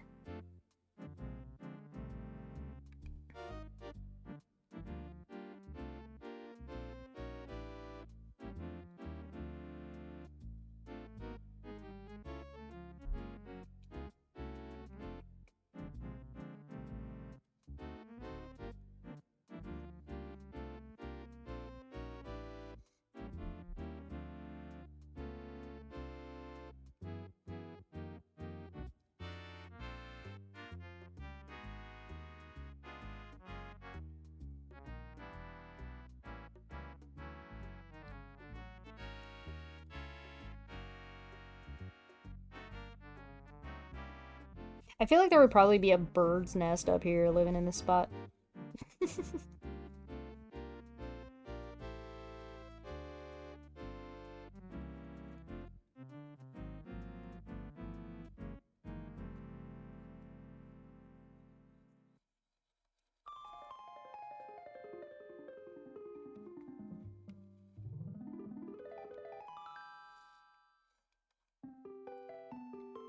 You want to watch the first one?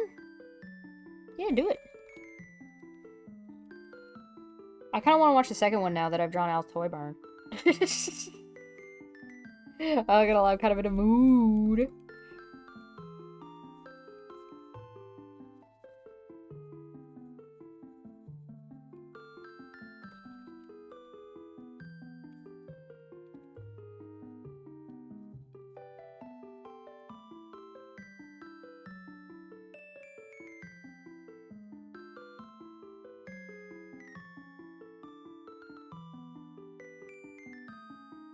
Yeah, Toy Story is, yeah, the toys are alive, but they all pretend to be toys when somebody shows up.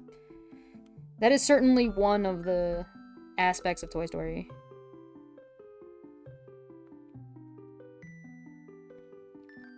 The other one is that, there was one called Toy Soldiers. And that one is about toys that get military chips implanted in them, and then they try to take over the world and destroy. Well, I guess their goal is to quote unquote destroy the other type of toy that's supposed to be like their toy, the toy counterpart. And so they start attacking humans who are quote unquote working with the enemy. The Gorgonites! Yes, correct, the Gorgonites. I'm so happy somebody knew what the hell I was talking about. I'm so used to nobody knowing what the hell I'm talking about. Thank you for that.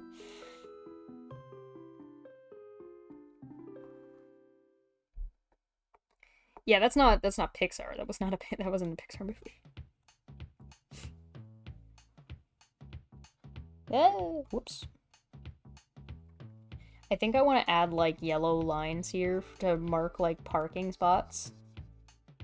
I think I'm gonna do that.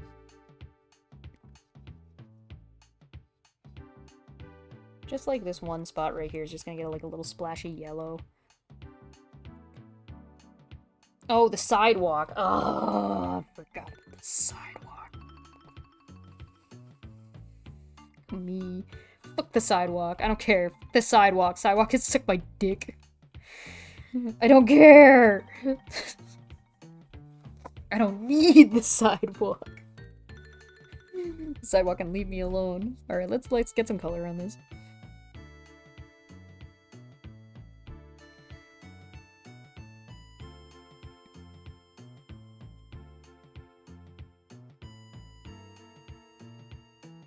And the freaky Barbies. Yes. The Barbies are great. The Barbies in that movie are hilarious. I enjoy the heck out of them.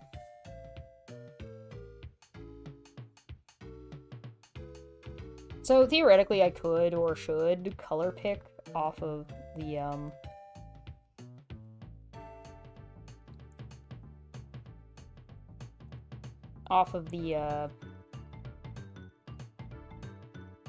reference photo. But I'm not gonna. I'm not gonna. Because I don't want to.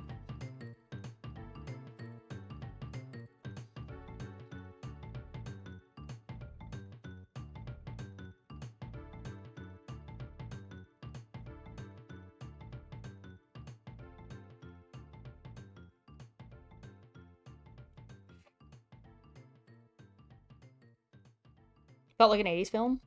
Yeah, well, I mean, 1991 is pretty close, and it's likely that it was written in the 80s. Like the script. Certainly more than likely. Not that I know for sure, I don't have that much information about it.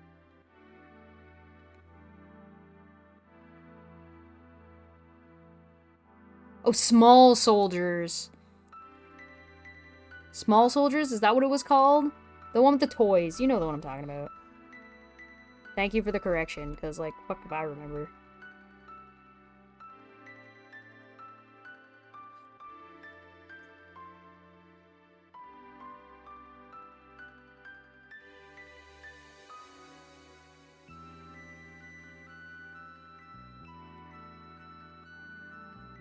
Are we listening to kittens, brown paper packages tied up in strings? These are a few of my favorite things. I don't remember the name of the song.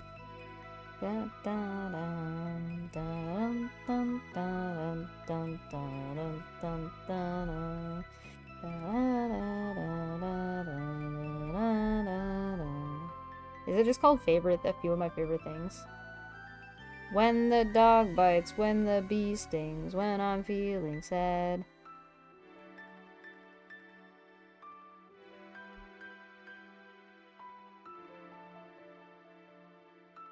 Yeah, it's a Bit Crush version. Yeah. There's a guy playing piano.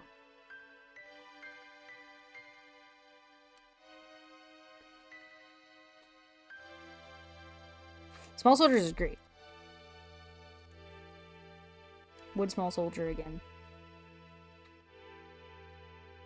That's a movie I would watch again for sure. Absolutely.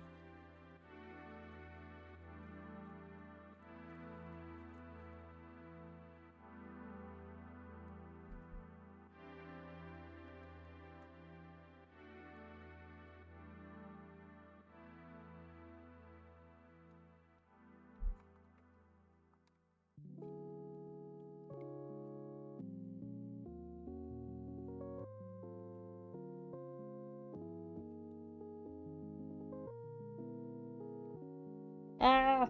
I'm pressing all the wrong buttons. There we go.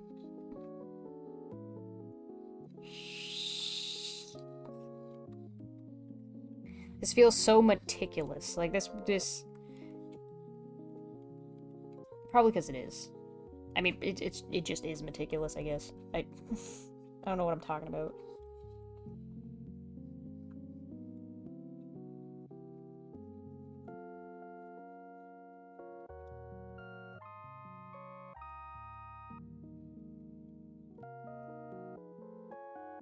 But yeah, by the way, the colors aren't real thing isn't actually like a definitive interpretation. It's more of an interpretation, not like the only one, so don't feel obligated to buy into it. But if you do want to prove that colors are real, good luck. It's not as simple as you might think.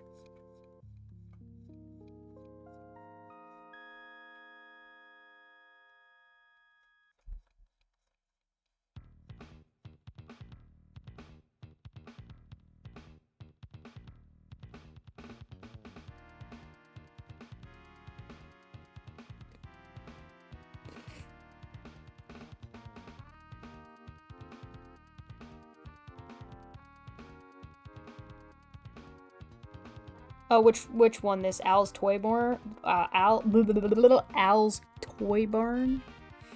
Yeah. This isn't even a project. This is practice.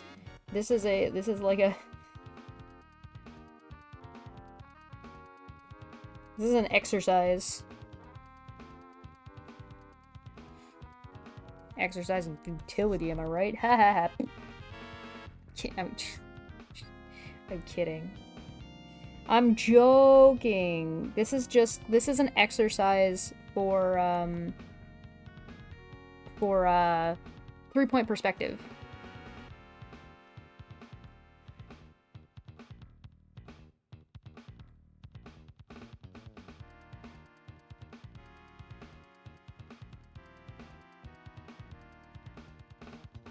To give your teeth a Oh, ads. add power.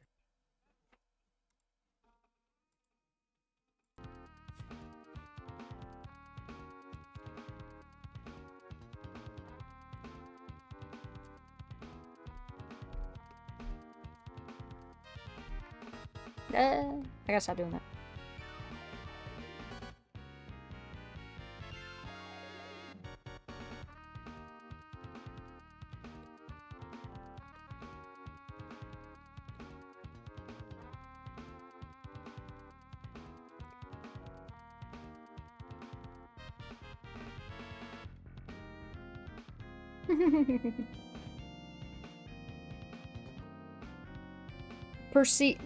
I mean, I guess you could ask the question, does perceiving something make it real? Do you have to perceive something for it to be real? And does perceiving something alone make it real? I feel like that'd be hard no. Ooh, this line does not want to be. That's better.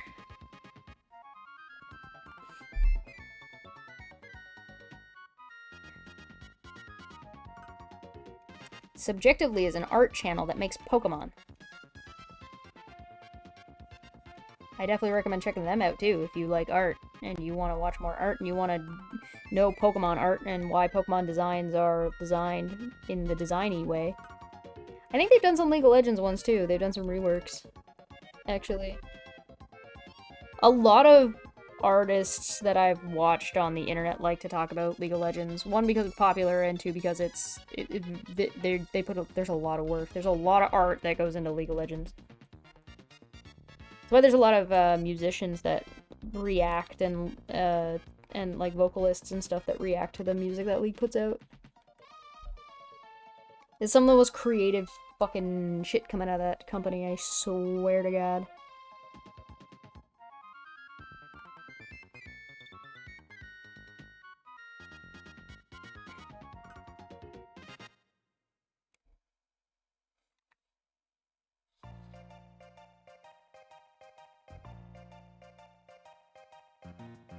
Better.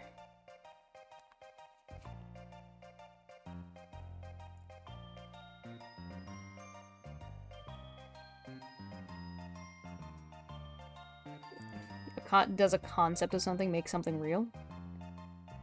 Me no think so. It's just like an idea.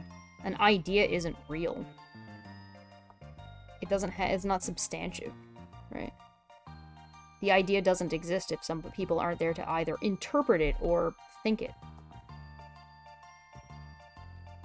The chemicals that might induce it in your brain are real.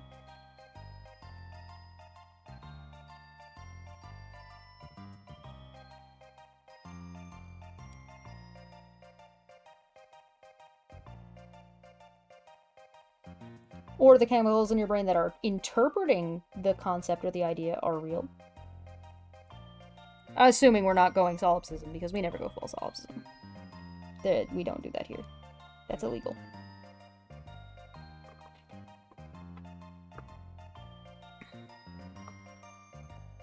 Yeah, dreams are only dreams until someone makes them real. Yeah, you got it. You got it.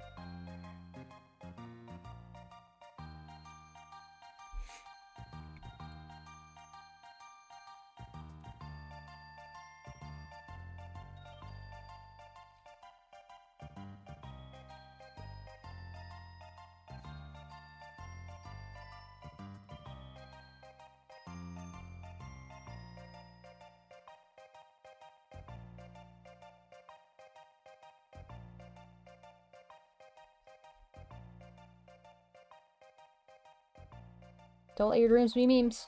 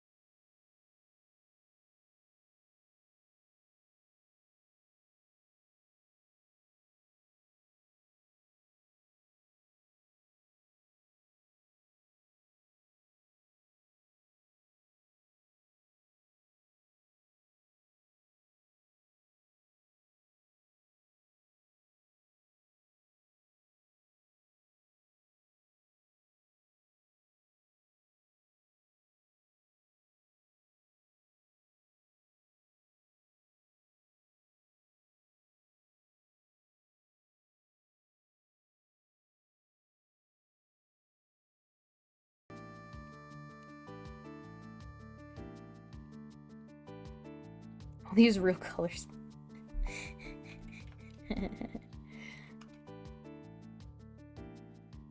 What about real numbers?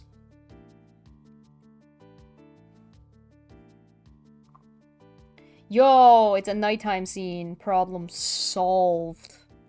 Yes. I like this. I like that. That's a great idea.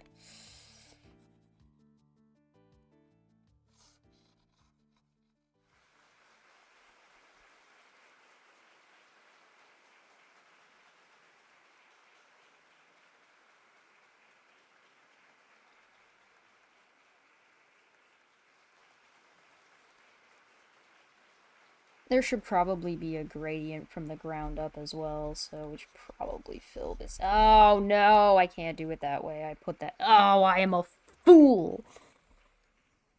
Oh, I suck.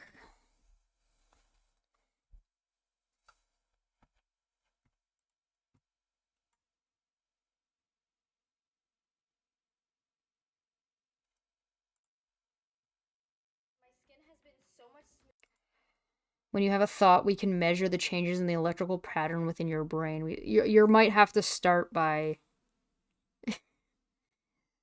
So, you'll have to start by substantiating what an idea is. And if you start by defining it as chemicals in the brain, then you're defeating the purpose.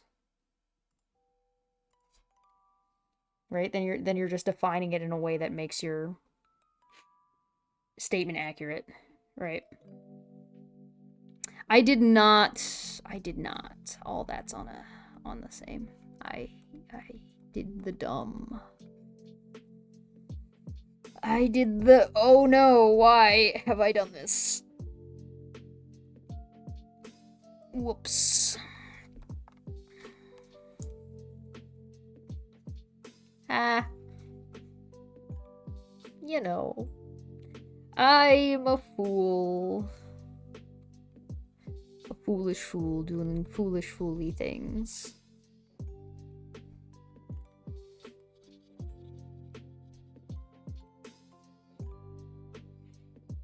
It is. What's an idea is a very complicated question.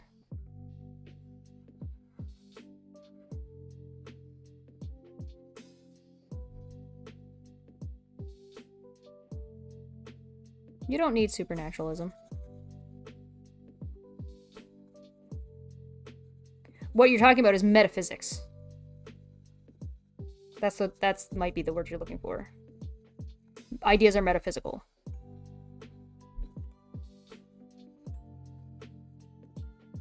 At least they're usually considered such in most interpretations. Did I not paint that white? Should I paint that white? Should that be white? I don't know if that should be white. I'm gonna make it white. I'm gonna do it. I'm gonna do it. Bonk.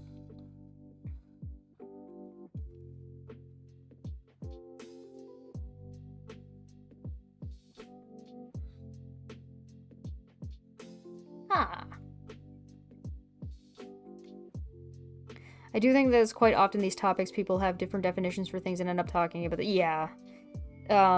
It's part of the problem is that those things are incredibly difficult to define.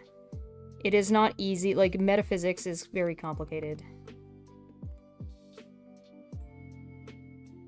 And I mean, as much as you could be like, well, if it doesn't, it has, not all things come from, I mean, I guess there are some people who would buy into the idea that all things come from a physical, some kind of physical interaction, but I mean, that can't, like, with, like, humans interacting with reality, but that can't be the case. Because, like, not everything is reliant on us.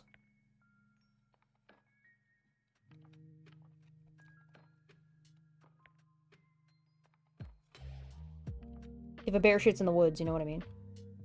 So, like, as much as you could be like, well, humans do thing, therefore thing. It's like, it's not that simple.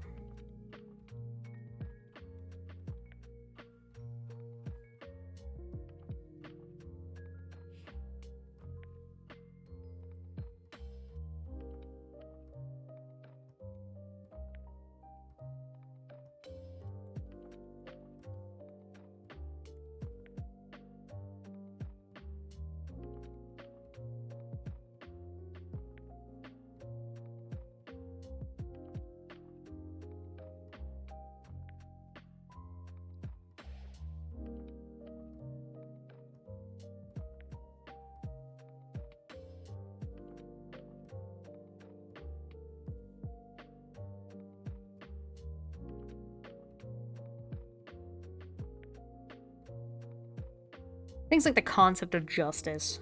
Stuff like that. Shit like that gets complicated real quick.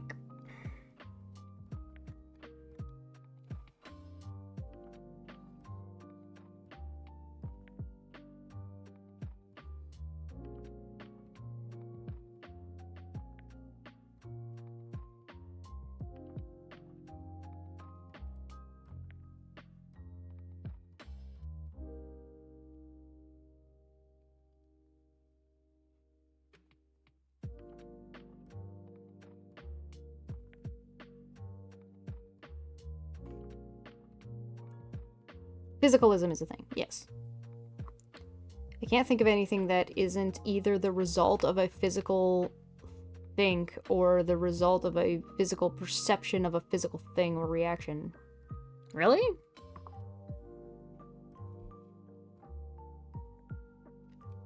I solve for it by saying I don't know everything, but I don't need to know everything to know something, and leave it at that.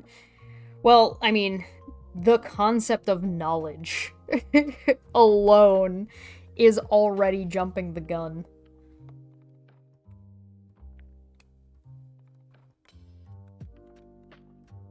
Knowledge is metaphysical.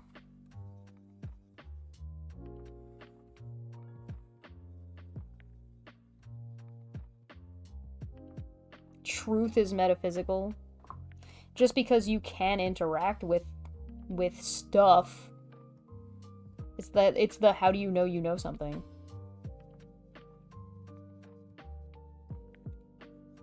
What is knowledge?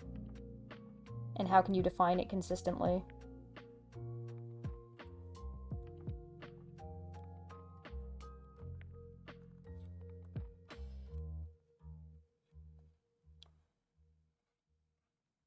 These are very complicated topics, so don't feel bad, because like these are not concepts that I can answer either, because there isn't an answer. There is no answer to what is knowledge. It's one of those questions that will likely exist forever.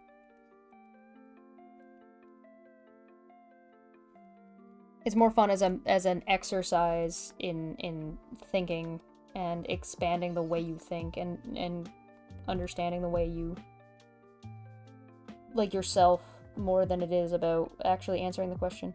So the question doesn't have an answer. There are answers, and you could purport to specific ones. You can be like, well, I agree with this theory, or this idea, or this conceptualization, but there is no, like, hard, definitely this one. That just doesn't exist.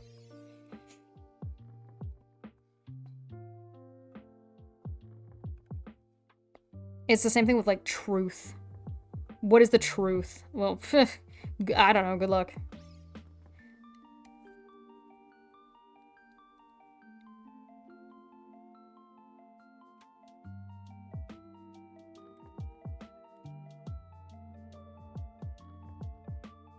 There's certainly ideals in the concept, but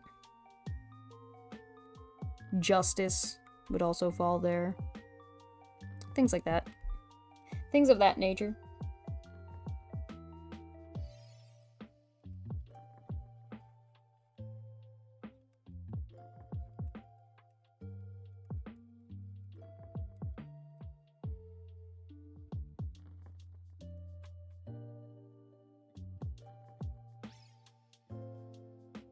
I know porn when I see it. I also know knowledge when I see it. I like that.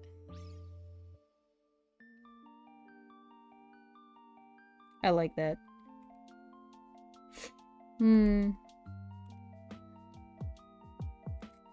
I know knowledge when I see it. I approve.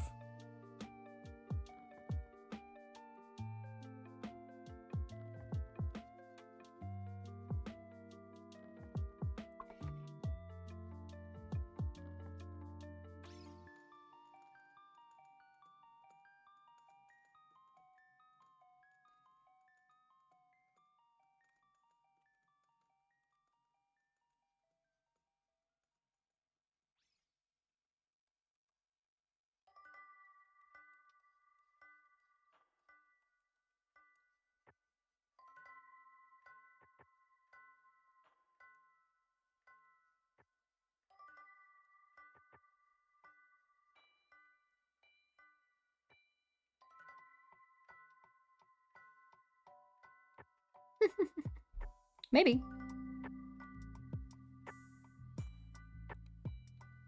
What fun would it be if everybody viewed the world the same way?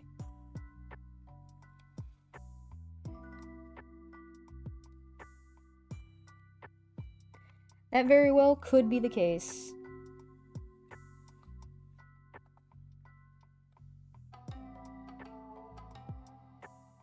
These are also, like, concepts that aren't for everyone. Like, these kinds of discussions aren't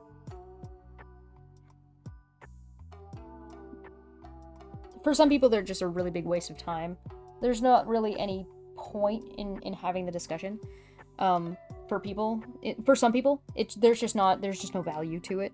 And so because it loses its value because it doesn't have a succinct answer, it doesn't have like it loses its oomph. It's like anytime you're talking about philosophy, if you start veering off into what is knowledge, you're gonna start losing people for valid reason. Like, it's just not a conversation for everybody. And not because everybody couldn't have the conversation or that some people are better than others. It has nothing to do with that. It's just like it's conceptually a waste of some people's time. Because they're not interested and they don't care. And that's totally fine. That, like, you don't have to. That is okay by me. As far as I'm concerned.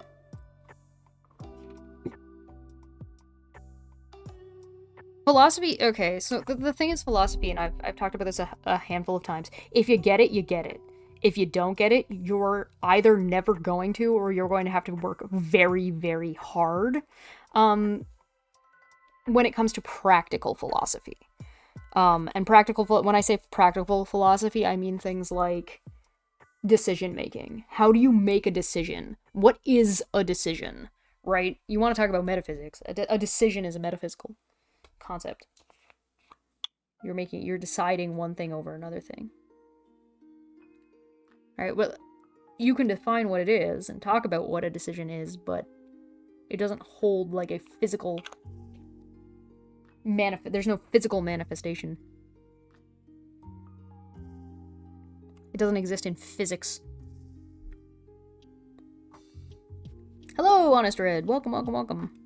We're drawing Al's Toy Barn.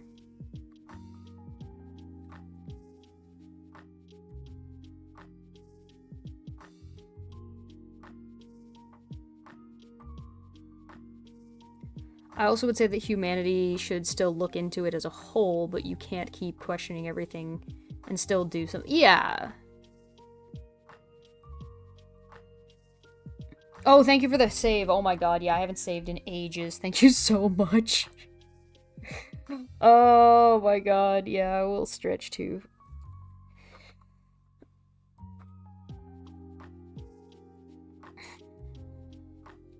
Yeah, I mean, modal, like, ethics and, moral, like, conversations about, like, morality are very complicated and difficult things, and they're very uncomfortable conversations to have, for a lot of people, and I don't fault people for not,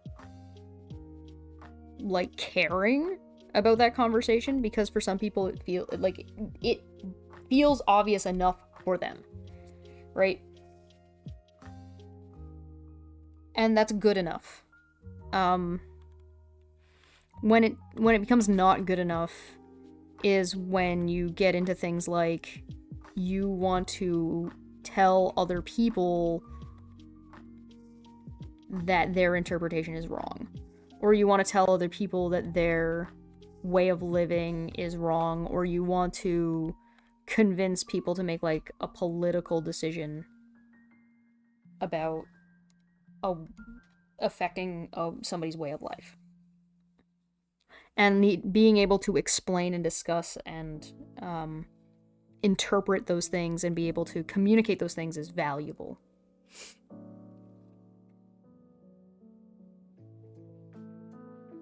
Save often, save inversions, yes. When it comes to like, but that's only if you're talking about like discussion and argumentation, which is a type of philosophy.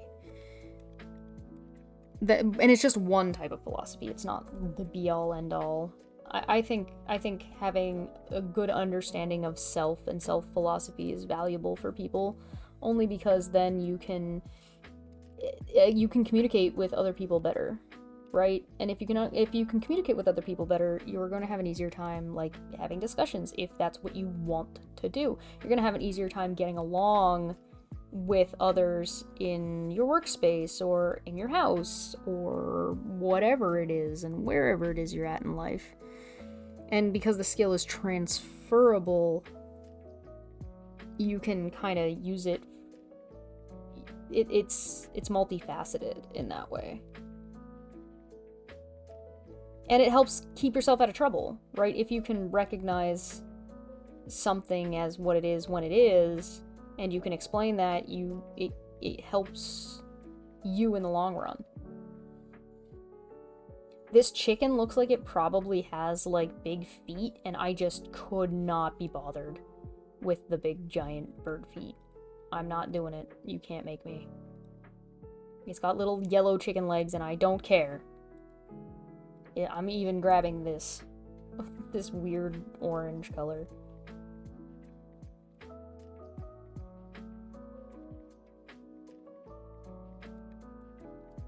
See, you might think that's yellow. Is that yellow? No, it's orange. And it looks way more orange when I put it beside the green than if I put it up here.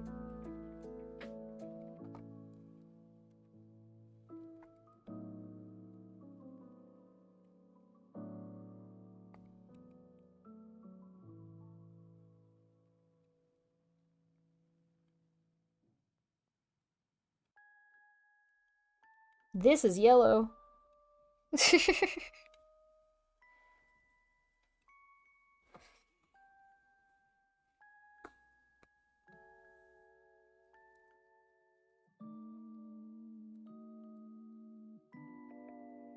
just because it is for you got to save for a while doesn't mean you auto save your artwork. Solar, that's dirty, and I feel dirty having read it out loud.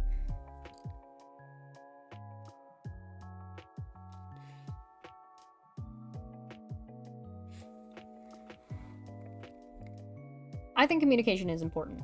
And I think you're gonna have a bad time if you don't know how to communicate with people. It's just an additional struggle that you don't necessarily have to have. But, you know, like I said last time, communication is a learned skill. And so because communication is a learned skill, like literally nobody inherently knows how to communicate with everybody else. It's just about social agreements. And understanding those social agreements and understanding like who you're talking to and how they communicate, and that's also a learned skill.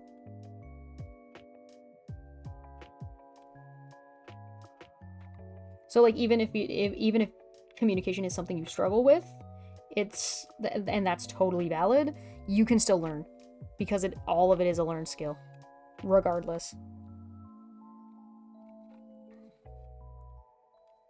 This is coming together. I haven't done the shopping cart yet.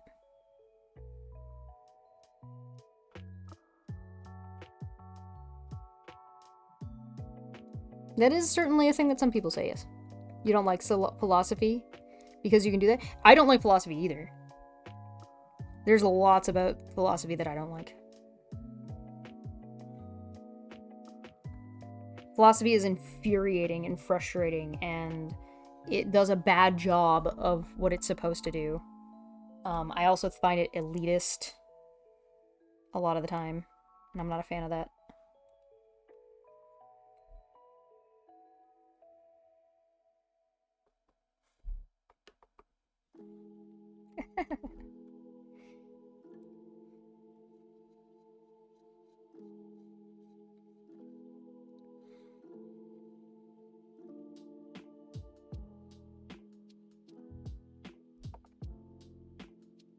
I think some certain philosophies need to be taught earlier and throughout school. Communication ought to be taught early. Written and verbal communication skills and interpretations all need to be taught way earlier and consistently. Argumentation needs to be taught sooner.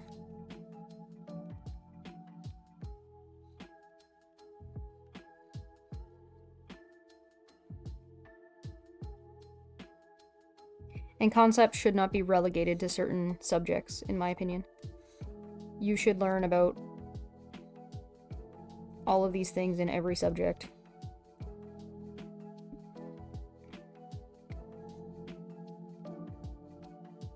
But that's just my thoughts on the matter. And I am not a professional educator, so maybe ask your professional educator friend. I'm sure they'd love to talk about it.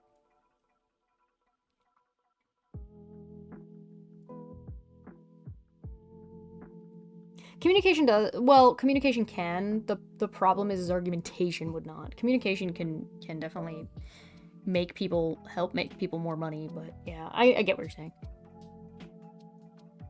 I would say that the people doing it and the people in the field itself aren't the same thing, and the fact that some people are doing it in a bad way doesn't mean that the whole thing should be tossed out.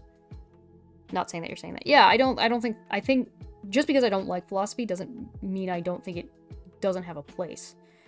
I think philosophy is very important. I just think there's a lot of philosophy that's complete fucking garbage. And it's complete garbage because of the elitism that surrounds it.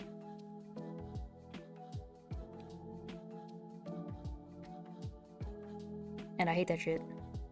I ain't about that life.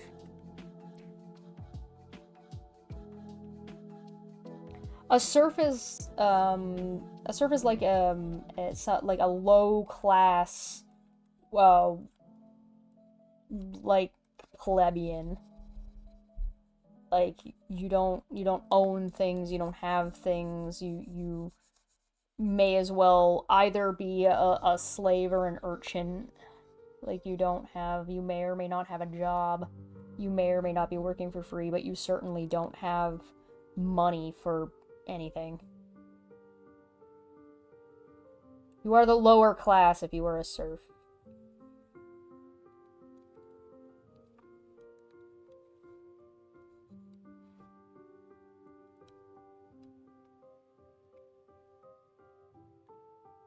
Philosophy bros, yeah, there's philosophy bros like the Debate Me bros who are a problem, because the Debate Me bros are basically fucking savaging communication and philosophy, and like it's horrible. Then you have like your elitist philosophers, quote unquote, and so those are the people who are like, that's like your William Lane Craigs. Although William Lane Craig is probably actually not the worst for it. Where they baffle you and they basically gatekeep the conversation by utilizing jargon and being like, I'm better than you because I know words good. Because I know a specific number of words in this specific field. And so they prevent you, people who gatekeep those kinds of conversations are talking about like, so, like, if I want to talk to you about how you know what you know, or how you decide what you believe in, I can just say that. I don't have to call it epistemology.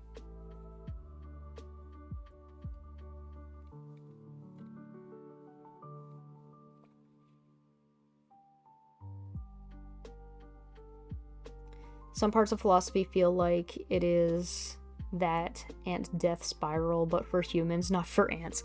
There's a lot of philosophy that is just like the classic hoity-toity, we're gonna circle jerk think about thinking.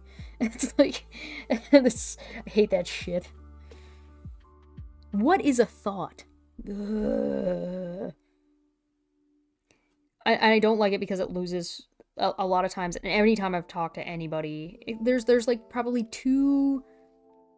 one philosopher on the top of my head, who I adore, is Trolley Dave, and, a lot of philosophers, he doesn't fall into this category, because, like, a lot of philosophers will be like, we're gonna hoity-toity smoke our pipes and blah blah blah blah blah. Look at us think about things. Fuck off. Look how smart we are. Ain't about that life. No way. No way, no how. No, nope. Not my shindig. Ain't about that.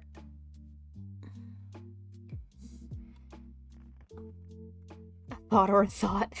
Yeah. I'm just not a big fan of stuff like that. I do not like gatekeeping people out of topics of discussion or out of things that are useful to them in their, or things that would be useful in real life, and just keeping people out of conversations for no other reason than fuck you, that's why. Like, I gross. Gross. Gross. I think that kind of stuff's really bad and horrible. I would even call it unethical. If you're purposefully gatekeeping people out of knowledge that would otherwise benefit them, I think that's unethical. I don't think you should force people to learn something they don't want to learn necessarily. But keeping it from people, I think is really problematic. I think it's good for you to shut your brain down and think about those things sometimes. Yes, I agree. Thank you so much for the one tier 1 sub for 10 months. Thank you so much. I really appreciate that. Been here a while now.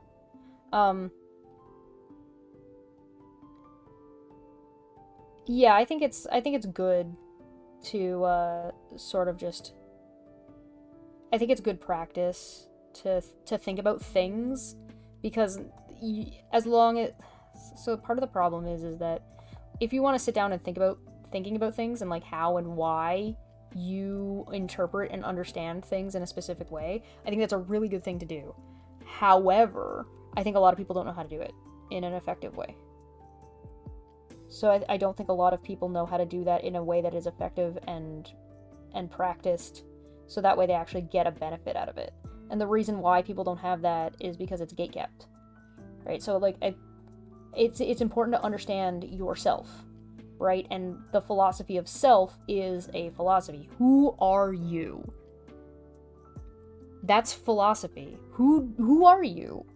Why do you like what you like? Why do you do what you do? How do you make decisions? That's all philosophy, and it's valuable. It's incredibly valuable, but it's gatekept. So a lot of people don't know how to practice and exercise these things without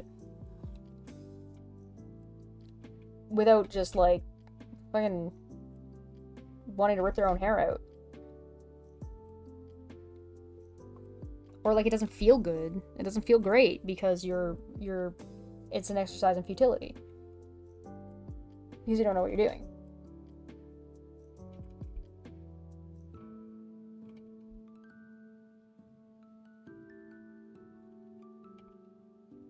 And people don't know what they're doing because nobody teaches anybody how to do this shit. And nobody teaches anybody how to do this shit because fucking elitist assholes are elitist assholes.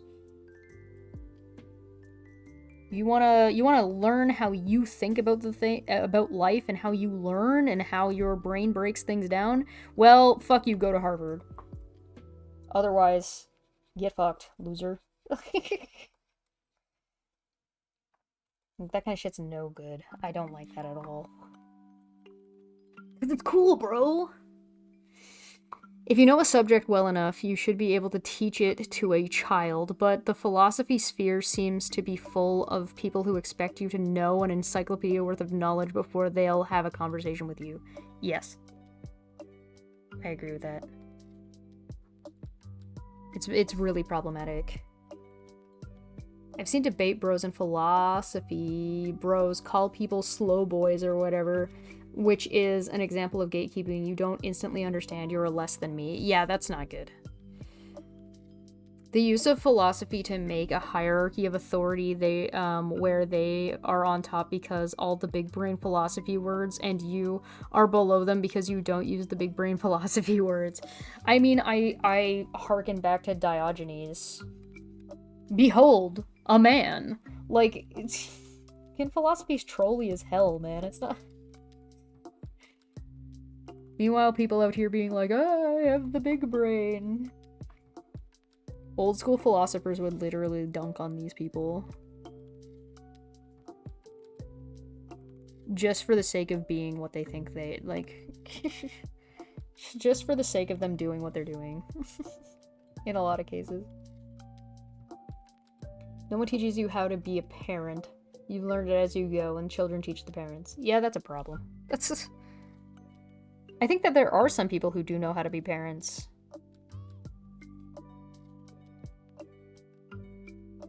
I think there are some people that are definitely better equipped and better parents than others, for sure. It's just there's a weird societal expectation about it. And that's a society thing. And that really also depends on where you live, too, because that's not the same everywhere.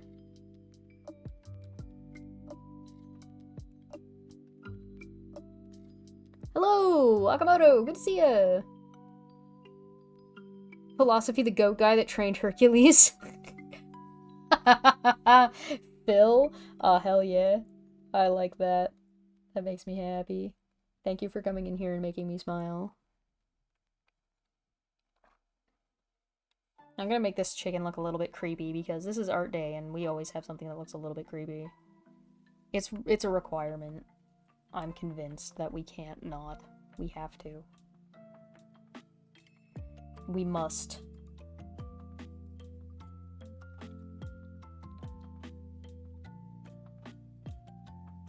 I'm much more comfortable in the world of, quote, this happens because of this set of mechanical processes governed by these set of universal rules. Oh, don't look at some things then.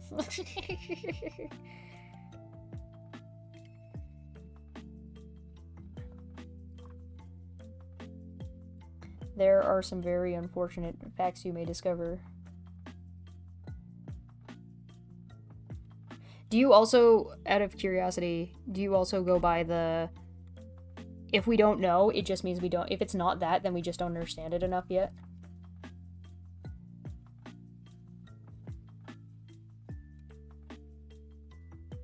Yeah, I figured as much, yeah. Hey, that's fine. Hey, listen, part of the fun of the world is that you get to interpret it the way you want, in the way you choose. Because, like, it's not like... As long as you're not hurting anybody, I don't think anybody should really care.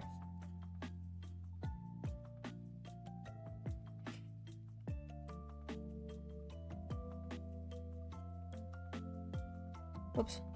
I'm just gonna use this, I don't care. I just need to get some of this color in here. There we go.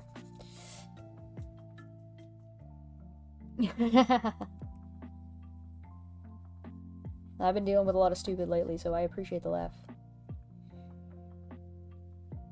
Do you like our Al's Toy Barn? I'm very happy with our Al's Toy Barn.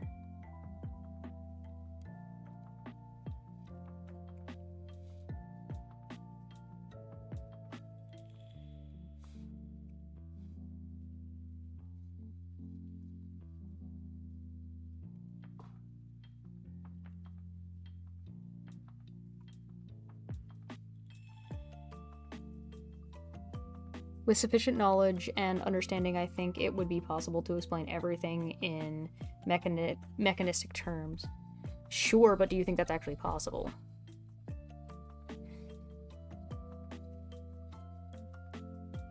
It's like, do you think that if you had, like, hypothetically, if you had enough processing power, you'd be able to read the future? Because everything's deterministic in that case. But you would need enough processing power to do so.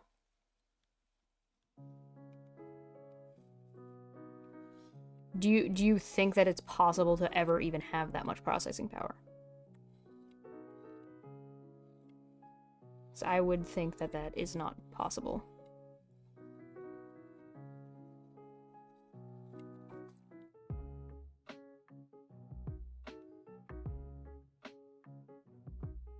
The reason I think that there's a good reason to say no, that it's not possible to have that much processing power, is because of, one, the amount of actual energy that it would take, and the amount of information is too high. That would be why. But that's just my thoughts on it. I think the world is deterministic. I think free will is just what we, because the variables are too high and the processing power needed to interpret these things is too vast and the amount of information is too great, that it may as well be free will is the best way to describe the experience, even if it's not 100% accurate.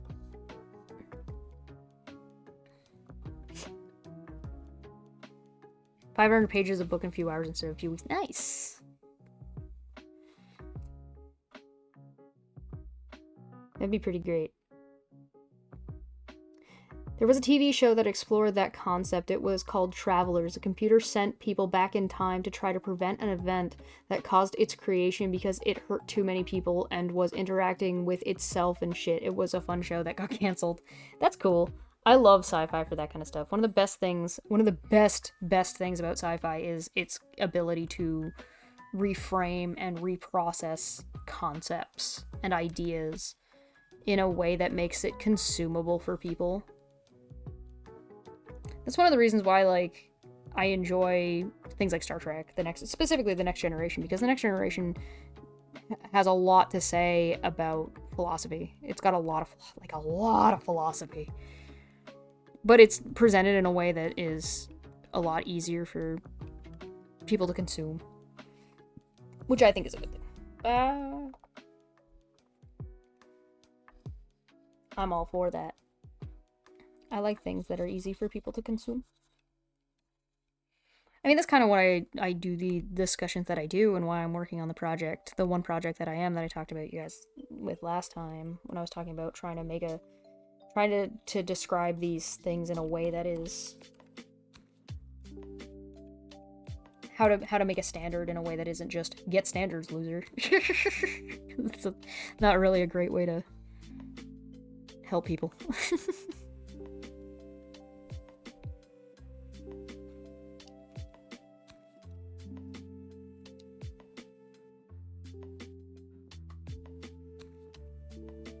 The difference between what is theoretically possible versus, like, there's all kinds of stuff with that, but, you know.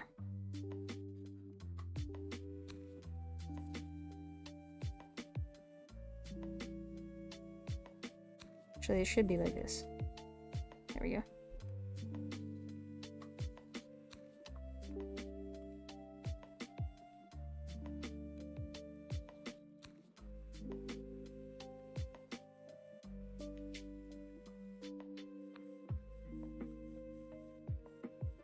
Never seen Star Trek? Any of them?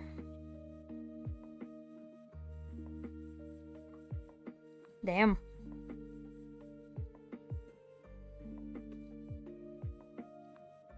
I know people don't really like the first season of Star Trek because it's not very exciting, but I actually really enjoy the first season of The Next Generation. I like it. What is a man is literally a whole episode. There's a whole episode about what counts as what is a man. It's great. It's an episode with Data and Riker, where Riker has to argue that Data isn't a real person, and so he doesn't count.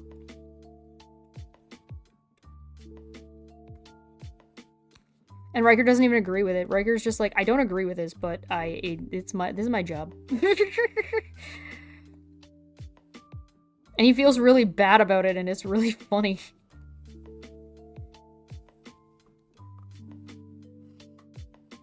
I've seen episodes, but I never sat down to watch any of them. Yeah, that's fair enough.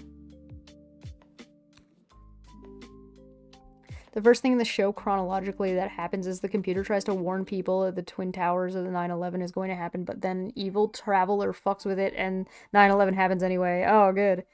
Star Trek... TOS. Which one is TOS? Had its fair share of... Yes.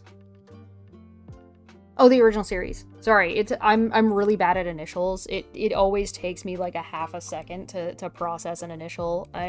Yeah. Sorry. I'm really bad at that. That is one thing that I've struggled with my whole life. I'm really bad at initials. Buried under... I do like that. Yes, it was absolutely buried under Kirk's shenanigans. It's also a really nice way to put it. Kirk being a fucking horn dog. Kirk being the absolute clown that he is.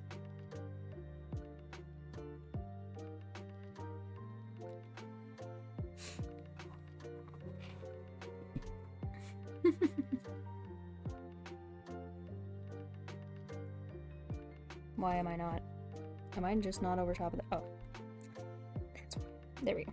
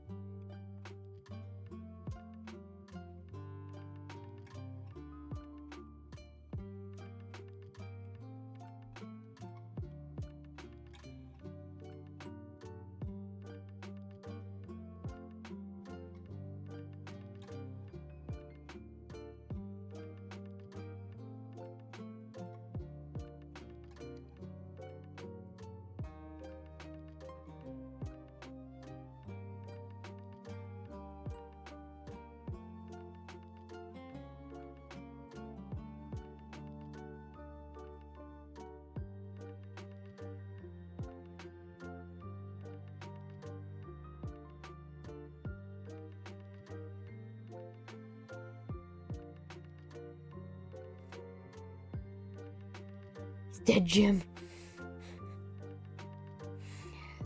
Have you ever even heard of the Prime Directive? There's so many, like, what even is the Prime Directive? Like, Christ. Kirk is such like a I do what I want. Fuck you kind of guy. It's insane sometimes. I'm just, you know what? Fuck that. I'm just gonna move this up.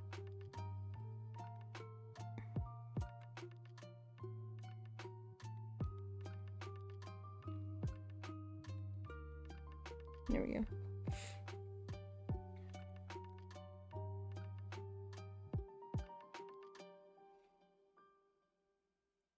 I mean, I also think that the original series did a lot for television. But, you know.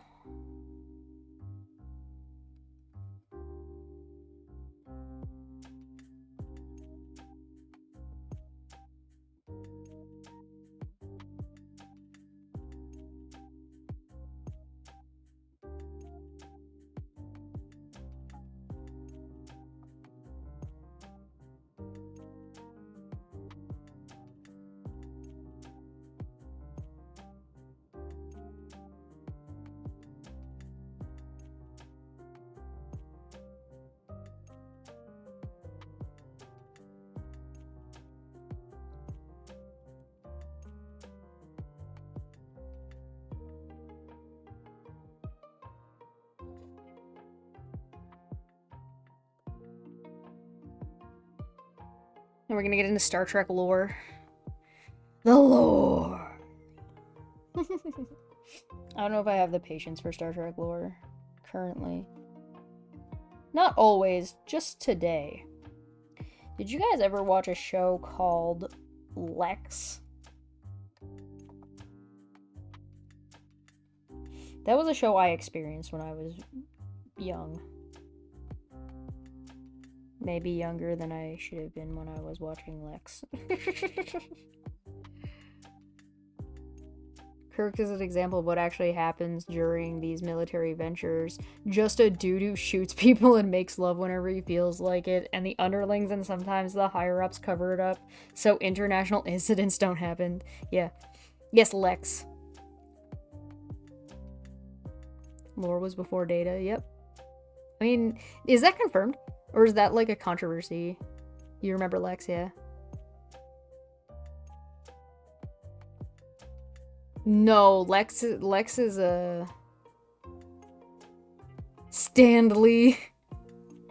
Yes. Okay, some people know it. Thank you. Thank you for validating me. Appreciate it.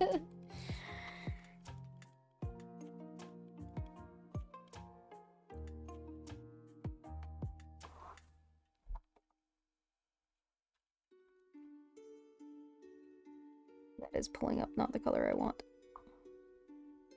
There we go.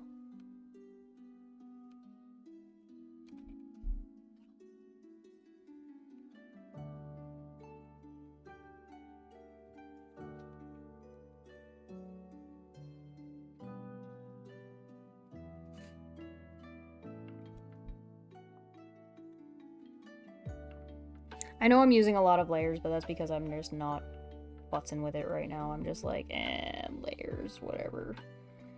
Layers, whatever. More layers, because I say so.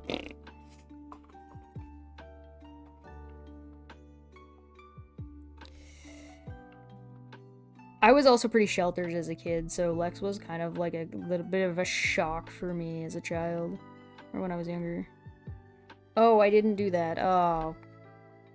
Me. Ugh. Alright. I might need to take a break.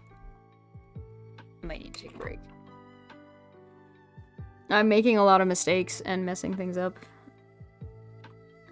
It might be time to take a break. Lex was horny. Yeah, it was. I think the main character was like a sex robot, right? And then there was like that robot head that took on all of the a genetic. She wasn't a robot.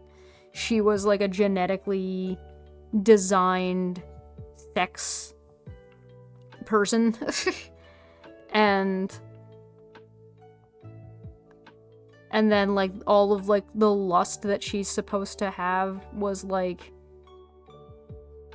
transferred into yeah, she's a lizard lady. Yeah, and all the lust she's supposed to have got like transferred into the robot head or something, and that's why the robot that's why the robot head is like a complete horn dog. But also like the reason why they put up with him is because he still has all of like the robot head has all of the information that they need still, and you know, guilt or whatever.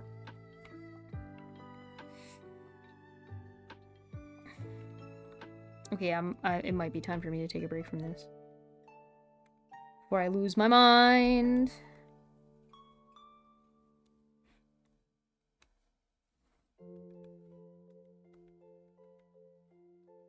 I was kind of hoping we could finish the background, but we got pretty close.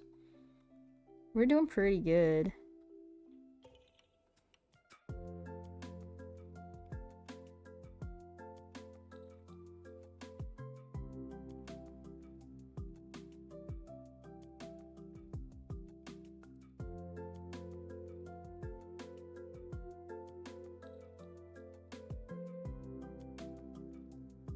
The only thing we haven't really finished here is the shopping cart. And like some finer details that I'm gonna have to come back to anyway.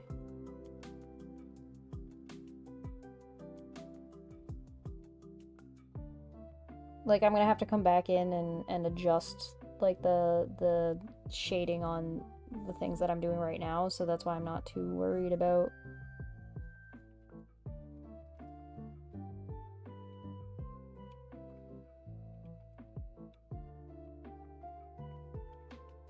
That's why I'm not trying that hard. You know what I mean? I'm just trying to get them in. The thing that's gonna be a pain in the ass is this shopping cart, man. This shopping cart's gonna be like gonna be the death of me, probably. Trying to paint a shopping cart is gonna be like the worst. Because it's gotta have like that metal look to it too, right? It can't just be like... It can't be solid. It's got... Oh, God. What time is it? I don't even know what time it is. What is real life? It's 3:30 in the morning. The shopping cart! It looks really good. Thank you. Actually, let's turn off the sketch. Where is the sketch?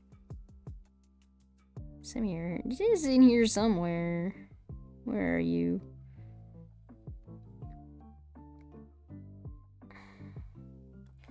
So here's our perspectives, by the way, the point perspective that we worked on for anybody who wasn't here during it.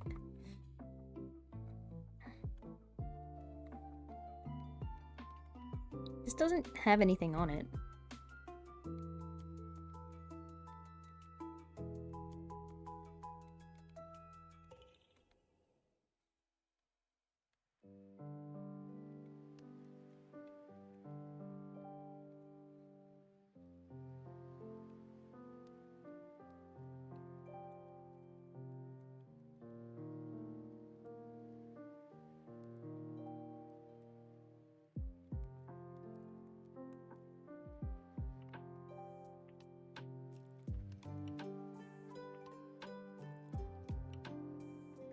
Oh, well, there's a shopping cart. Oh, that's the whole sketch. Okay. That's the sketch there. It's got the shopping cart. It's coming from... We haven't gotten clouds in the sky. We gotta write the Al's Toy Barn stuff. We gotta put in the shopping cart and add in,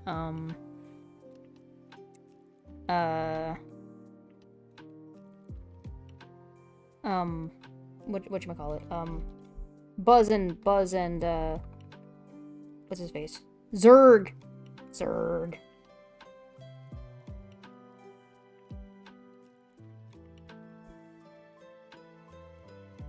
No, control Z. Why? What? Huh?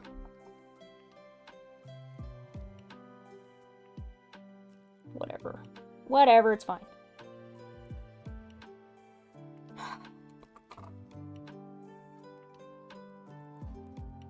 Al's Toy Barn. It's gonna be like this color.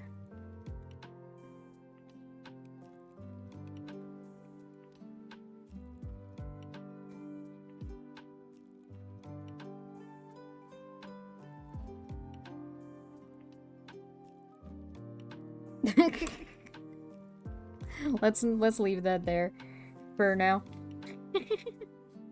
So now it's like a matter of like cleanup and adding the foreground. The background's now done at the very least. I think we've accomplished for the most part. Again, excluding like tidying. Something's wrong. That's wrong. That's wrong. Hold on. I need to do that. If I don't do that right now, I will forget. I 100% will forget. Where is this? Right here. This is incorrect. I'm just gonna put on a new layer. Whatever, it doesn't matter. This is wrong. This needs to be like this. This is all the underside, not the top. So this whole spot needs to be dark.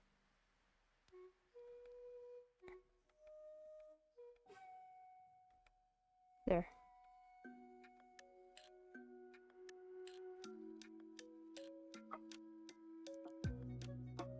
This is the underside of the part that's hanging over, right? So I was looking at it for before and I was like, this isn't right. Something's wrong with this.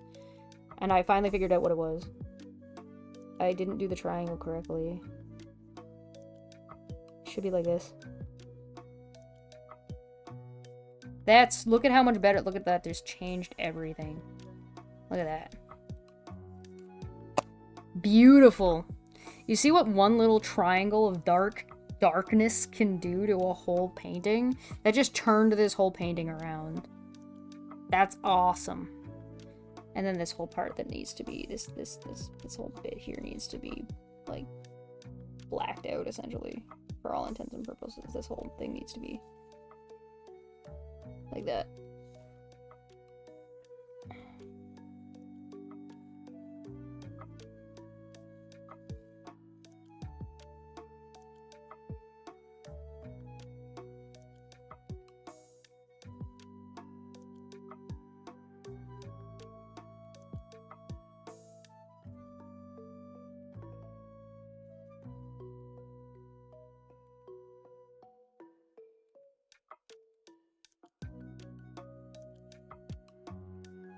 I could probably actually do one more.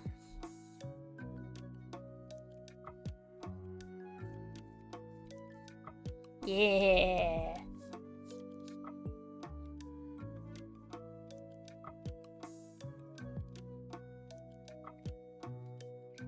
I've mostly just been working in flats too. So this is like starting to add some like color gradient. A little bit of like a little bit of that real dark. Nice. Some actual shadows going on. Hell yeah. But like this one here is only going to be really dark next to it, so we can probably actually take that one and do this.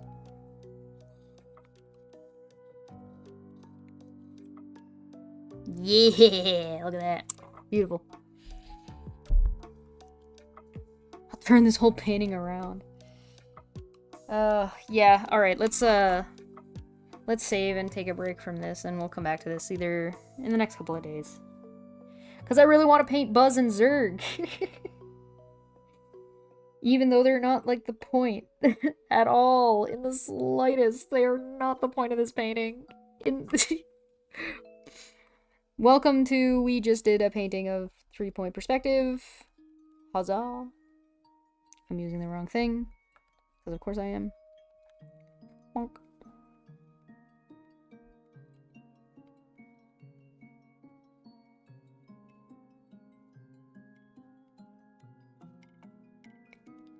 We can put an open sign, maybe? I think that'd be cool. I think an open sign would be fun.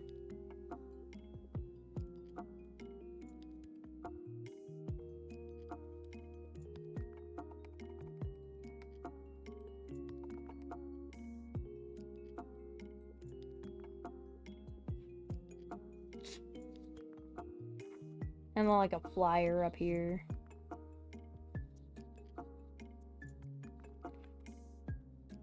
It might be cool to put like one of those racks here too. You know what I'm talking about? Like those racks that have like the what's on sale rack. You know what I mean? Like one of these.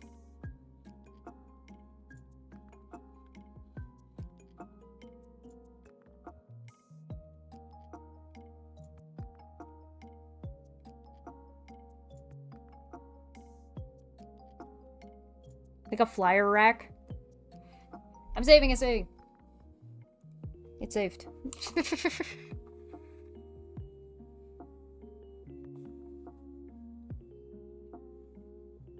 Budget toy rack. Yeah, something like that.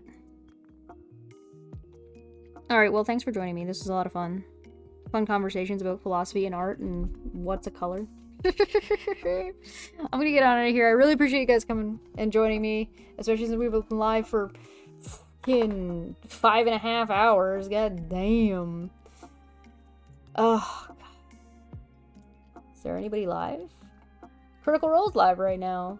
We can't raid Critical Role. That's illegal. Alright, well, I'm just gonna get out of here for now then. Think 19 more hours to go. Who will do the thing that's good for you. Thank you guys for taking care of me, because I don't take care of myself. Oh no, RNGD, no! Alright, we have to start again.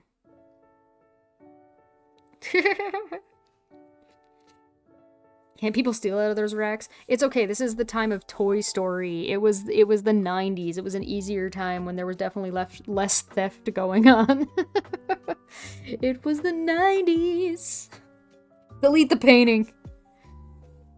I'm thinking about it. No, we're not done with it yet. We'll delete it when we're done with it. I will give Puck some love. I don't know if you heard him just grumping. He was just grumping a minute ago.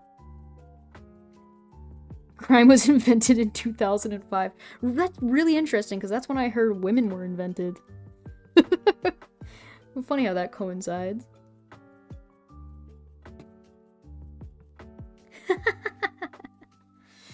Alright, thank you guys for joining me. I really, really appreciate it. This has been a lot of fun. I hope you guys enjoyed, and I hope for anybody who watches this when they go to help them go to sleep, I hope I was able to do that and didn't yell and laugh my ass off too much. This will make it onto YouTube later, so feel free to go find us over there. It'll be for members only for the time being. It'll eventually make its way into the public, I'm sure. But for now, they're going for members only. Thank you so much. I'll be back tomorrow with Dumbfuck Friday with Mania. Boop. And more Puck, who's whining at me. Yes, I understand. I'm finishing off He knows that I'm ending the stream. And usually when I end streams, we go for walks.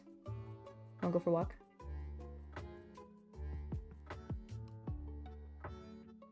Oh! Alright, there he goes. Alright, I'm gonna... The Puck's excited too. We got Dumbfic Friday tomorrow, so thank you so much for joining us. And then we have Microbrews starting next week. Seamus is going to be joining us, so make sure you join us on YouTube. But Dumbfic Friday will also be on Twitch as well, so we will see you tomorrow. I'll make sure, Athens. Thanks. I will boot Puck. Have a good night, everybody. Thank you so much. And I'll see you guys next time. Bye bye.